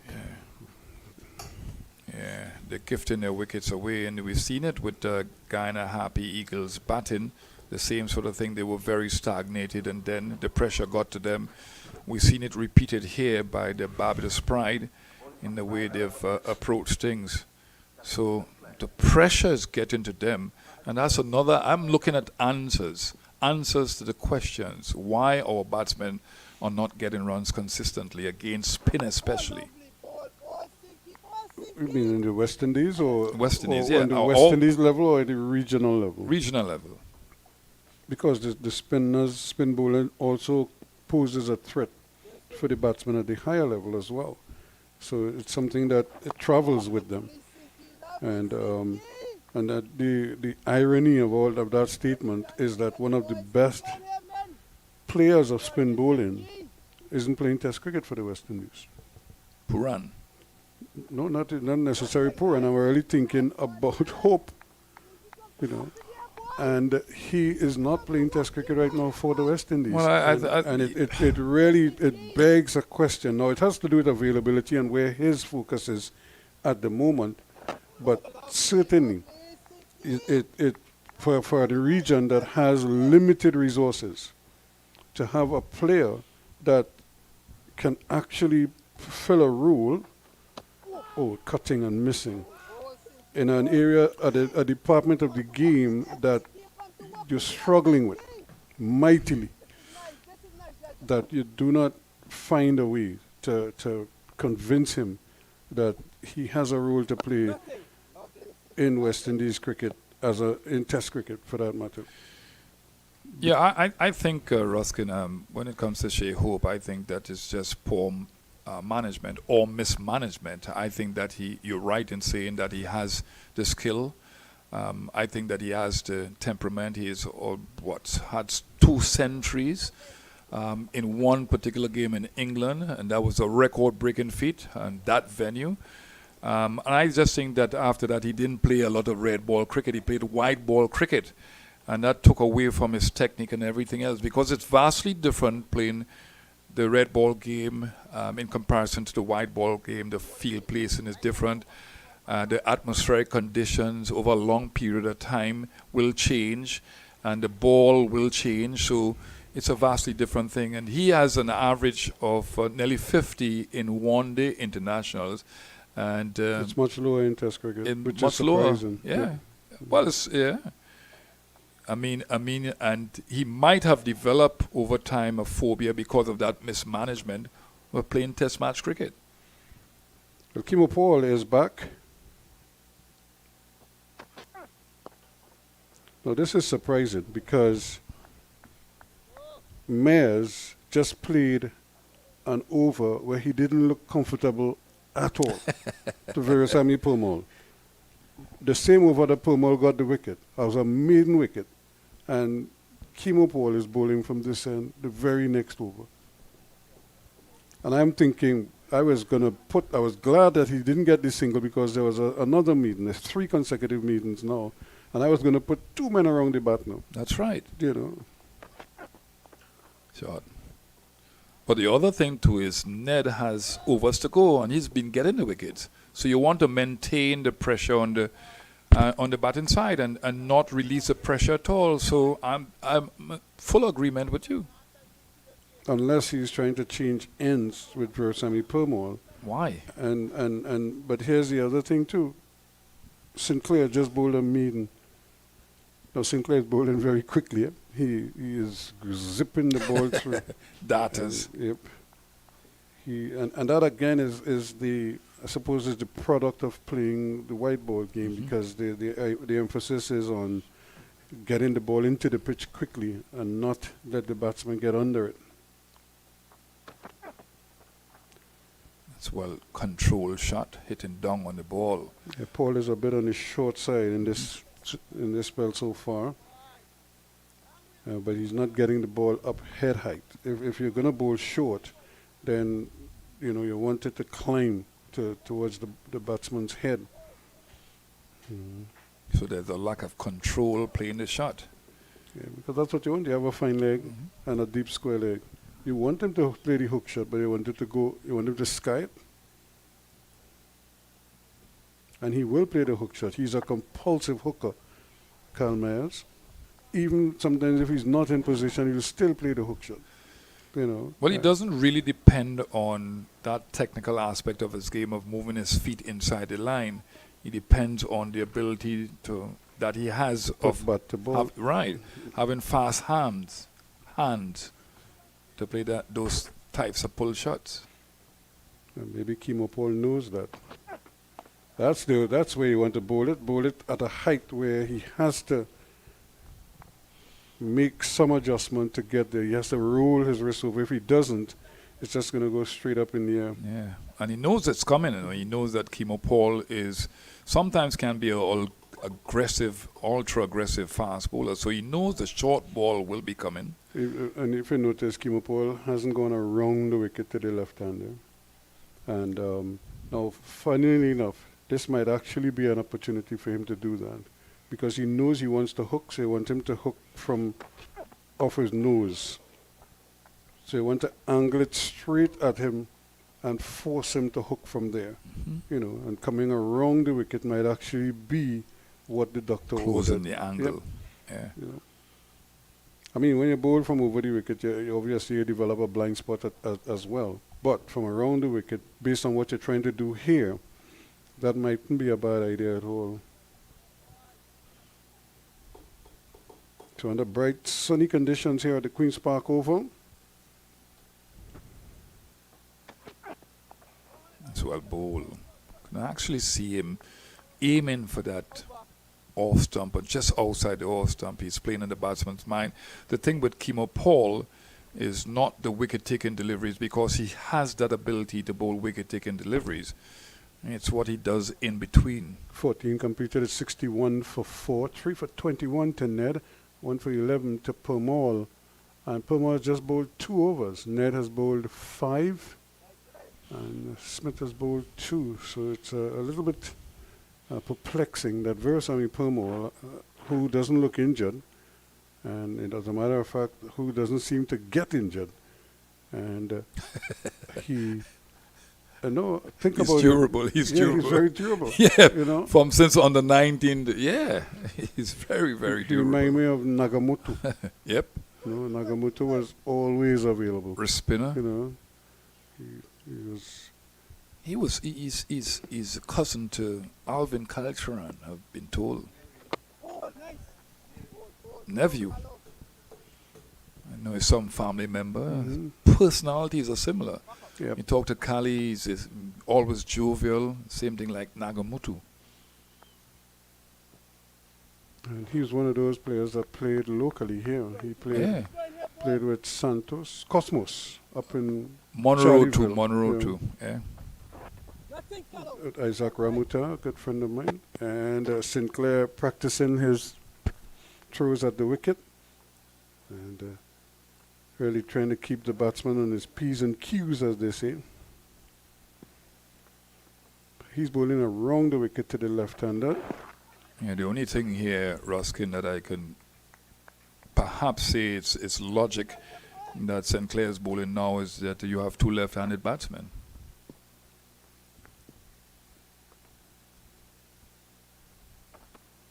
Short. Can't get it through, but again, just a little too short there from Sinclair. But he's bowling with such pace that the batsmen have to catch up with the ball.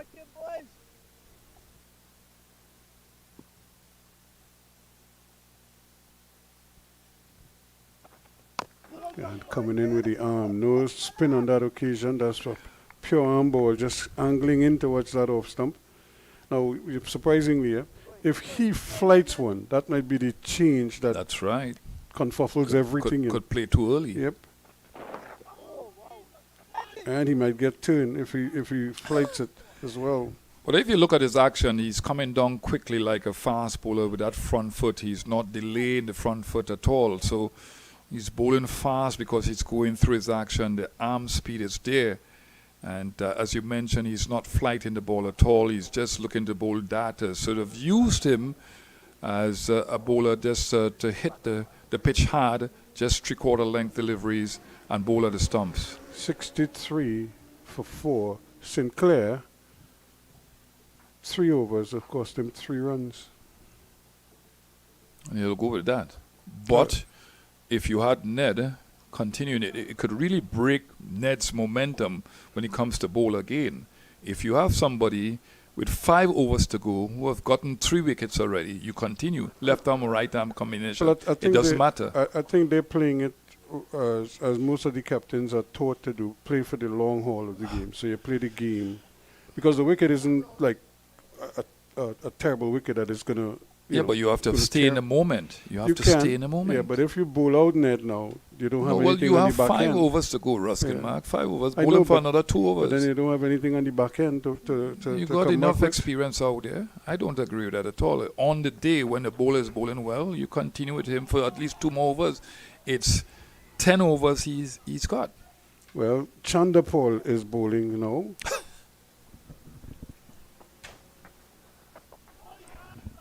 Somebody injured out there? A bowler injured?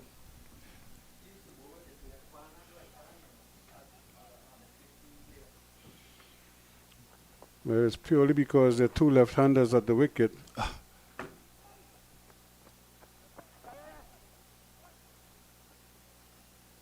So I don't think this is a good ploy at all. Bowlers have to learn to bowl against left-handers and right-handers. You don't want to be stereotypical out there as a captain. Well, at least you're seeing him. He has an idea what he wants to do. So he wants the off spinners against the left-handers. I think that is essentially what he's doing here. And if he could get Chandapal to bowl 3 or 4 quick overs without too much damage, he'd be happy. Because remember, like I'm telling you, the captain is thinking 50 overs. You know, how do I defend these runs? And if he can get 3 or 4 overs out of Chandapal bowling his little off spin here, or as Boycott would say, his lollipops. And not concede too many runs, then it would be a plus if he got a wicket, because I'm sure Myers must be thinking, I should launch against Chanderpaul here. But because of the state of the game, in his mind now, he might be saying this now is not the time to go with anything too expansive or anything like that. Chanderpaul finishes his first over. It's 64, it should be 65 for 4 at the end of that over. Yeah, he used to be ambidextrous in that he bowled with his left and right hand when he was younger, Chanderpaul. So he has it in him. And you talk about stealing about 3 overs just to create more and more pressure at the back end of the game. But I believe it's stay in the moment sometimes. So captains have to determine what they want out there. And you could look at it from a comprehensive point of view. You could look at it from different angles. But I rather, on the day the bowler is bowling well, he's getting wickets, you continue with him. They're going to have to hurry here, but they do. Now, the thing about it, and maybe this could also be part of the thinking as well, that Myers, what you don't want is for Myers to settle. So you want to try to get him quickly. But if he settles and he sticks around for an extended period of time, or if you're fortunate enough to get him out, it's probably a string of right-handers to come after that. But the other thing is that because these bowlers are not as good as the bowlers that preceded them, you will psychologically relax Myers. But they're actually doing a pretty good job because they're forcing him to play almost every ball. He has to play almost every ball. So it's not like they're wasting deliveries. They're just churning away there, almost Chris Gale style. Just wheeling the arm over. And once you set the field properly, they're just taking it equal. When you look at it from the, let's say from the 11th over or so, right? They had a period where they had 3 consecutive meetings. So it was 58 for 3, 58 for 4, 58 for 4. Then 61 for 4, that's 3 runs. And then 65 for 4, that's 4 runs. So it's not like they've been, set in the place alight. Now it's 66 for 4 after 16, so just a 1 run in that over. Yeah, and the other thing that when you look at us in international cricket in a general sense, we do have situations, a lot of scenarios where we have teams under pressure and then you release the pressure. Release the pressure. And maybe these things need to be looked at. Why there's a release of the pressure? I mean, again, I said to you that we can look at it from different angles, but I believe that Ashmi Ned, for example, got 3 wickets already. Well, it's one of Ned or Purmore should be bowling. Yeah. But there are 2 of the same, when I say 2 left-arm orthodox spinners, and they have 2 left-handers at the crease. So I don't know if that is the thinking here. But Purmore is the oldest cricketer on the field. He's been the most experienced cricketer. He knows how to adjust his lines to the left-handers. But guess what, Tony? Purmore doesn't look worried at all. He looks very comfortable out in the hot sun. Well, yeah, in the hot sun. I'm sure he'd much rather be bowling. It's Chanderpaul.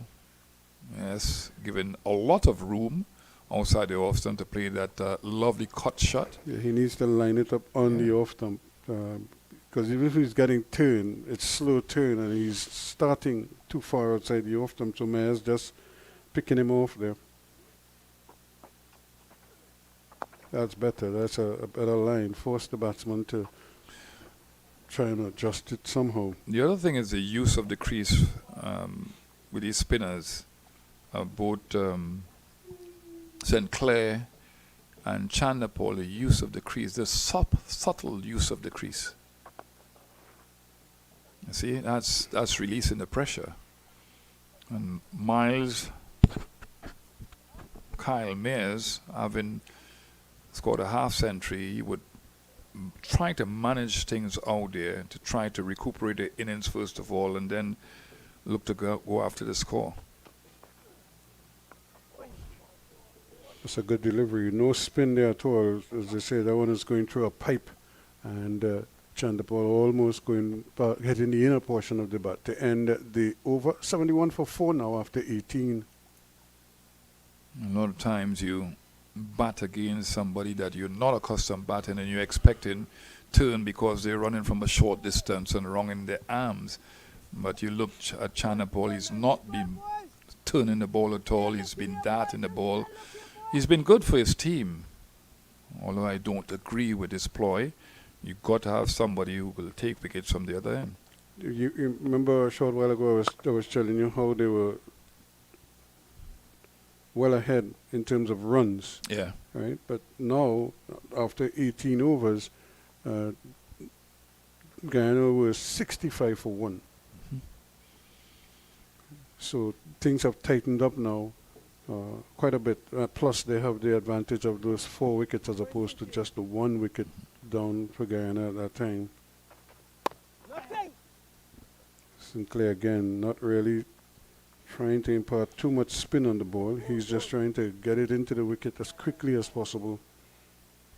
And it seems as if Imlach is content with just conceding the singles as opposed to boundaries. And with the occasional dot ball, or with a proliferation of dot balls, I should say, it makes life very interesting now for Barbados, because they know they still have some good hitters in the back there, and a little stifled appeal, but not out. You know, they have good hitters, good strikers of the ball at the back end, and so if you can get to say 30 overs, and then you could start to release Permal, Ned, and Kimo Paul and others to still come in. So that last 20 overs is where you want to be able to really have your ace or your aces in business operating. Yeah, both batsmen spending time at the crease. That's the important thing. Spend time at the crease. We saw that yesterday. Well, Wickham, and cricket is such a leveler. Wickham scored 100 yesterday and a duck today. And there's Sinclair, very busy indeed, and fielding well to his own bowling. 73 for 4, just the 2 runs of that over. Well, he's doing a job with the ball for his team. He didn't do the job with the bat. He didn't score any runs at all. He got a duck, and he's bowled 6 overs for 5 overs for 6 runs. So he's been very tight, and he's done the job. Permal being brought back on now. So let's see if the ploy would work, because in my estimation, the batsmen have some degree of momentum now. They've been seeing the ball well, and they have been there for a while. So let's see if the ploy will work, or if they will still be stagnated with the bowling of Permal. Well, he must have a deep backward square, and or somebody at square leg. He doesn't have the deep back. He has a man at square or deep mid wicket, squarish, and so he's going to be turning into the left-handers. But he's probably going to attack him just on about off stump or outside the off stump, force him to hit across the line or try to go with the tide.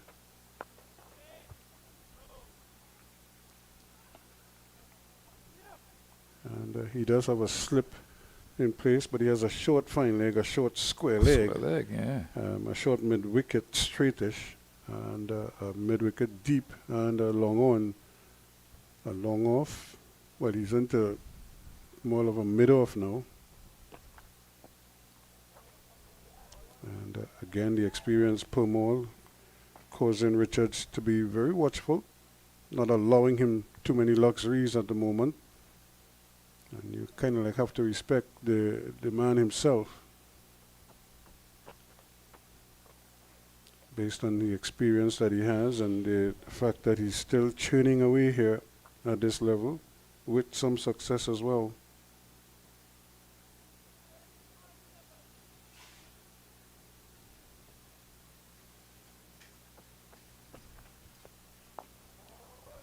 Good lines, good lengths. Holding back a couple and then pushing through one. That's good bowling by Permal. Yeah, Barbados, the plan has changed. The whole attitude of the innings has changed with the loss of those 4 quick wickets. And they don't want to lose another one right now. Permaldo would love nothing better than to pick a pepper here. Now after this over, he's got 7 more overs, so a lot of spin to come. And I don't think that Kimo Paul and them will bowl out.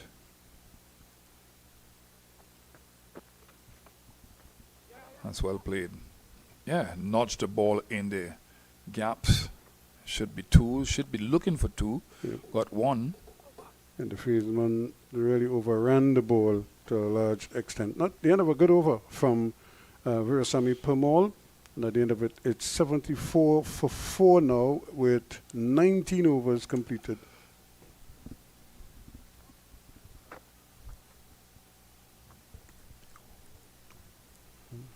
Keep going over here, boys. Keep going in there, boys.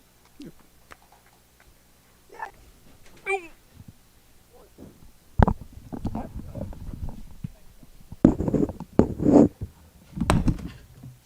So that should be 74 for 4 from the 20th over. So Keep looking. Permal has 1 for 12 from his 3 overs.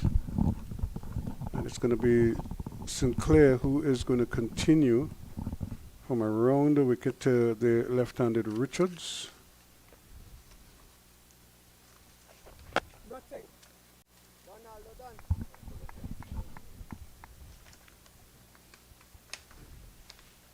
So Sean comes back. Sean, this has been a kind of a revelation here from the Guyanese. They're showing real fight. A little bit unorthodox at times in their strategy, but they've really put their head down and they're holding the strain here. Yeah, they're just trying to dry up the runs and carry up the run rate. Because if you bowl a lot of maiden overs or little run score in an over, the expected rate will go up. And if you got to get 201, it becomes 250. And that was in the air, a little bit uppishly here, and he gets the ball to jump when he flights it a little bit, but he's so programmed to just put it in the wicket that it's almost like he's afraid to flight it. And just the little flight that he gives it, it somehow it causes the batsman to mishit those balls and they come off the bat at a funny angle. Because the slower you bowl, the more turn you will get, even if the pitch is not really turning. And then the flight would cause the batsman to play before his time. You got to look at the ball, it's over your eye level. You got to play in 2 minds. Here's again back to that quick stuff. And quick and flat. And directly at the stumps. The end of another quick over, 74 for 4. At the end of it, a maiden. So he's doing a very good holding job. Chandra Paul got through a couple of tight overs. The Guyana would want that because at a situation like this, with them going very helter-skelter, the runs coming, you needed 2 things. Either to get quick wickets, which they did first, and then tie up the run scoring. So now they're trying to squeeze them here for as long as possible. And if they could get a wicket or 2, that would be even better. A bonus. Yep. But it's Virasamy Permal against the experienced Kyle Mayers, the captain for Barbados, former captain for Guyana. Both of them having worn West Indies colours in the past. Myers, I'm sure, is hoping that his international career isn't over, that he could somehow address the selectors once more. What would you consider Myers as, a batting all-rounder or a bowling all-rounder? I think he's a batting all-rounder. But again, you know, when we say batting all-rounder, we think of a batsman in the classic style of a batsman. But he's not that. He's a different type of batsman. He's showing real restraint here, I must add. A reefer-like player. He's showing awesome restraint here, but certainly he would love to be able to just step out and stroke the ball all over Queen's Park Oval here today. But now is not the time. And Reefer's injury has been a big blow to the Barbados side because he plays similar to Myers. And again, Myers just biding his time. Now he's so strong that if he just makes any kind of contact at all, he can clear the fences here. But there is a long on and a deep mid wicket, so I'm sure he's thinking about it. And surprisingly, unless he got a touch to that Yeah, one, that ball it might maybe have hit brushed the the top of pad the or pad, something. yeah. Yep. It wasn't called a wide. You know, the umpires are very strict with anything down the leg side. There he goes. This could be in the gap, and it's going close, and it is a boundary. They couldn't get across in time there, Ali Mohammed, and 4 runs to Myers.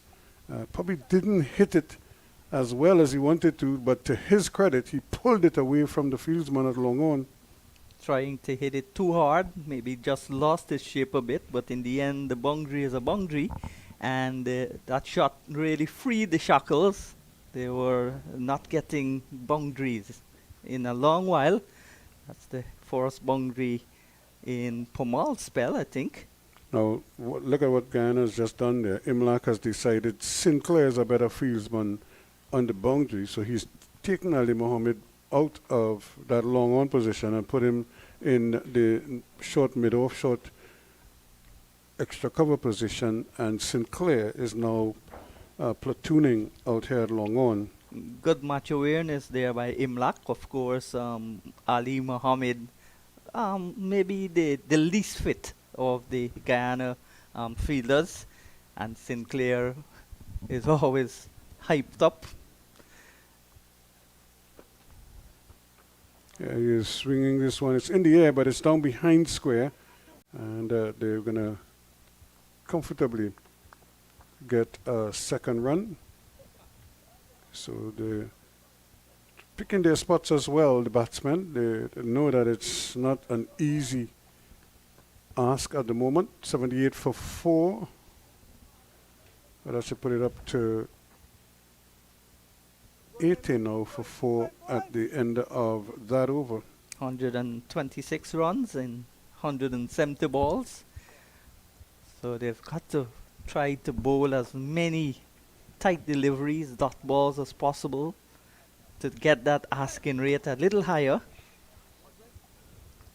Because making 201, that's the part where they went very wrong. Yep, 81 for 4 now. So Barbados still in the hunt here and still very much favored. But if you lose wickets, then that whole thing changes.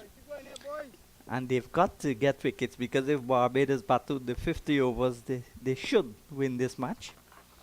And here's a big hit, and he was waiting on that. He was on the back foot and really just hammered that over long on, wide long on for 6. Sinclair is a West Indies spinner, so his job would be, even though he's got the bowl tight, he has to pick up at least a wicket or 2. That job what Sinclair is doing should be done by someone like a Chandra Paul, just bowl tight overs, a couple of overs and waste out the balls and so on. But Sinclair needs to at least get a wicket, and you can't be hitting him for 6. Well, in all fairness, that was a short delivery, one of the few short ones that he's bowled. But Myers, again, who was deep in the crease, seized his opportunity there and really helped himself. Now the challenge for Sinclair is, since he's been hit for 6 so early in the over, how does he now adjust the rest of the way? And I can tell you there's a battle within the battle between... Edging, and he's out. And Sinclair is going to run all the way, and he said he would have gotten Myers out. So Myers goes for 22, and that is precisely what Imlak wanted. So he is caught by Chemo Paul rather, at slip. And, well, you were asking him to take wickets and he's obliged you. That's what he has to do, especially to Myers. They've got a big competition since before the match began. They were talking about who will out who, and he got a duck, but now he's come back and he's gotten Myers, and Myers is the captain, and he is a very good. He's a big fish in the Yep. context of this week. Well, relative all the teams are weaker because of the West Indies one-day series being played presently. All our best players are either there or somewhere else in the world, but not in this tournament for sure. But there's still enough Yes, there's quality still enough. Yeah. in a team like Barbados is a strong team. Guyana has a strong team. Trinidad and Tobago has a unit that seem to like to play together. So they're getting results, by committee.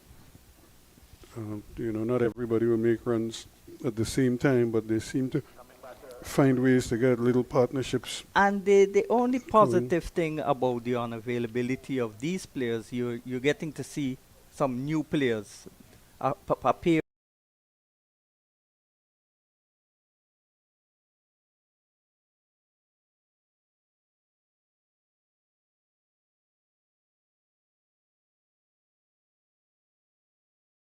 Thing with Wickham, you've got to be consistent. You've got to make back-to-back big scores, like Justin Greaves has shown. But you can't score hundreds every day. But you've got to at least, when you're in form, use that form, because there'll be days when you'll struggle to get runs.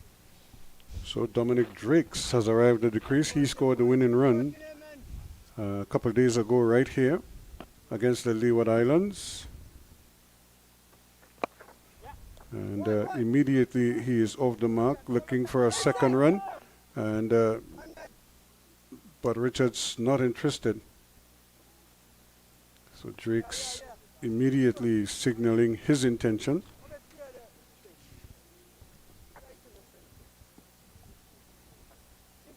So we're in over number 23 right now, 87 for 5.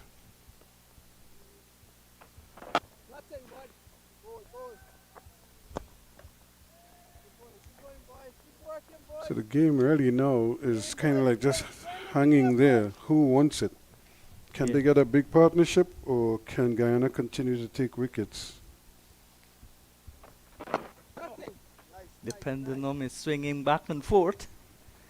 When the Bajans began their reply, many felt that it would have been an easy victory. Now they've got 5 wickets down. There's a loud appeal for an LBW. Not out, says the umpire. I think they were appealing for boot first before bat. If there was any bat at all, you look at it again. Actually, it's pad first. Yeah. Yep. And but Might the have umpire been said angling down the leg side because he's bowling a nothing lot of of arm turn, balls. Yeah. not spin Yeah. on the wicket there as well. So 88 for 5. But the spirit of the Guyana side has been uplifted once more. And that's a good thing, because you want the energy level to always be up. You don't want a partnership to be frustrating and the shoulders of the fielders drop. It's always good to be competitive. And without a lot of wickets defending a small total, eventually one or two of the players going to be just saying it's only a matter of time, and that could catch on to the other players. You don't want that kind of attitude. That's why I like the Australians. Even if they've got a little bit of runs to defend, they go at it hard. Yeah, they play sport in a whole different attitude, and it's not just in cricket. It's in their football. It's even in their women's sport. You look at the way they play netball. Sometimes I wonder if netball is a non-contact sport. Well, you see now the umpires have gotten together, and they're going to be talking a little bit about the excessive appealing and the excessive talking by the Guyanese. to the Barbadians. They don't want the game to get out of hand. There's a competitive spirit, yes, but once it goes over that line, they're hoping or they want to mandate or ensure that it doesn't get past a certain level. So Purmall it is who is going to continue. He does have a slip as well. No.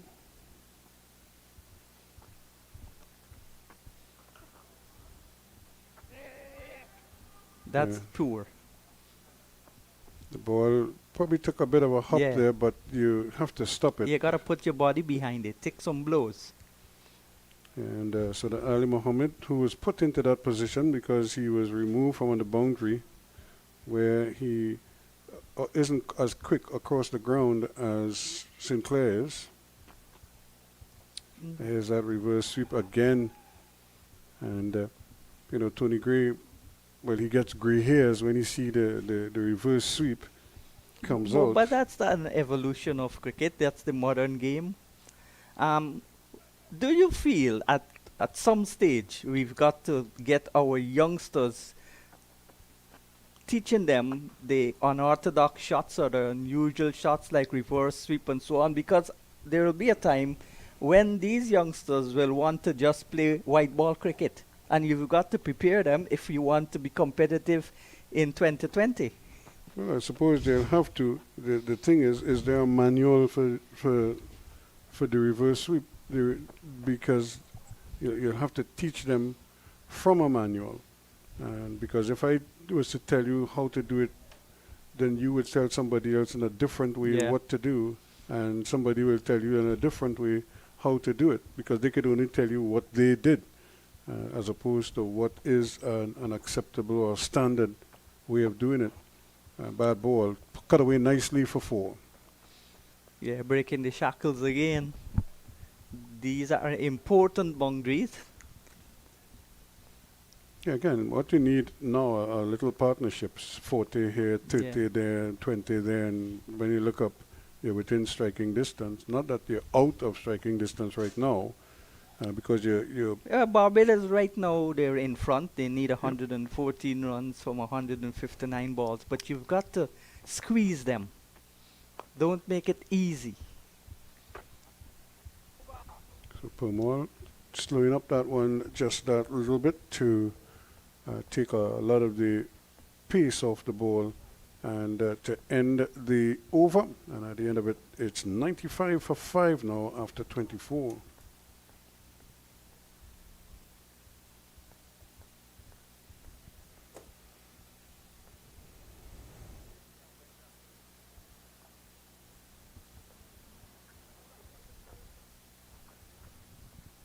So Sinclair, who has a long trek, because he's feeling at long on when Purmall is bowling from this end, and then he has to make the trek all the way down to the southern end to start his attack down there. So he's putting in quite a bit of work.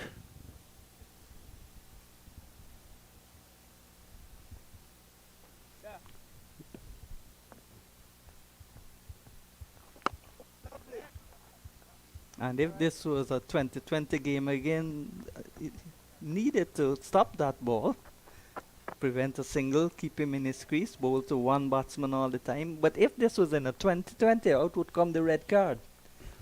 And that's for time wasting or overtime. And they have penalties for that. So again, they're trying to get the right personnel in the right fielding positions. So they're just switching out. The two Chandapal has gone to that short extra cover position. Sinclair almost breaking through there. The hands went up. And you could hear the chatter from Imlak, encouraging Sinclair. Oh And dear. just one hitting the pad, but it's going to be difficult. He was a long way down. And outside the off stump. He went outside the off stump to paddle sweep that. So So again, the batsman not wanting the bowler to get too comfortable, just ringing over and getting dot balls. And the most productive shot you can use when you're not reading the spin or you're getting tied down is the sweep. Now they've employed the reverse sweep also. Carl Hooper used to play all of those shots except the reverse sweep. He was a great sweeper of the ball, fine sweep, lap sweep, slug sweep. I don't think I've ever seen Carl Hooper play a reverse sweep. He didn't need to play those shots. There's another appeal for an LBW, not out, says the umpire. Again, Drake's kind of hit on the move there. They tried to play across the line. That's dangerous. They're starting to go down the leg side Yeah. on the angle. Well, Sinclair bowling wrong the wicket, not much turn. He's always going to get the ball drifting down.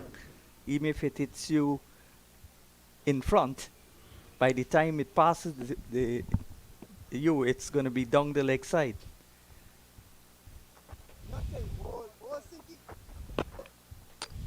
Sinclair very busy Yeah. and keeping the batsman honest there as he Real wheels animated. over. Well, finishes another over, 1 for 15 from 8 for him. And it's 97 for 5 now after 25 overs. So we're at the halfway stage of the innings. And at the halfway stage, the Guyana Happy Eagles were 95 for 2 by way of comparison. So just 2 runs, but 3 wickets, the difference. So the game again is pretty much, teams are level pegging here right now. Very frugal spell though from Sinclair. 1 for 15, 8 overs. He's got 12 legal balls left. And now it's going to be Nandu who's going to join the attack.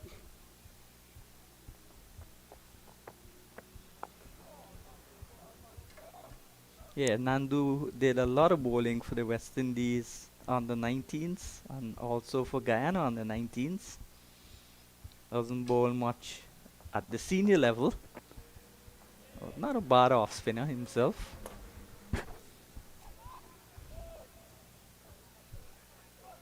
And again, because of the left-handers, they're trying to Spin the ball away Yeah. from the keep them honest. batter.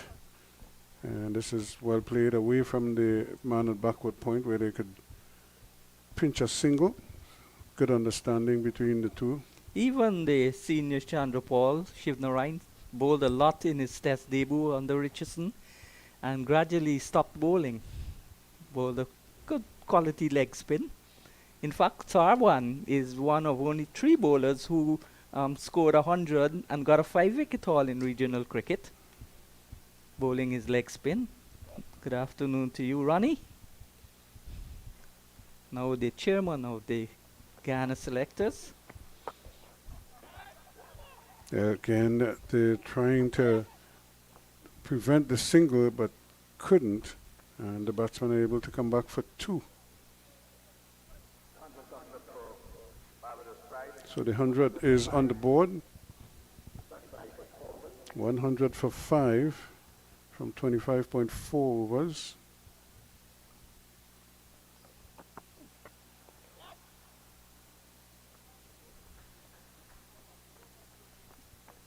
So Barbados will be starting to count down now as they inch ever so closer. Remember the target is 202. They are on 101.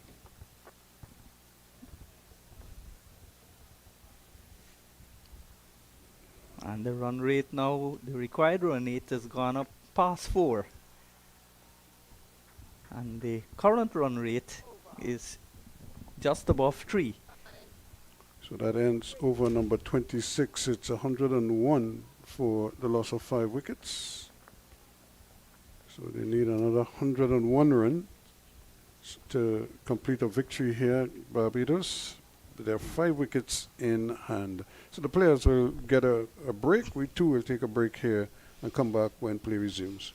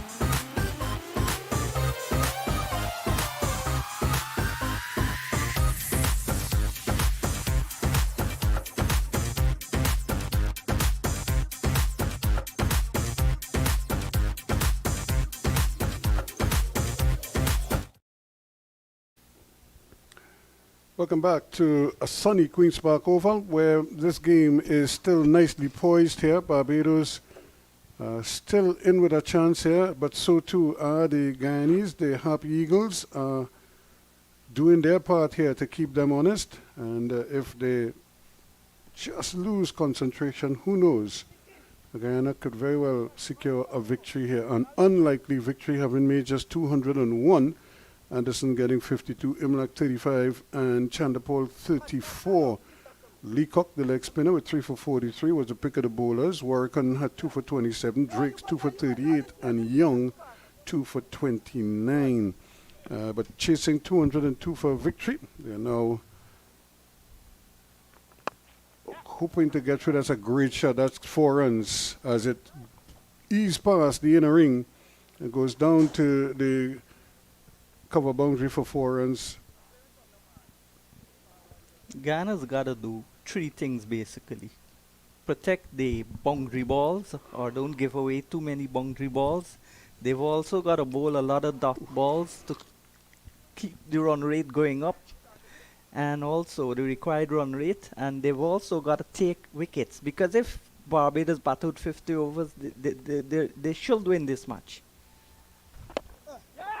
And they go for another quick one. He's going to have to hurry, and he does. That's good calling on the part of Drakes. He sensed the opportunity there, and immediately on playing the ball he was able to go through for the single. He was safe. There wasn't much. And they were exploring the possibility of an overthrow after Kevin Sinclair turned his back on the ball and it passed him. So one more to the score now. It's Richards. And again, just finessing it down to fine leg. Yeah, a And lot of dexterity in that shot. Just using the pace of Sinclair. He's drifting it down the leg side, especially to the left-handers. Keep going, man. Keep going there, boys. So you could hear Imlach trying to encourage the players to stay in the game, stay focused, stay motivated. Again, Sinclair is bang on target there. He's not giving much away. And he's really putting up his hand here for his team. 1 for 22 now in his 9th over. He'll take those figures any day. It'll look better if he picks up another pepper. You see if he could have spun the ball, landed right there, leg stump, and straighten up, hit off stump. But he's not a prodigious turner of the ball. Yeah, but this too is not a spinning wicket. This is really a batsman's but wicket. if you can spin the ball, it will be turning. But Warrican did it. But he's naturally not a big spinner of the ball. Plus his speed at which he's bowling Yeah. to, it doesn't allow for much spin. At the end of another over, his 9th, it's 108 for 527 now completed.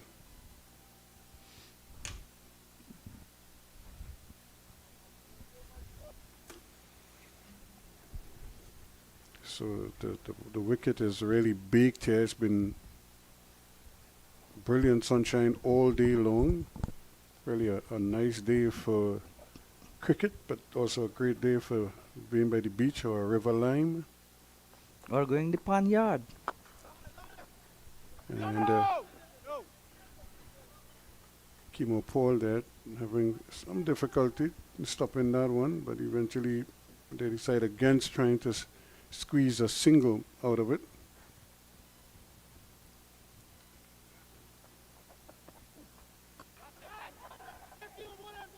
And again, it's a very well judged. Not much they can do to prevent that single. That's what happens when you put pressure on the fielders.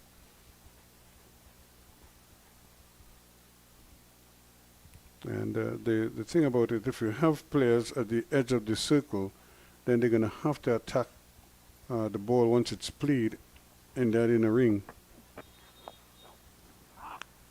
And nicely put away by Richard. So he's holding up his end of the bargain. Young Richards, he's on to 18. From 6 to balls. This has been a laborious innings, but well played in the context. Because once Barbados bat out these overs, they should win this match. If he gets out now and another wicket falls, Guyana back in it. It's been a real topsy-turvy kind of situation here. You move, I move. But this is the man they want to get rid of, Dominic Drakes, because since he has arrived at the crease, he's been very positive. And we all know that he has the ability to hit a big ball.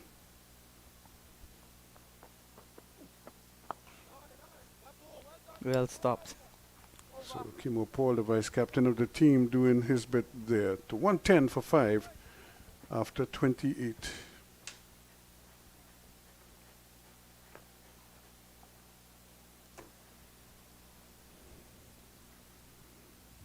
So Matthew Nandu also chipping in there with a few overs. Everybody is kind of making a contribution, hoping that it will pay off for them at the tail end. Come on, boys.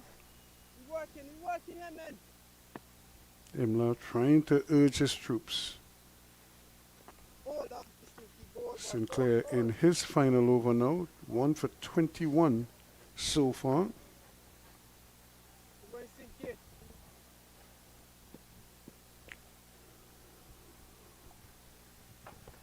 Nothing. Done safe as done, but done. Nice, nice. So again, not much by way of flight here. It's all arm to pitch to bat.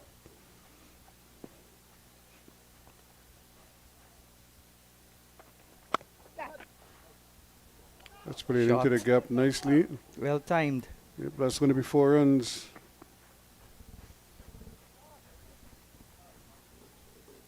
Now the Imla has been reluctant to put the sweeper out as he tries to keep everything in that inner ring as much as possible.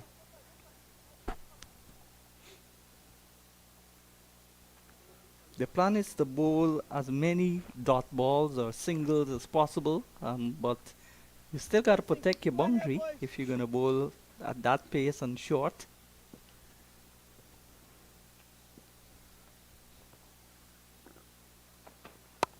Again, got away with it that time, but this one is even shorter than the one before. So probably getting a little bit tired, but he's in his final over now, 1 for 26.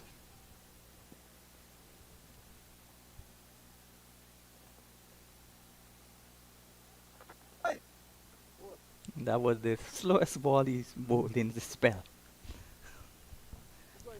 When he struck him on the pad an over or two ago, was another nicely flighted delivery, but he hasn't really used that much in this spell. He's bowling right through now.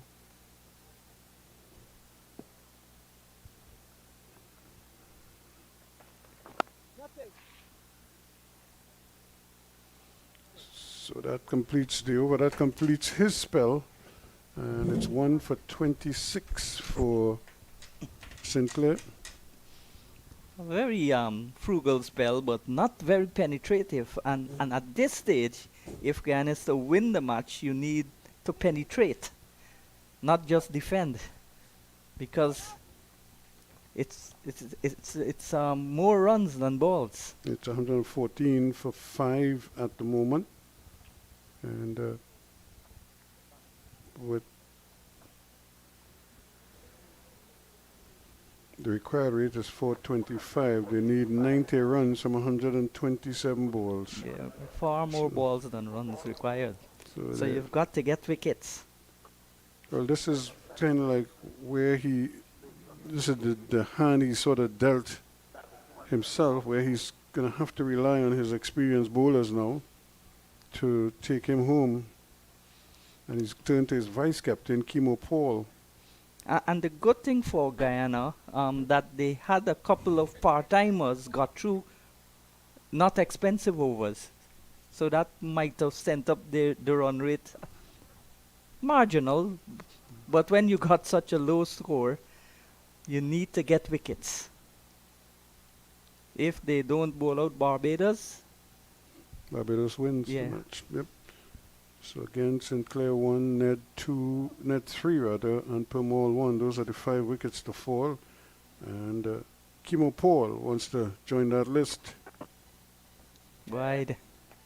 And you can't afford to give away free runs in a situation like this, where you're defending a small total. I'm sure they're aware of that. Paul, no doubt, needs to really pick himself up here and bend his back for his team. This cannot be about line and length so much as it is about a little bit of speed, a little bit of variety, but a concentrated effort on one side of the field. He's got 3 test matches. And this one is hitting him low down. He's out LBW. Well, well, well. It kept very low indeed. And Drakes went right across it and paid the price. So Paul has broken through. He goes for 13. Crucial wicket for Guyana there. But Drake's orchestrating his own demise with that shot he played right across the line. The ball kept low. And excellent breakthrough from Kimo Paul. Yeah, certainly it was. It looked like an ugly shot because, and I think it's the length that did him in there, or the height. Let me just say that because the ball kept very low. He probably was expecting it to come up a little bit more so he could pull it through mid-wicket, but it kept so low that he ended up going right across it, and by that time the ball had crashed into his pass. 115 now for 6. And they say 1 wicket brings 2, and especially with the lesser batters left, it's still an open game. But I think Barbados still slightly in front. Sino has 1 for 14 from his 3 overs and 1 ball. 115 for 6. Naeem Young is the new batsman.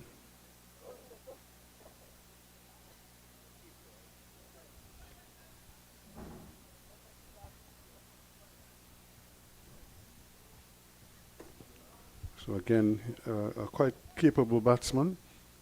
No rabbit by any stretch of the imagination, but he's going to have to play the situation here now, try to get some runs on the board.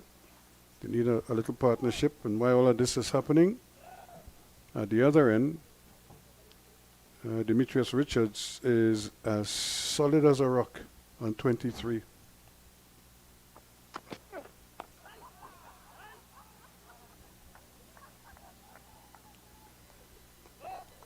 Paul bang on target there. Naeem Young solid in defense as well. Probably just trying to play himself in. He knows that he has a lot of balls to work with. No need to get a rush of blood. So in the context, this is a very good innings from Demetrius Richards. 23 from 67 balls, yes. Slightly on the slow side, but he's still there. And once he's not dismissed, then Barbados has a good chance of winning. That's a good delivery, almost brushed the edge. He was nibbling at that one, and that's good pace, good carry there from Kimo Paul. Really bent his back on that one. Seemed to be ambling up prior to that, but that one he had good rhythm and got a little bit of a wee movement. Sure that would have brought a smile to Tony Gray's face. He doesn't smile very often, you know. He's one of those serious guys. That's well played. And into the gap, but Veerasamy Permaul is, I got to say, was sprinting across there, but I have to use the word sprinting very guardedly with Permaul. He was shuffling across to his left.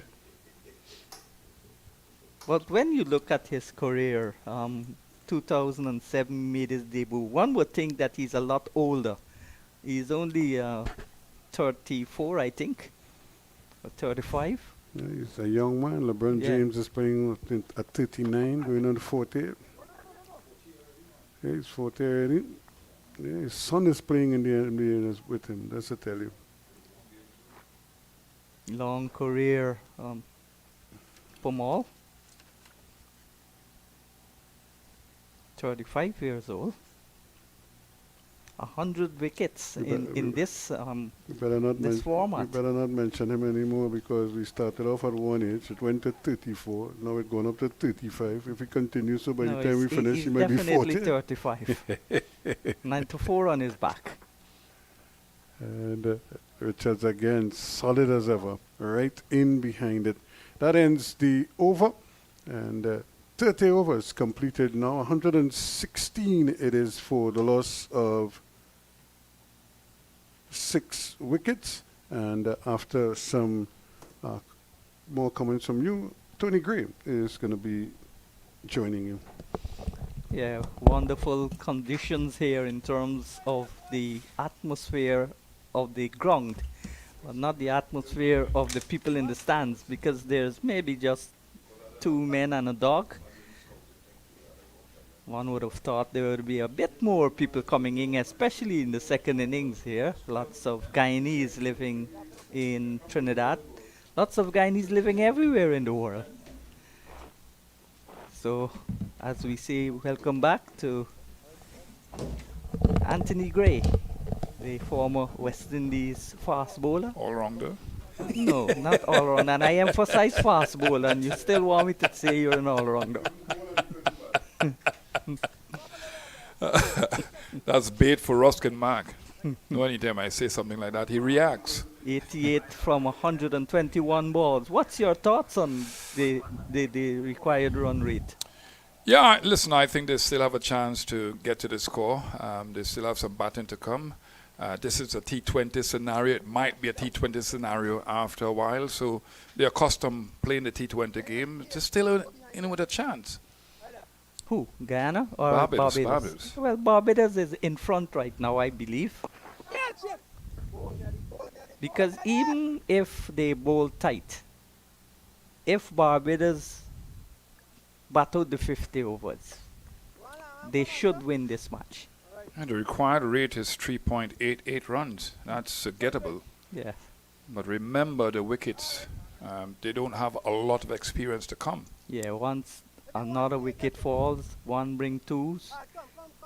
And the lesser batsmen are also not just lesser in technique, but lesser in experience. But Richard's doing an excellent job. Yeah, With his he's 23 over 69 deliveries. Yeah. Required run rate now 4.44. This phone I have, it's a bit slow. That's why I give it. It's not reality here. It's a bit slow. I prefer to use the phone rather than the laptop and the television. Ned in his 6th over for us of a new spell. So both batsmen will have to communicate there and measure how they're going to get to this score.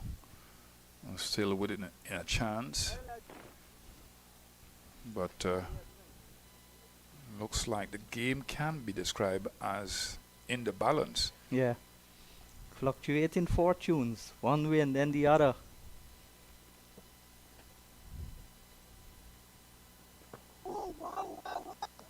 And both of these teams would have gone through tight games. Guyana has lost the first game against Windward Islands Volcanoes at the Brian Lara. In the last over. Yeah. I remember the Barbados Pride played a very good game, a very competitive game against the Leeward Islands. So they would be accustomed to these types of scenarios. And both teams were involved in... Oh dear. That's an easy single in the end. Both teams would have been involved in rain-affected matches. Luckily for Barbados, when they played Jamaica, the game was over 20 overs, and it was decided on a Duckworth-Lewis system, and Barbados was the winner. In contrast to when Guyana played CCC, good stop there, fantastic stop. Yeah, brilliant bit of fielding. And you need that to keep the pressure on the batting team. That's a brilliant shot stop by Chanapol, it looks like, diving full length, goalkeeper style, bounce off the ground. So it's not only judging the line of the ball, but the bounce off the ground. That's excellent. Yeah, 120 for 6, 31 overs finished. Lots and lots of balls left. Yeah, your impression of Kimo Paul? Came back well, bowled the new ball well, came back well, got a wicket, Yeah. very important wicket. Brought Guyana right back into the game when it seemed to be just getting out of hand. He's such a warrior. Yeah. Always fighting, always trying his best for his team.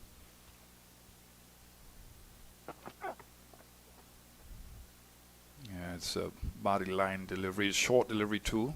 Well played by Young, getting on top of that one. Well, it's not Young, it's looks like Richards. Young is right-handed, Richards left-handed. Yes, He's and now on 25 of 71, so it's can't be described as a painstaking innings, but in the context of the game, he needs to play this type of innings. As enjoyable as watching paint dry. Come on, it's not that bad. Imagine sitting and watching paint dry. That's boring. Paul, good delivery again, looking for a single, it's not on. Yeah, imagine this. This is what? The 32nd over of the game. The ball is old now. And pitch is not that bad, not that abrasive, so it wouldn't really mess up the ball, but still Kimo Paul being able to bowl at good pace, hitting the bat hard, and really a trier. The ground not in the best of conditions. I've seen Queen's Park Oval in peak condition. Lots of white patches of sand. That's a nice shot. Again, 2 important runs.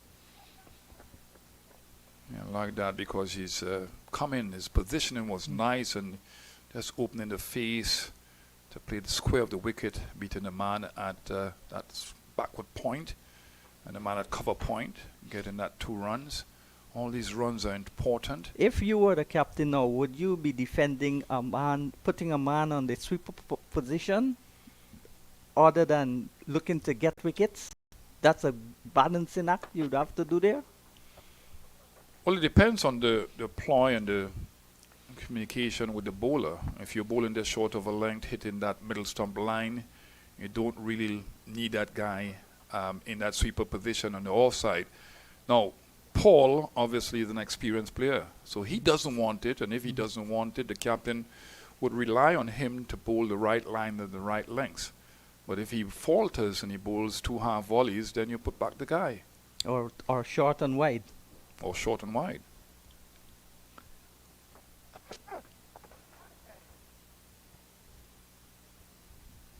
Slashed away off the outer part of the bat down towards third man. They get a single. All of these runs are important runs. Yeah, and what it does, it brings about the anxiety of the fielding captain because runs are coming, they're getting closer and closer to the score. The bowlers will try to get wickets because they have to get the wickets to win the game. And you're going to find a lot more 4 balls being bowled. And Richards is going to look to take as minimum risk as possible, because he knows once he's there at the end, it's likely that Barbados would win this match. But if he gets out, then Guyana could sneak in. Yeah, you look at Kyle Mayers, he's just got 22 and he's the senior player, the captain of the team. Dominic Driggs just going this now for 13 runs. And Richards has decided, listen, I have to anchor the innings through. I have to accept the responsibility. Others can bat around me. And he's been doing well. 80 runs off 108 balls. That's easy and gettable if they don't lose wickets. And that's why Guyana got themselves in this predicament, because even though Anderson got 52, Chandrapal 34, Imlak 35, well, Paul was unfortunately run out, so you can't blame him. They both got starts but didn't carry on, and they didn't build partnerships. When one got out, the other one got out almost immediately after. Yeah, they tell you when coaching, they always say that if you lose a wicket, don't lose another wicket too soon, because it really changes the momentum of the game and offers the opposition, that impetus. That's well played. Although he was tailing away to the leg side, he was watching the ball onto the bat, and he was in full control of that shot.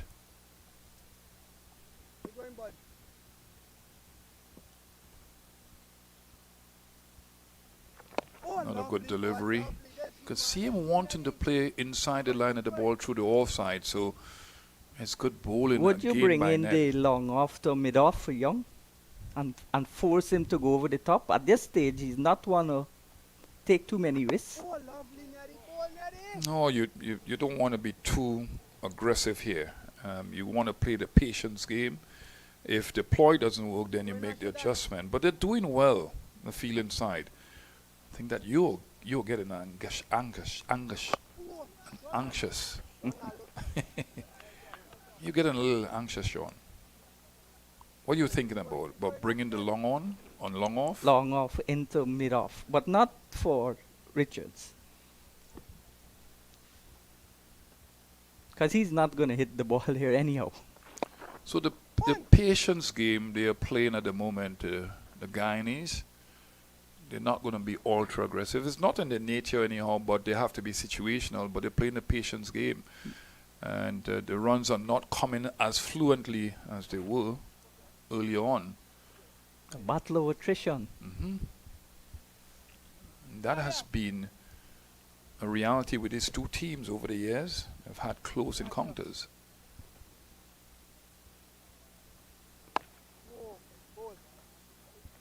That's a good shot, but to no avail, not enough power in it. Temperament of Richards has been good. He's now having a word with his partner. Want to extend his innings.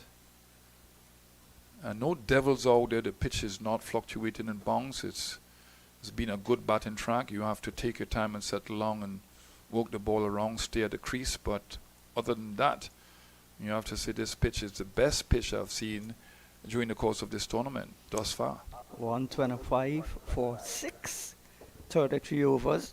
The run rate has gone marginally higher, the required run rate. Important thing is keeping wickets intact. Yeah. For the last 10 overs, even for the last 8 overs, keep wickets intact, get close to the score, and then you could reassess things.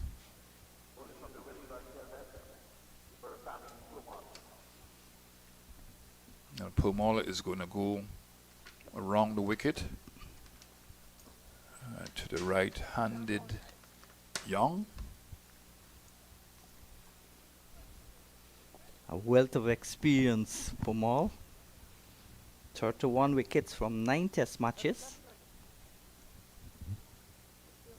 What do you thought about the use of the bowlers thus far, where Guyana is concerned? Well, I think there was a time when you had to try and bowl the makeshift bowlers to bowl out some overs cheaply so that you could get your frontline bowlers to bowl exclusively at the back end. You thought Ned should have continued after Yes, that I 5 thought overs? Ned should have continued because he was on a roll, he was picking up the wickets. But Sinclair was the one who bowled 10 overs on the trot. Yeah, and he was very frugal, very tight. He did a good job for his team. Yes.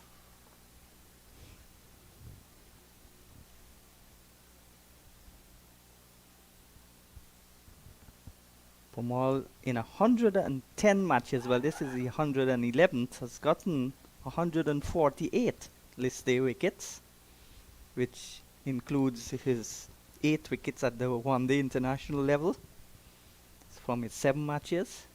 So he's been around for a long time. Some say this might be his final year. But he's very important, especially if you don't have a Moti in your side. But it's not only that you want him to lend experience Yeah. and knowledge to the younger players. The way he's gone about things too, he's been a consummate professional. Yes. But then when Moti comes back, young Ashmined, if he continues next year with Moti, then Ashmined, they wouldn't want to play 3 left arm spinners. Why not? Because then there'd be no space for Sinclair, who's the primary off all-rounder. spinner. Yes, the all-rounder. I think now Sinclair, I would describe Sinclair as a batting all-rounder. Well, he's not making runs, but No, his last ability, year, yeah. last year he was excellent. Remember, he went to Australia. He got a Yeah. 50 in the second Test match. To me, he opens the batting yeah. at home for Intercounty, Yeah. for Barbados, and his club rose all town. to me, he can bat at number 6. Obviously, he had that unfortunate situation in England where he had a broken hand. Mark Wood bowling a really fast delivery. He's going at the sweep shot here, so primarily he's looking to play the sweep shot because the ball is angled into him, Richards. But the field placing is very good one. Pumal understands where he needs to place the fielders. So this was a very good over from Pumal. Just one run coming off that over. And it's times like this, then you need someone with the experience of Versami Pumal. Yeah, and he's cool and he's calm. Yeah. Right? So it's not just he has that profound knowledge, but he's cool and calm, and he's going to cool the younger players. And if he's you have been through this 1,000 times. Right. That's right. If you have a captain or a senior pro who will act up and will be agitated in times like this, it transfers to the younger players. So he's cool and calm and very knowledgeable.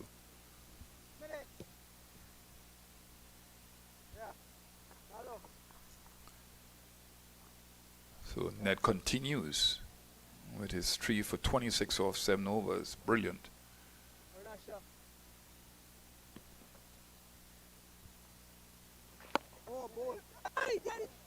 That's well played. And that's what you're talking about, yeah, Sean, to bring up the guy in the Stop the long single. off Ask long him off to position, go over the top. yeah. And at this stage, with 6 wickets down, they might not want to go over the top because they know they can bat, and if they bat out to the end, they will win. So force them to go over the top. Take a risk. That risk could eventually translate into a wicket. I So see your point. don't put the man there to get an easy single. That's a very low rate shot to get a single there. That's well played, but playing it late enough that the ball went straight to the fielder at backward point in Pumal. I should have played it slightly earlier or slightly later. Of course, he's got to be conscious of the player in slip. And you see they've pushed back the man now to the sweeper position. So they don't want a boundary to leak. Excellent bowling again by Ned, keeping up the pressure.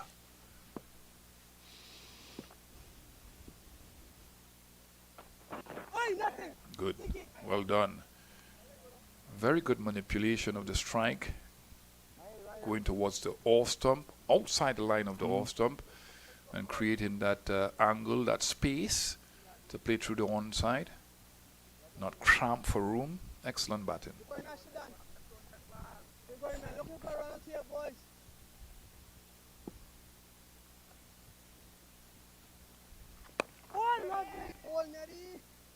Again, the option is to bowl him straight. Yeah.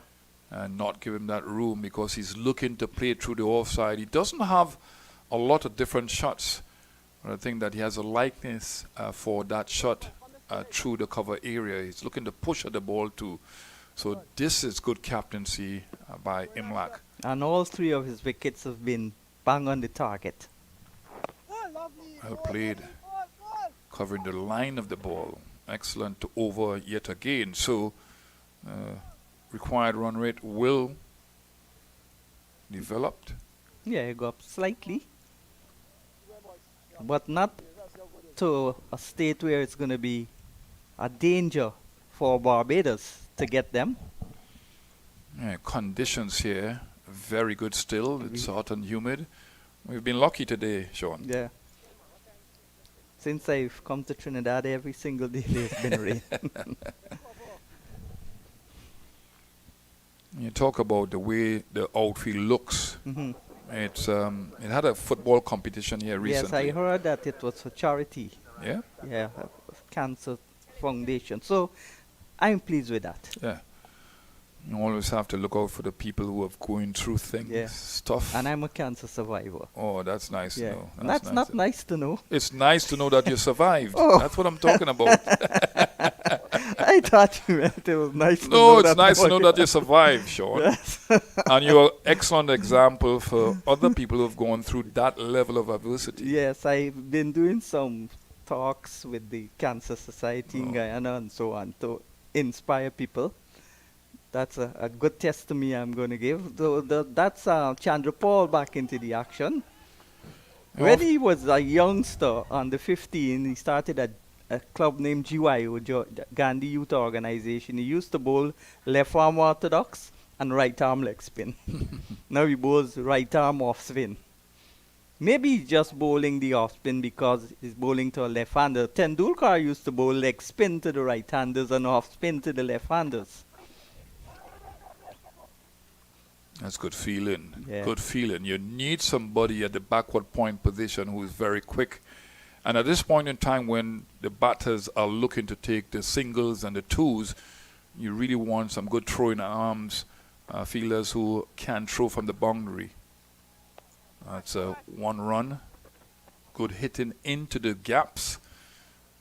Good rotational strike. So they're not too perturbed as yet because the equation is still good. 76 runs to get off 88 deliveries. But for the first time, the required run rate has gone to 5. Yeah.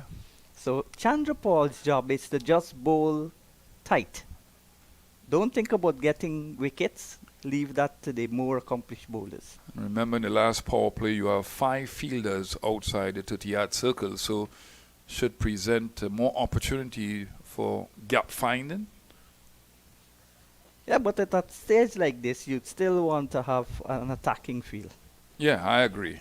But some captains will be too defensive. Mhm.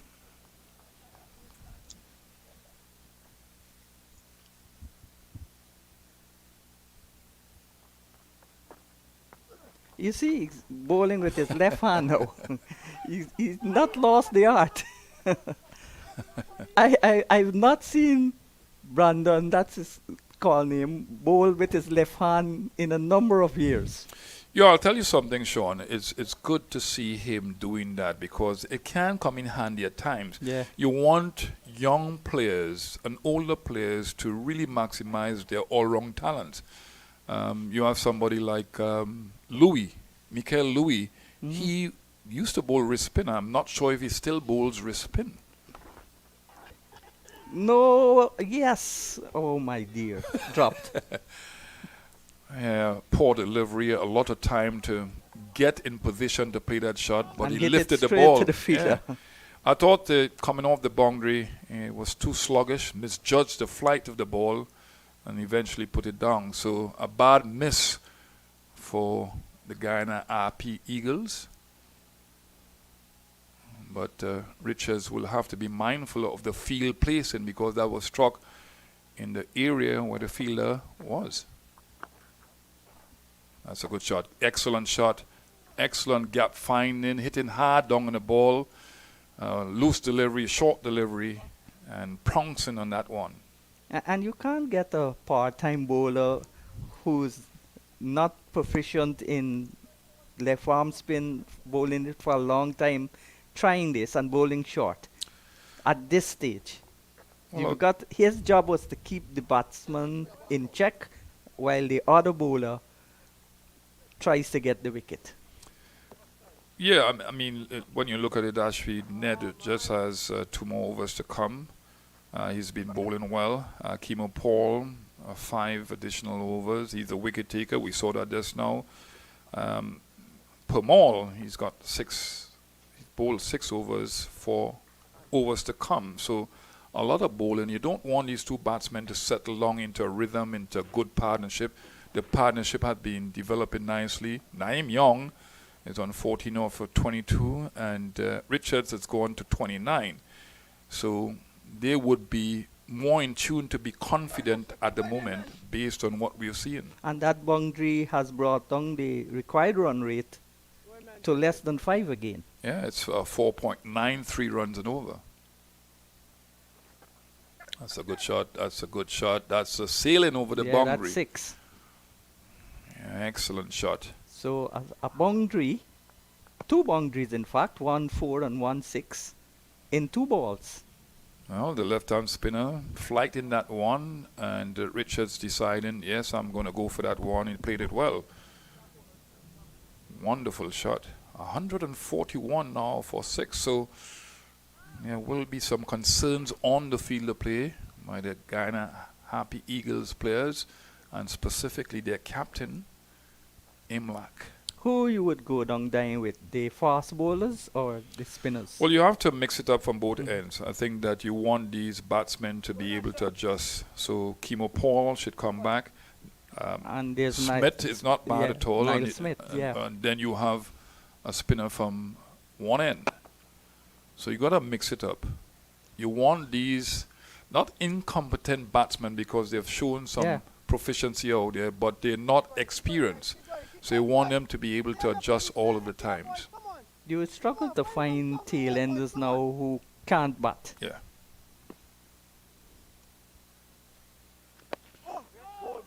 As well, bowl. Even in Test cricket now, the tail enders, the bowlers can bat. Yeah, that's because the momentum of the game is important. Yeah. All right. So, for example, if you have tail enders, you say tail enders, but I prefer to say low order batsmen who can come in there and make a 50 or 40. It changes the momentum of the game and gives that positivity when they go into to bowl. So it's important that everybody learn to bat, and because of the advent of the T20 game, it forces and players most to people would learn improve. to bowl also. Yeah. You got 2 arrows to your bow. The only person that does not bowl at all is Hetmeyer. Yeah, I'm thinking, but Puran keeps bats, all the others bowls bats, only Hetmeyer. So the over is completed, 143 for 6, 37 overs completed. So the required run rate is down back now to 4.36 with those 2 boundaries in successive overs. Well, Hetmeyer's role has changed significantly. Remember when he started to play one-day internationals, he had 5 centuries very early in the piece, Yeah. and then he struggled to bat for long, and now he's been used as not a finisher really, but just to go in there and express himself. He doesn't, to me, have that ability. Again, he can resurface it to bat with responsibility, but he likes to express himself. But to win matches in IPL, that's the IPL strategy. To have him bat, face a couple of balls, make 18 not out with 3 sixes, and that's to win the match. But that would be detrimental to his development because he's going to turn a cultured slugger. That's right. Agreed. That's well put, Sean. Excellent statement. And it's sad to see somebody with that talent just becomes one-dimensional. But if you pay me 10 million US and tell me to bat You last. pay me 1 million, I'll bat 13th. Yeah.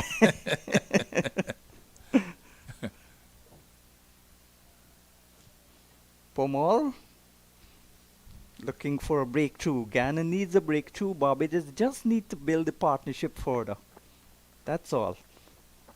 On the line of the leg stump, attempted sweep comes off the pad. Yeah, they're opting to go for the sweep shot, but out of the full-length delivery, he's rehearsing what should have been done, perhaps a little dab or even a leg glance shot. There's a wide gap between the man, deep square leg, and the wicket keeper, so you have a lot of real estate there. Fine of the wicket, and the previous delivery missed the opportunity, just a leg glance the ball. Yeah, that's why I say the sweep shot is played on length, not line. Once it's too full, you can't sweep it. It goes on their bat and get bowled. Oh my dear, 4 more runs. That's not a great shot. He didn't have control of the shot, but got the required result with a full delivery, angling wide, perhaps playing for the stomp out. You recognize that the batsman was looking to come forward and Pumal with his experience, but a loose delivery in the end and getting 4 runs. I won't be so hard on Pomal because that ball was on edge. It was a bad shot and it resulted in a boundary. And that was important for the Barbados cause because a 4 is a 4. Yep. It takes down the run rate more. Required run rate 4.56 now.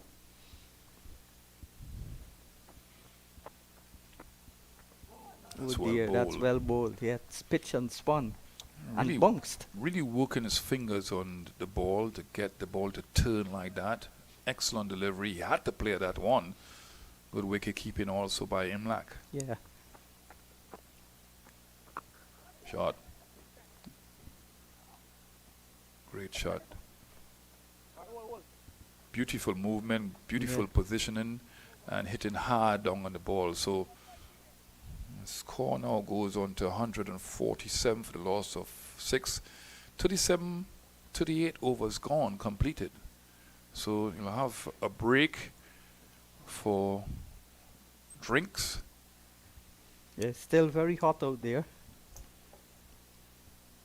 So those drinks breaks would be needed. And there is Ralphie. I've known Ralphie since I was coming here to play cricket in Trinidad for clubs. He's always, well, he sprints less slow than before, but he's still sprinting out. Yeah, How old is Ralphie? I think that he could be. I think that he could be heading towards 70 at least. Yes, because I've known him since I was a little boy. When I was little, he was big. So the thing about it with Ralphie is that he's so dedicated to his Yes. job. He loves his job. Yes. And that should be an example for all of us. I mean, I you know. remember once in a test match, he came out with a wheelbarrow. There was rain, and the wheelbarrow tumbled and he fell and got up and continued. Yeah. He's such a wonderful Yeah. character from East Trinidad, Yes, and he's so, Tagarigua. yeah, he's so friendly also. He'll see you, you'll say hello. Right. So you're not missing any cricket, as you see. The water cart. Well, not the water cart. The things have changed so much when you talk about the water cart and all of these things. You talk about a batter. It's in the law that it's not gender-based. It's the person who is batting. You ought to adjust a lot, Yeah. verbalize things differently now because of women being a part of Yeah. the whole landscape of And I'm international very cricket. happy with the 24 girls that have been given central contracts now. It makes them want to play cricket. Not only the Haley Matthews and the Andrew Dottins. Everybody would want to play, and the younger girls coming up would want to play because there's a future in it. As you talk about women's cricket, your impressions about the World Cup, just concluded World Cup? Yeah, I was very impressed with the West Indies team, but then again, they depended on too few people. They've got to get a wider pool, but in the West Indies, especially Guyana and so, maybe Barbados to a lesser extent and Trinidad, there are not many girls that get into cricket because of various reasons. The parents don't want them to play hardball cricket because they'll be injured. A lot of different reasons. And we've got to get, in Guyana there is no club that plays female cricket. So the females got to incorporate with the males. And the West Indian players got to play with the first division men.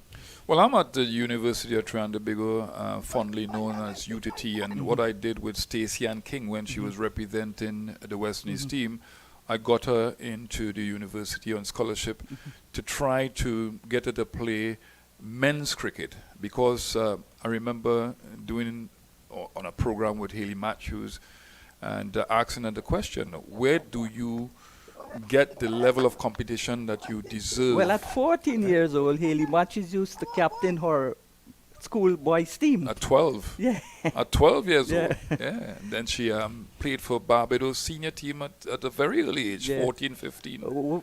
When I was still playing, Trimming Smart was just out of the West Indies team. Myself and Trimming Smart opened the bowling for Bourmine. That's a club in Berbice. Okay. And she actually bowled down a police officer. We played police. Keep going, Asha. So Ned will begin his Final over. final over. 3 for 36 so far. And that's a good effort. But down towards the man at the sweeper position. So they've now decided they don't want boundaries to be scored. Well, you're looking at the depth now, and you're looking at somebody like, Niall Smith. It's not really the depth yet, but this scenario is coming close to the death. But you're looking like somebody like Niall Smith. Is he proficient at bowling the last few overs with the Yorkers with pace? Yes, but I don't know how confident he would be because he's now coming back from an injury. And maybe he would just want to be careful, especially a groin injury. So you might want to bowl in short spells, and this would be ideal for him at the death.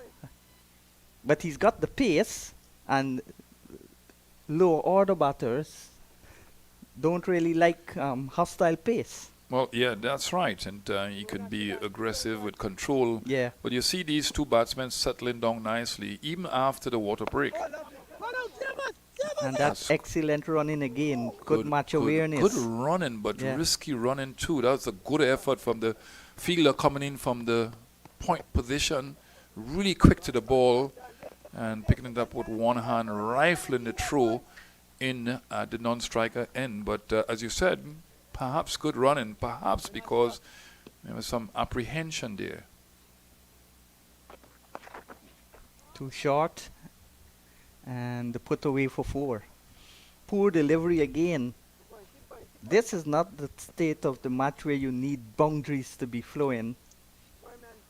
That's what I said. I said you have to learn to bowl against a left-hand batsman if you're a left-arm orthodox bowler. I believe your best bowler should be able to bowl to any Right, but batsman. you're seeing the problem here now with the right-arm, left-arm combination. He's not been able to maintain his line. Yeah, and that comes from the 2020 well- format. That's well played. Right behind the line of that one. So even in defense, he looks very confident, Richards. Yes, it's getting easier and easier from a Barbados standpoint. 155 now for 6. 11 overs left. 39 overs gone. 11 overs. So it's supposed to be easy to get these runs. 49 runs in 66 deliveries. And Demetrius Richards has stepped up his run rate slightly, but still he stepped up in the past few overs. Naim Young is also supporting well with 22. Good partnership here. If they get one of these wickets, then Guyana could be back in the picture. But from a Barbados perspective, they would want these 2 batters to take them home. Excellent game awareness skills being shown by both batsmen. But a bad delivery from Pumal. Got not away with taken it. Advantage Yeah. by Naim Young. Good all-round player, Naim Young. Which club he plays for in Trinidad? He plays cricket in Trinidad, I'm not sure. Yes, he plays in, I think he plays in Trinidad for a club. Most of the players from all over play in Trinidad. I know that Shepherd played cricket here for a long time. Yeah, Barnwell played. Barnwell. Yeah. What's Barnwell doing now? He's there. He's captaining one of the teams in the GCB franchise tournament 2020. He's still playing for DCC. He's the captain for DCC. Makes hundreds every weekend when there's cricket. Played a lot of Stanford T20 cricket. Yeah. Yeah.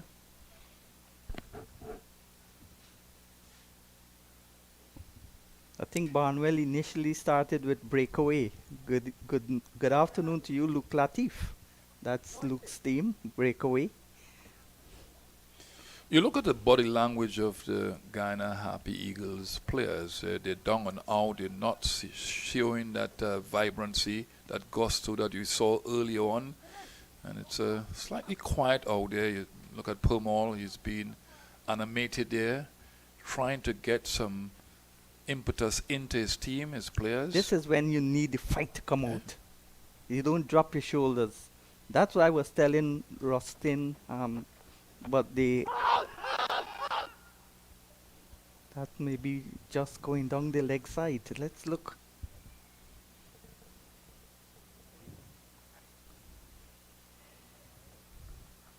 Yeah, just heading down the leg side.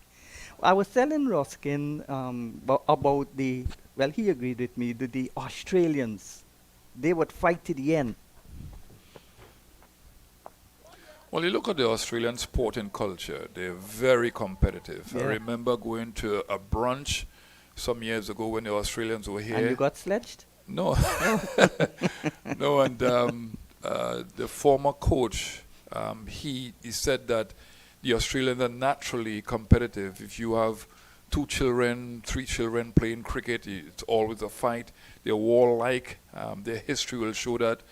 And, highly competitive in any sport. So you expect them to really and truly represent the people of Australia quite well with the baggy green, that sort of thing.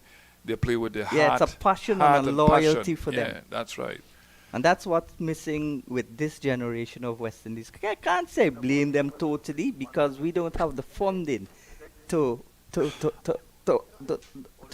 attract them to our regional cricket with all the leagues coming up. Well, I wouldn't blame them at all, although you will have to say that it's incumbent of the player himself to work hard to get to where he wants to get to and to produce the good at the highest level. But we have to understand the societal impact, Sean, on these youngsters.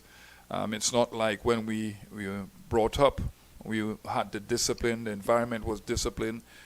Parents didn't were have strict, so many teachers were strict distractions. and that sort of thing. Yeah. Now these guys have distractions. They're not playing as much as we used to play when we were younger. Smith is back. It's a good shot. Yeah. So you want Smith to bowl a direct type of delivery or deliveries because you want the Yorkers now. You want to go for the juggler. You want to go for the wicket. Just short of length bowling would not be problematic for these two batsmen. They're getting behind the line of the ball properly. They're angling the bat in such a way the ball goes into the gap. So you want him to bowl 1 and 2 very good Yorkers or even a really devastating short delivery. And both of them are set. They know the light conditions, how fast the ball is coming off the pitch. And that's why I'm sometimes disappointed when a set batsman plays a foolish shot and is out. Because bowlers have to get wickets. If you bowl a good ball, no problem. I won't blame the batsman. But sometimes you're set, you're on 40, and then you get a long hop, and you try to hit it too hard and you get caught.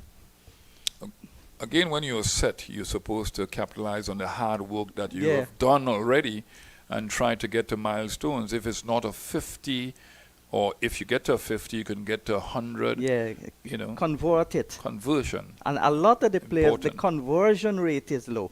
Even if they bat well and get 50, then they get out at 80. You look at Niall Smith.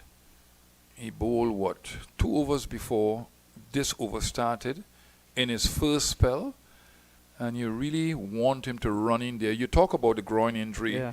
And fast bowlers and players in general will He's want to passed the fitness will- test, but on the yeah, back of his will mind, want you to would know. recuperate Yeah, mentally. Yeah. Like going up a step, you would easily run up the step. But when you got a groin injury, you'd go gingerly. Mhm. The back of your mind, nothing might happen if you run up fast, but in your mind, you're not confident enough mentally. Yeah, it's always about recuperating from an injury in an all-round way, a Yeah. comprehensive way, the mental recuperation, Yeah. psychological recuperation. And injuries can occur if you're not yet fully recuperated. Yeah, because you could aggravate them. Yeah, but you try to be protective of the injury too. So fast bowlers coming back from lower stress fracture, it's not an easy thing, bowling fast.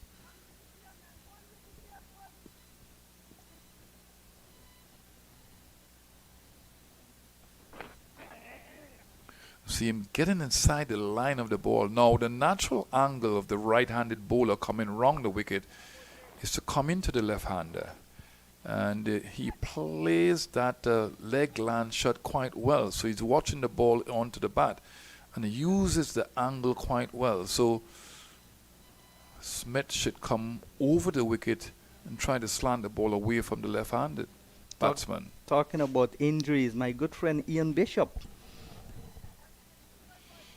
a stress injury, back injury, ended his career before prematurely. He would have been one of the greats. He actually played for my club, you know. in at Maltinos. And about 18 years old. Yeah. 18, 19 years old, Yeah. yeah. Well, the thing with Ian Bishop is because he was so big, physically big, 6'5", 6'6", and he had what you call a mixed bowling action. A lot of stress on the back. He got in a side-on position, and it created some problems. And he had 2 stress fractures, not just one. And so Yeah. he recuperated, and then he had to deal with a second one. And that played on his mind. We talked about his psychological recuperation. So he's doing a fantastic job as an international Yeah, commentator. very, very good. The best in the Caribbean since Tony Koja. That's my opinion. That's a good shot. Well controlled. He's got a lot runner. That's 4 runs. Yeah. Excellent placement. Good control because that had some bounce on it. And he had to control it well. Looked at it closely. And it didn't rock his head away from the ball. Wonderful shot. And at the moment, the advantage goes to the batting team, the Barbados Pride. So They the co- 50th partnership coming up from just 71 balls. Yeah. So there's accelerated. Exactly what you need to do. Getting back to Bishop, I remember he was to play his last year at youth level and he went to England instead. When we came here, we had to in transit. There was a little hotel. The airport was in a different place. We were going to Jamaica and he said to look out for a boy named Brian Lara.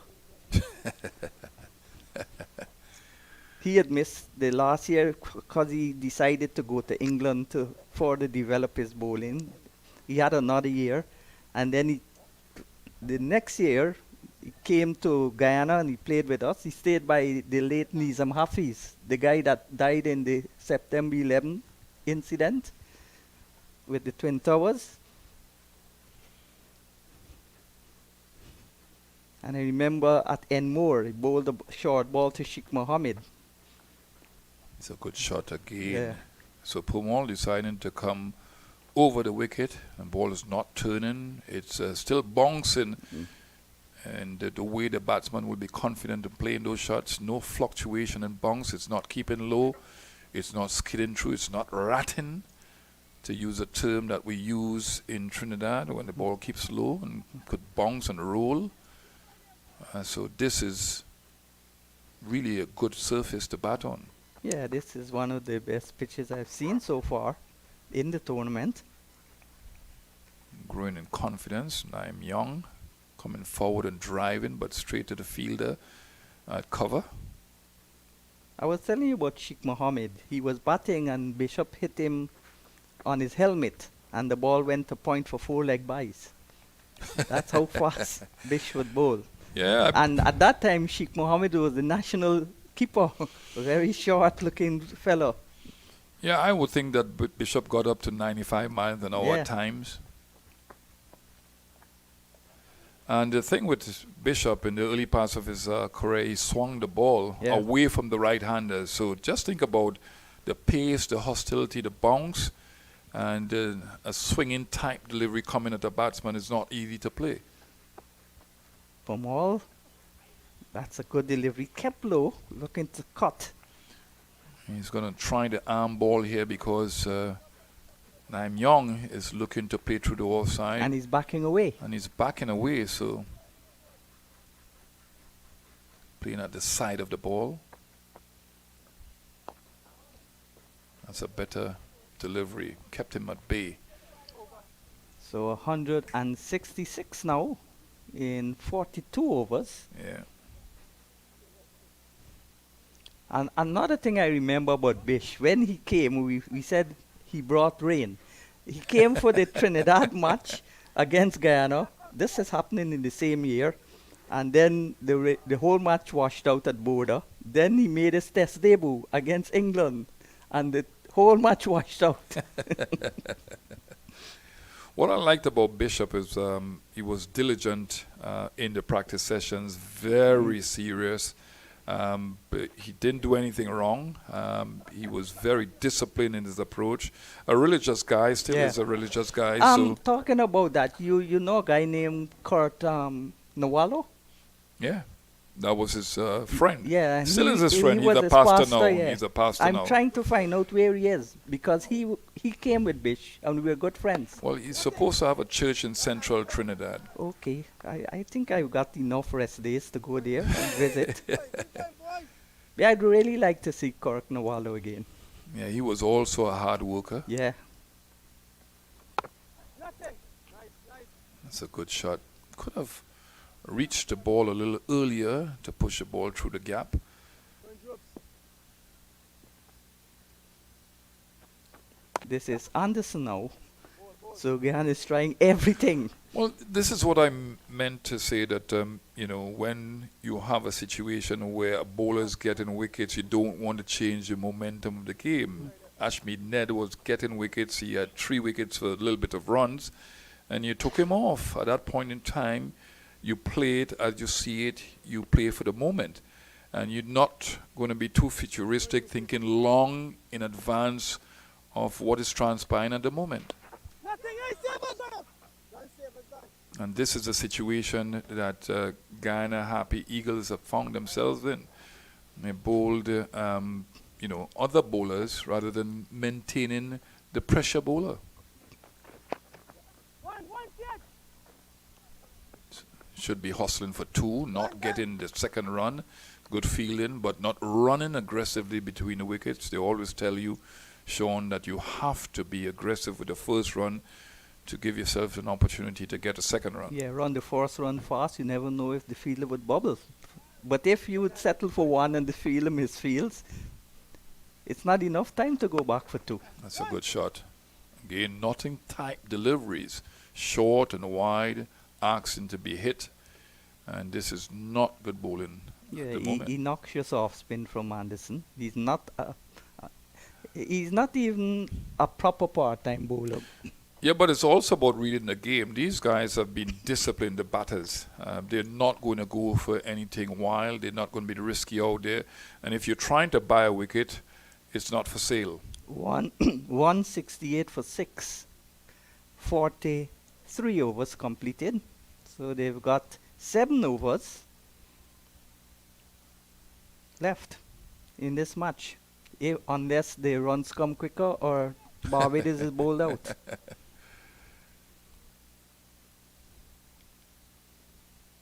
So who's going to bowl from this end? They're not too clear out there.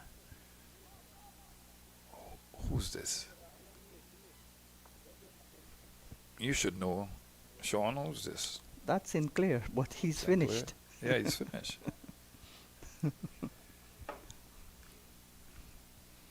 Chandler Paul, again, is going to bowl from the commentary end. So, Guyana cannot give up Guyana here. seems They like cannot they've give given up because Yeah. that's Ali Mohammed there. Sinclair threw the ball to him. He seems annoyed about something. Let it pass. That's the other thing about these players. They're very emotional these days. They have to be stronger psychologically. Yeah. I mean, it's a tough game at times. Back to his right arm off spin. Brandon Chandrapal. It's just lining on those deliveries. No turn at all. No flight. Just bowling straight and fast. Good, Oh my dear. good single. Playing with the full face of the bat. Nandu should have stopped that though. At the pressure of another dot ball. Chandler Paul is not slowing down his deliveries here. He's bowling very fast. This is a T20 type cricket. Looking to bowl the darters. Yeah, once you tell a bowler to don't let the batsman get runs, he automatically bowls pace. And And flat. as a spinner. And flat. Oh my dear, bowl them. That's the breakthrough. He got the wicket, bought the wicket, and he sold it. Well, yes. That's an amazing shot. No need to play a shot like that with a short delivery. When Chanapal bowls short, he bowls faster deliveries. Yeah, and the balls tend and to it keep skids low. on, Yeah. skids on Yeah. because he bowls with a lower trajectory. Yeah. And what a poor shot by Naim Young playing across the line of the ball. He has been given the captaincy of the academy team in the past, and that's because he has a good head on his shoulders, but not the case this time around. Playing with a cross-batting shot rather than playing with a full face of the bat, missed the ball completely and was comprehensively bowled. So he's got to be disappointed with that, not just him, but the dressing room. But maybe this is the break that Guyana needs to come back into the game. He would be very disappointed with himself, and obviously his team would be disappointed with him if they go on to lose this match. Yeah, I mean, they have to be disappointed with the other batsmen too. A lot of times when there's a partnership ensuing and you think that you can win the game and a batsman plays a shot like that, they like to focus on him and blame him. Yeah, but you have to look at the what's happened others before. transpired before, yeah. Well, it was a good partnership, a much-needed partnership. It's up to the other batsmen to really win this game for Barbados pride. I would like to see for the competitiveness of this game, if it comes down to a ball or run, that you got to get every ball, you've got to score a run. Why? Because it would be competitive. I like to see competitive cricket. I don't really mind who wins or who loses, but once the cricket standard is good.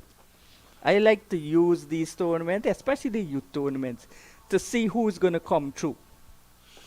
Yeah, you want players to play under extreme pressure because at the highest level, it's going to be extreme pressure.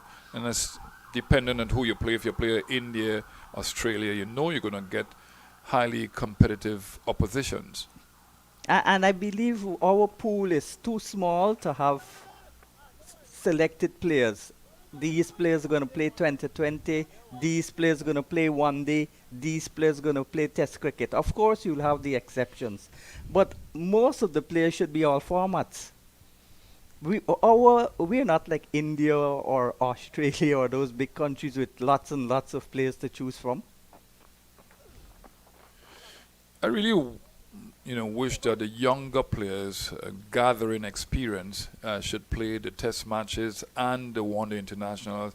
I'm too sort of like not happy with a lot of young players playing T20. Of course, we have an influx of T20 players who have played different franchises all over the world, different competitions. So they have the experience, the Purans, the Andrew Russells. But I really like to see the younger player still at the developmental stages play the longer version of the white ball game and test matches. But once the younger player reaches a certain standard or makes a certain amount of runs or takes a certain Then amount you could of make the wickets, transition to the T20. he's going to want to play T20. Yeah, but And that will go back to square one. You can't stop that. Yeah, we can't stop that. That's well run. That's well run. Excellent running. Good response from the batting partner and excellently played. Good Playing with fielding soft too. hands. Yeah, Yeah. good fielding Good too. all-round cricket. Yeah. So the run rate has gone back over 5. Yeah. That's what happens when a wicket falls. And Demetrius Richards has slowly, under the radar, gone to 47. Yeah. If he stays there, that's what Barbados would want. He You- can't be dismissed now. After doing all the hard work, batting 105 balls, Well, if he wins the game for Barbados, it means that somebody again has put up his hand. yeah. Because you've had that scenario consistently. That's good running between the wickets, good pick up, bat throw. If he'd thrown the ball directly to the stumps, he would have been out. All right, okay.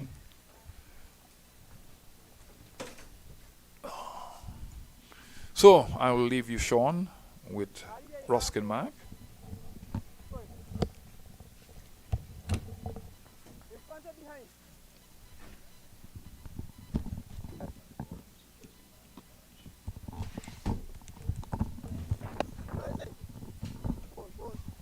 Kevin Anderson in his second over.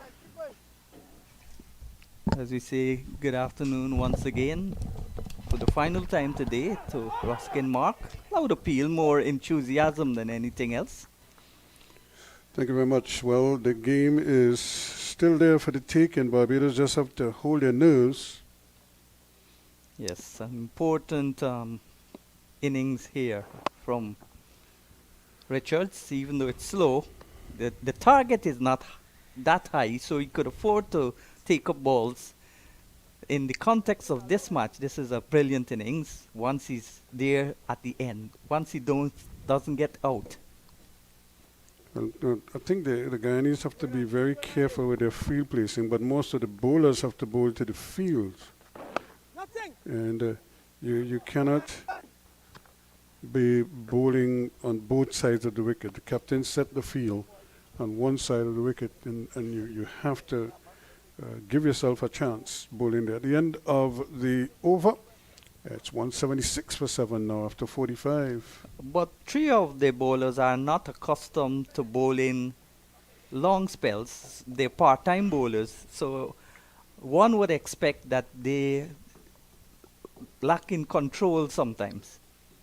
And that's the predicament with Imlak. He's trying to block runs by using his part-time bowlers to just bowl tight, not to take wickets. Chandra Paul actually took a wicket. So that's what he's using them for, but he's got to use his frontline bowlers. And I agree with Tony that Ned, who was on a roll, had 3 wickets. He should have bowled his 10 overs. And if you wanted to keep back Sinclair for the last Ned 5. actually bowled out. Ned bowled. No, mean he bowled bowled in straight? 2 spells. He Yeah. bowled in 2 spells. Well, precisely because of this, you know. Yeah. Because the game could change at the back end. So you want to give yourself a chance to at least control it and take it as deep as possible. That's why I Had- would have used the more experienced bowler, Sinclair, to bowl at the back end. He played international cricket. And again, you can't bowl on both sides of the wicket. Yeah, that's It- 3 you know, runs. and Rosami Pomal shouldn't even be drifting on the pads. You just brought the man from square leg to put him on the offside, and the first ball is on the pad. So that is really not what the doctor ordered here in this situation. You want to keep the pressure on the batsman as long as possible and see if you could get them to crack. Leading wicket taker in both formats, first class and List A in the Caribbean, Pomal. And I'm surprised with the amount of, well, I suppose, like you said, these are, some of these players probably under normal circumstances wouldn't be playing regularly for Guyana. And but I'm really surprised with the amount of sort of fidgety fielding and misses in the field, because and some of them are simple misses as well, misfielding, throwing errors, and when they look back and see all the areas, the many times that they had near runouts that they couldn't execute, they couldn't pick up the ball, the return was was too low or too wide or anything, any number of scenarios like that. And then, of course, you had the indifferent bowling at times that allowed the batsmen to just milk runs. It really says that they have work to do. 24 from 28. 7 wickets down. If Ghana can... And you see, well, this is the predicament now. Who's going to bowl at the back end? So he's going to be finished in the next 2 balls, barring a wide or a no ball. So he will complete his 10 overs. And there's Smith, but Smith has been hit for 2 boundaries in his last over. And you've got Kimo Paul. He's the best bet, best option. So he's finished 1 for 40 from 10 overs. not bad in the context, but maybe his experience, he should have picked up at least another wicket. In situations like this, when you're defending a small total, you can't expect to bowl dot balls and restrict the scoring. You've got to get wickets. You've got to be penetrative instead of defensive. Because it's a small total, you've got to dismiss the opposition to win the match. Well, if you're not getting wickets, then the next best thing is to control the scoring as much as possible. And they've done that to a large extent. It's just that he now finds himself in a bit of a predicament, because now where you need a steady hand with the ball, you don't have that person who you could throw the ball to and say, you know, get me a good tight over. You're not even asking for a wicket, but they want a good tight over, 1 run, 2 runs maybe. And unfortunately, yes, this is 50 for Richards. Yeah, well played in the context of this match.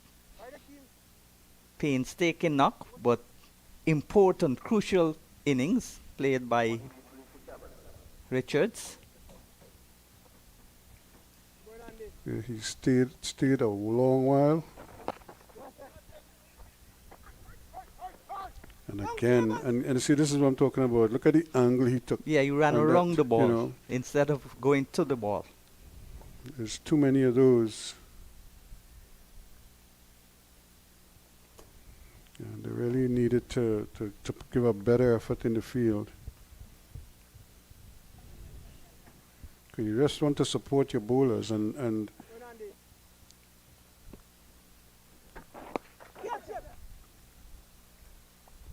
this is, see, this is the problem where what Imlak is facing. He doesn't have a bowler now who he could rely on and say, you know, give me something here that I could work with.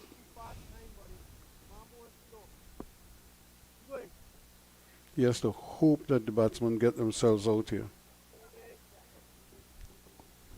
Gonna make a better effort than that.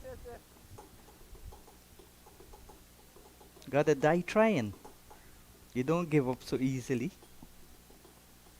And Guyana's body language looked like they've already given up. Except a few players like Pamal. He still wants them to fight. Well, wicket will change that quickly, Yeah. but who's going to get that wicket for them? This one is in Yes, the air, this is the wicket and it's now. a chance here for them to take the catch, and he does. So this changes the complexion all over again.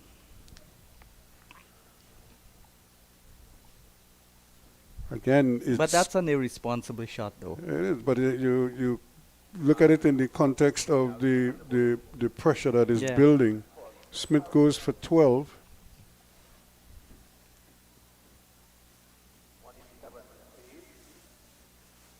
So Anderson takes a wicket. Much needed wicket, which could turn the tide of this game. Again, this is a game of fluctuating fortunes. The pendulum swung both sides.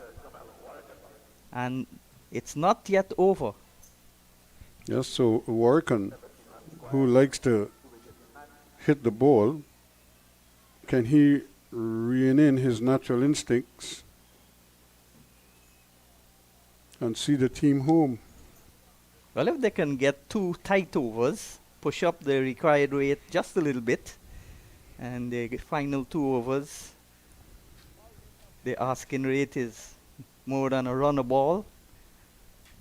That will test your mental fortitude and your batting skills. And for low order batsmen who are not too experienced in these conditions, it could be a ding-dong battle. Is Stan Timor at the Oval? Not today.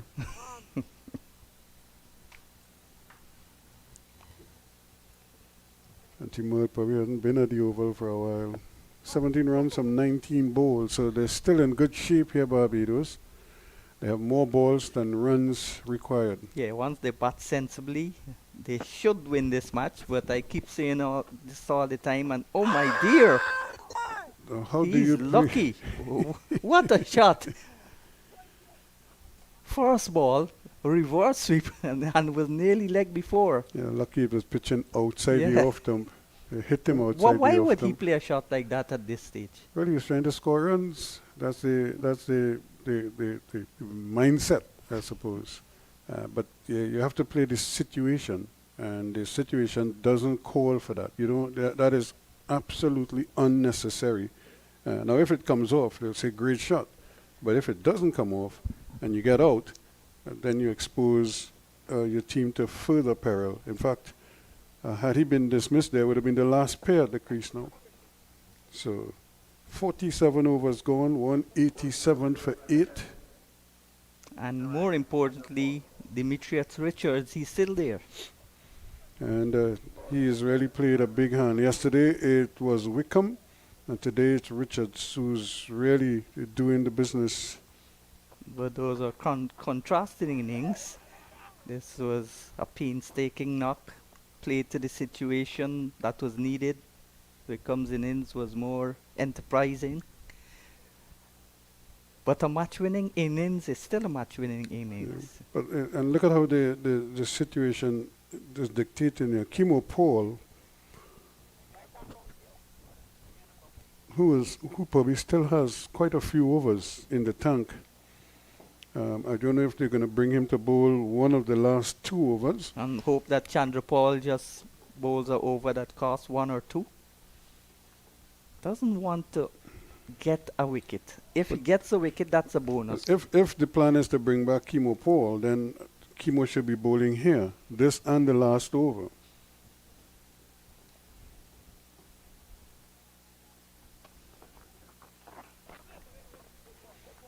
That's well bowled because they know that the Warrican is probably going to try to get after him. The equation is just slightly less than a run a ball now. Once it gets over a run a ball, that's going to be psychological pressure on the batters. So Warrican had his anxious moment. Now he could probably settle down and play orthodox cricket, because that is what is required here. It's just a pinch singles and run hard. Well done there by Chandra Paul, his own bowling. Yep. And you see, with the demise of every batsman, the spirit lifts in the team. But you've got to have that consistently, even if a partnership is building. That's when you need it more.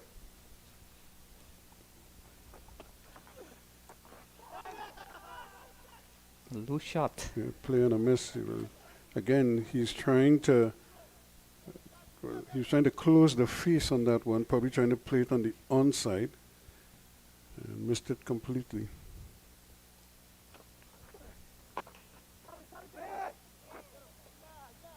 And so Guyana tightening up here Yeah, now. that's not a bad over at all Breaking from it. Brandon. So 189 for 8 now at the end of it. And for the first time in a long while, more runs than balls. Mm-hmm.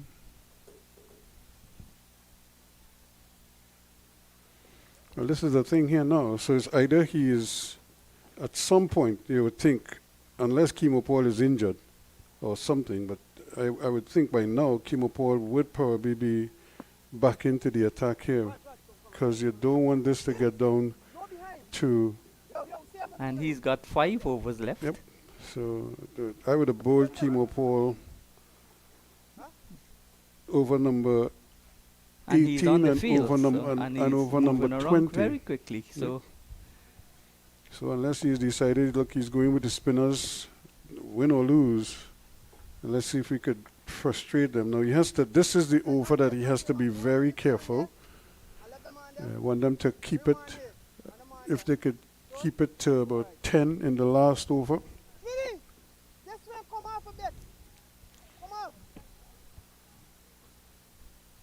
So what does Warrican do now? He has a long on, square leg, deep fine leg, or deep backward square, long off, and a third man on the boundary.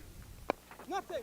And to Warrican, Warrican wouldn't do that for long. no, it's not his nature to push and prod. He loves to put bat to ball, but he has to be careful here. Oh dear. And He served up a nice juicy full, but again, because he was premeditating, and he went for a reverse, and luckily for him, he didn't spoon a simple catch somewhere. But had he played an orthodox Yeah. full shot, he probably could have hit that over square leg in the 20 posse stand.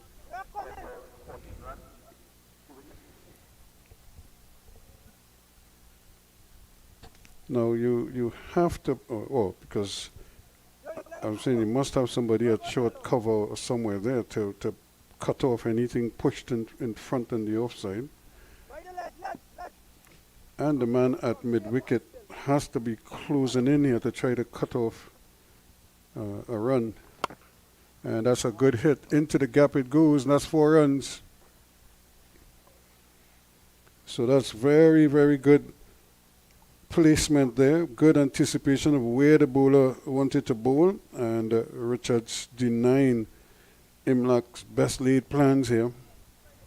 This is really a wonderful innings from Dimitri Richards.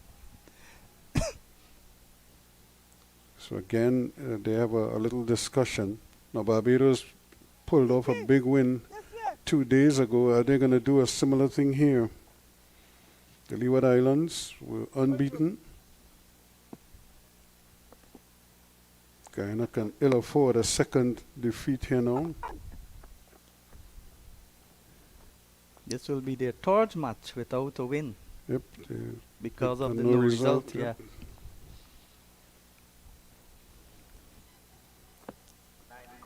So 9 from 8 balls, and it could change right here. Nothing. Nice look. But you could see Warrican trying his best to throw off Anderson, Nothing. Done. and that's well bowled. So In the 9 end. from the last over. So 194 for 8 after 49. Well, automatically the required runs go up to 9. So 9 from 6.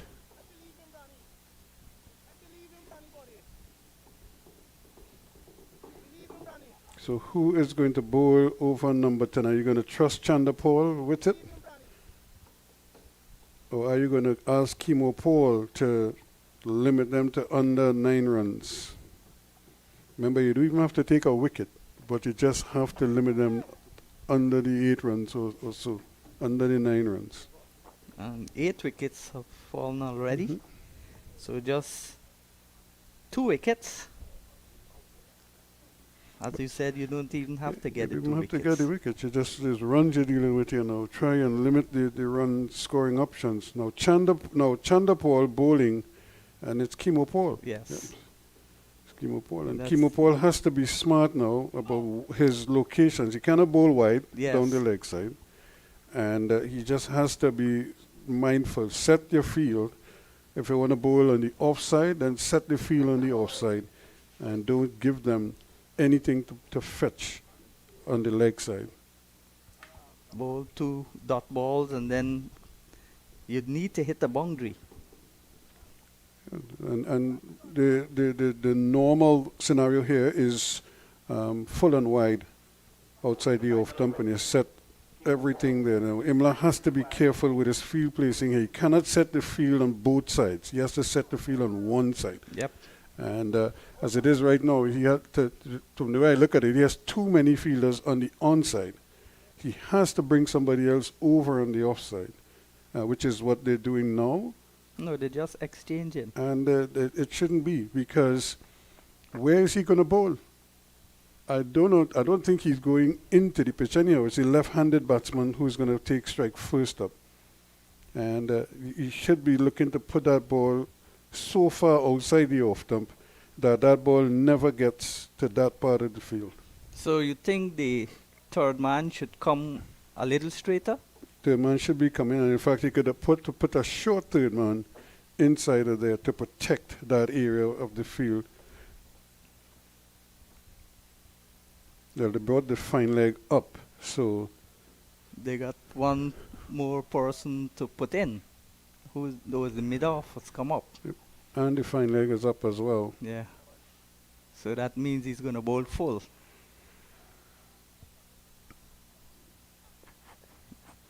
But it's dangerous if you bowl full with the mid-off up. And he's bringing up the third man as well. Well, why is he carrying the fine leg back down? He Because shouldn't you be got thinking about to bowling get down there. another man out to bring in another man. But he's carrying the fine leg back now.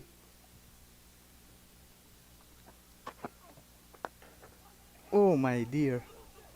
So that should just be one run. Yeah. But that's good running because they were quickly off to that second run. Yeah. So no real pace on that delivery there. So 7 from 5. So we're right down to the wire here. And look at it, 201 runs, proving to be a real task here for the powerful Barbados batting lineup. If Barbados lose this match, but they'll be very, very disappointed. Because this is a match that they should have won at the halfway stage. And they have to get to the ball and release it quickly. This could be a run out here, and he's out, run out. Well. Warwick tried to come back for the second run, and the problem with that is excellent fielding. Yeah. Look at who it is. He's always the one who was going to be the danger in the outfield, Sinclair. Yeah, he's the live wire, the energizer body. Yep, he got it quickly. The throw wasn't the greatest, but it was right in line with the stumps. And so that's a good collection there from Paul too, because he almost collected it on the half volley. So Warwick goes run out now, and instead of 2 runs, they got 1.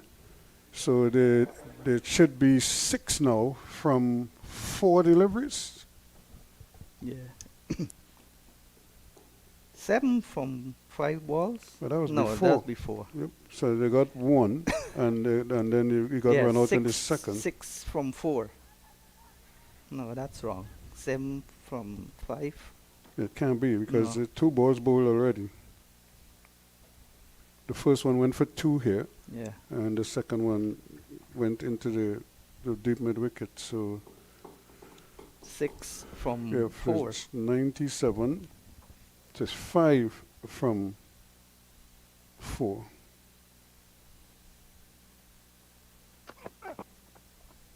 Over the keeper head it goes. That's a great shot. That's gone for 4. And this could be the winning shot of the match. That's great improvisation though. But Paul bowled too short. And that delivery didn't have the pace required when you bowl short. So he tried to go into the wicket, but it sat up there. And Richards, who's Another great shot from Richards. This is really a superb innings from Richards. He's played situational cricket. Excellent. So is it 200 on the board now? So they need 2 runs. And no ball. And they're going to get it here unless he's run out. He almost got run out. Well. That would have been that would have been criminal. And that is the game. Right there was a no ball, and they got the run off the ball. And would you believe it? Nandu had a good look at that one. All he had to do was hit the stump, and he missed. And they were able to complete the single. So Demetrius Richards remains not out on 60. And Barbados picks up another victory here, another nail-biting victory. And they really went right down to the wire. And Barbados securing a victory by 1 wicket in the end. Well, 2 wickets, I should say. No, 1 because there was the wicket, run out. yeah, there was the there was a run run out in that over. So it was 1. It was 202 for 9 is how it ended. So Barbados began this match with 22 points. And they go further into the lead. Defending champions Trinidad and Tobago and the Leeward Islands are They have their game today down at the Brian Lara Cricket Academy.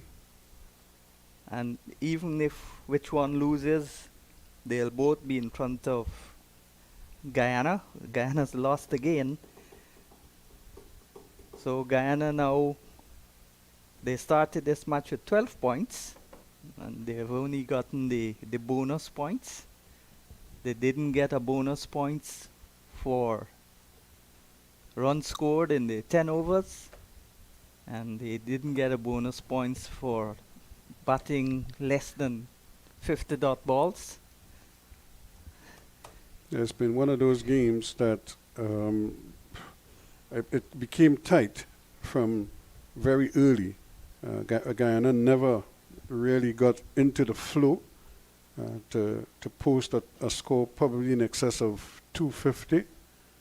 And similarly, Barbados also found themselves sputtering along and having to consolidate. And eventually, because of the depth of their batting, they were able to just hold their nerve right down into the final over and eventually secured a victory in the end here. So they won it by the 1 wicket and secure the victory here and certainly make it very easy for them.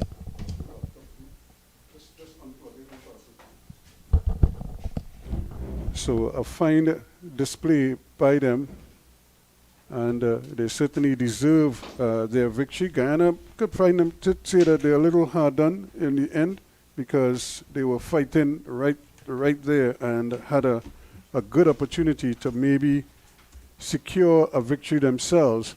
So a fine reward here for the youngster, Kimo Paul. And company tried at the very death. I just want to give you the bowling figures here. Dominic, actually this is the Barbados bowling when they bowled early up against the Guyana Happy Eagles, but Kadeem Allen made 4, hit the first ball for 4 and then departed soon after. But it was the youngster who really held his nerve throughout the innings and saw them home. 29 to Boucher, 18 to McCaskey. Wickham, the Centurion from 2 days ago, made a duck today. 65 to Demetrius Richards, not out 65. 22 to Kyle Myers, the captain. Dominic Drakes made an important 13. 30 to Naeem Young. He got them back on track. And Kemar Smith chipped in with 12. Oricon was run out for 2, and Javed Leacock was not out naught as the Barbados Pride, needing 202 for a victory, actually got to 204 for 9 or 203 for 9 in the 49.3 overs. So they won with 3 balls to spare. And they won by 1 wicket in the final analysis. The bowling, Ned, 10 overs, 1 maiden, 3 for 43.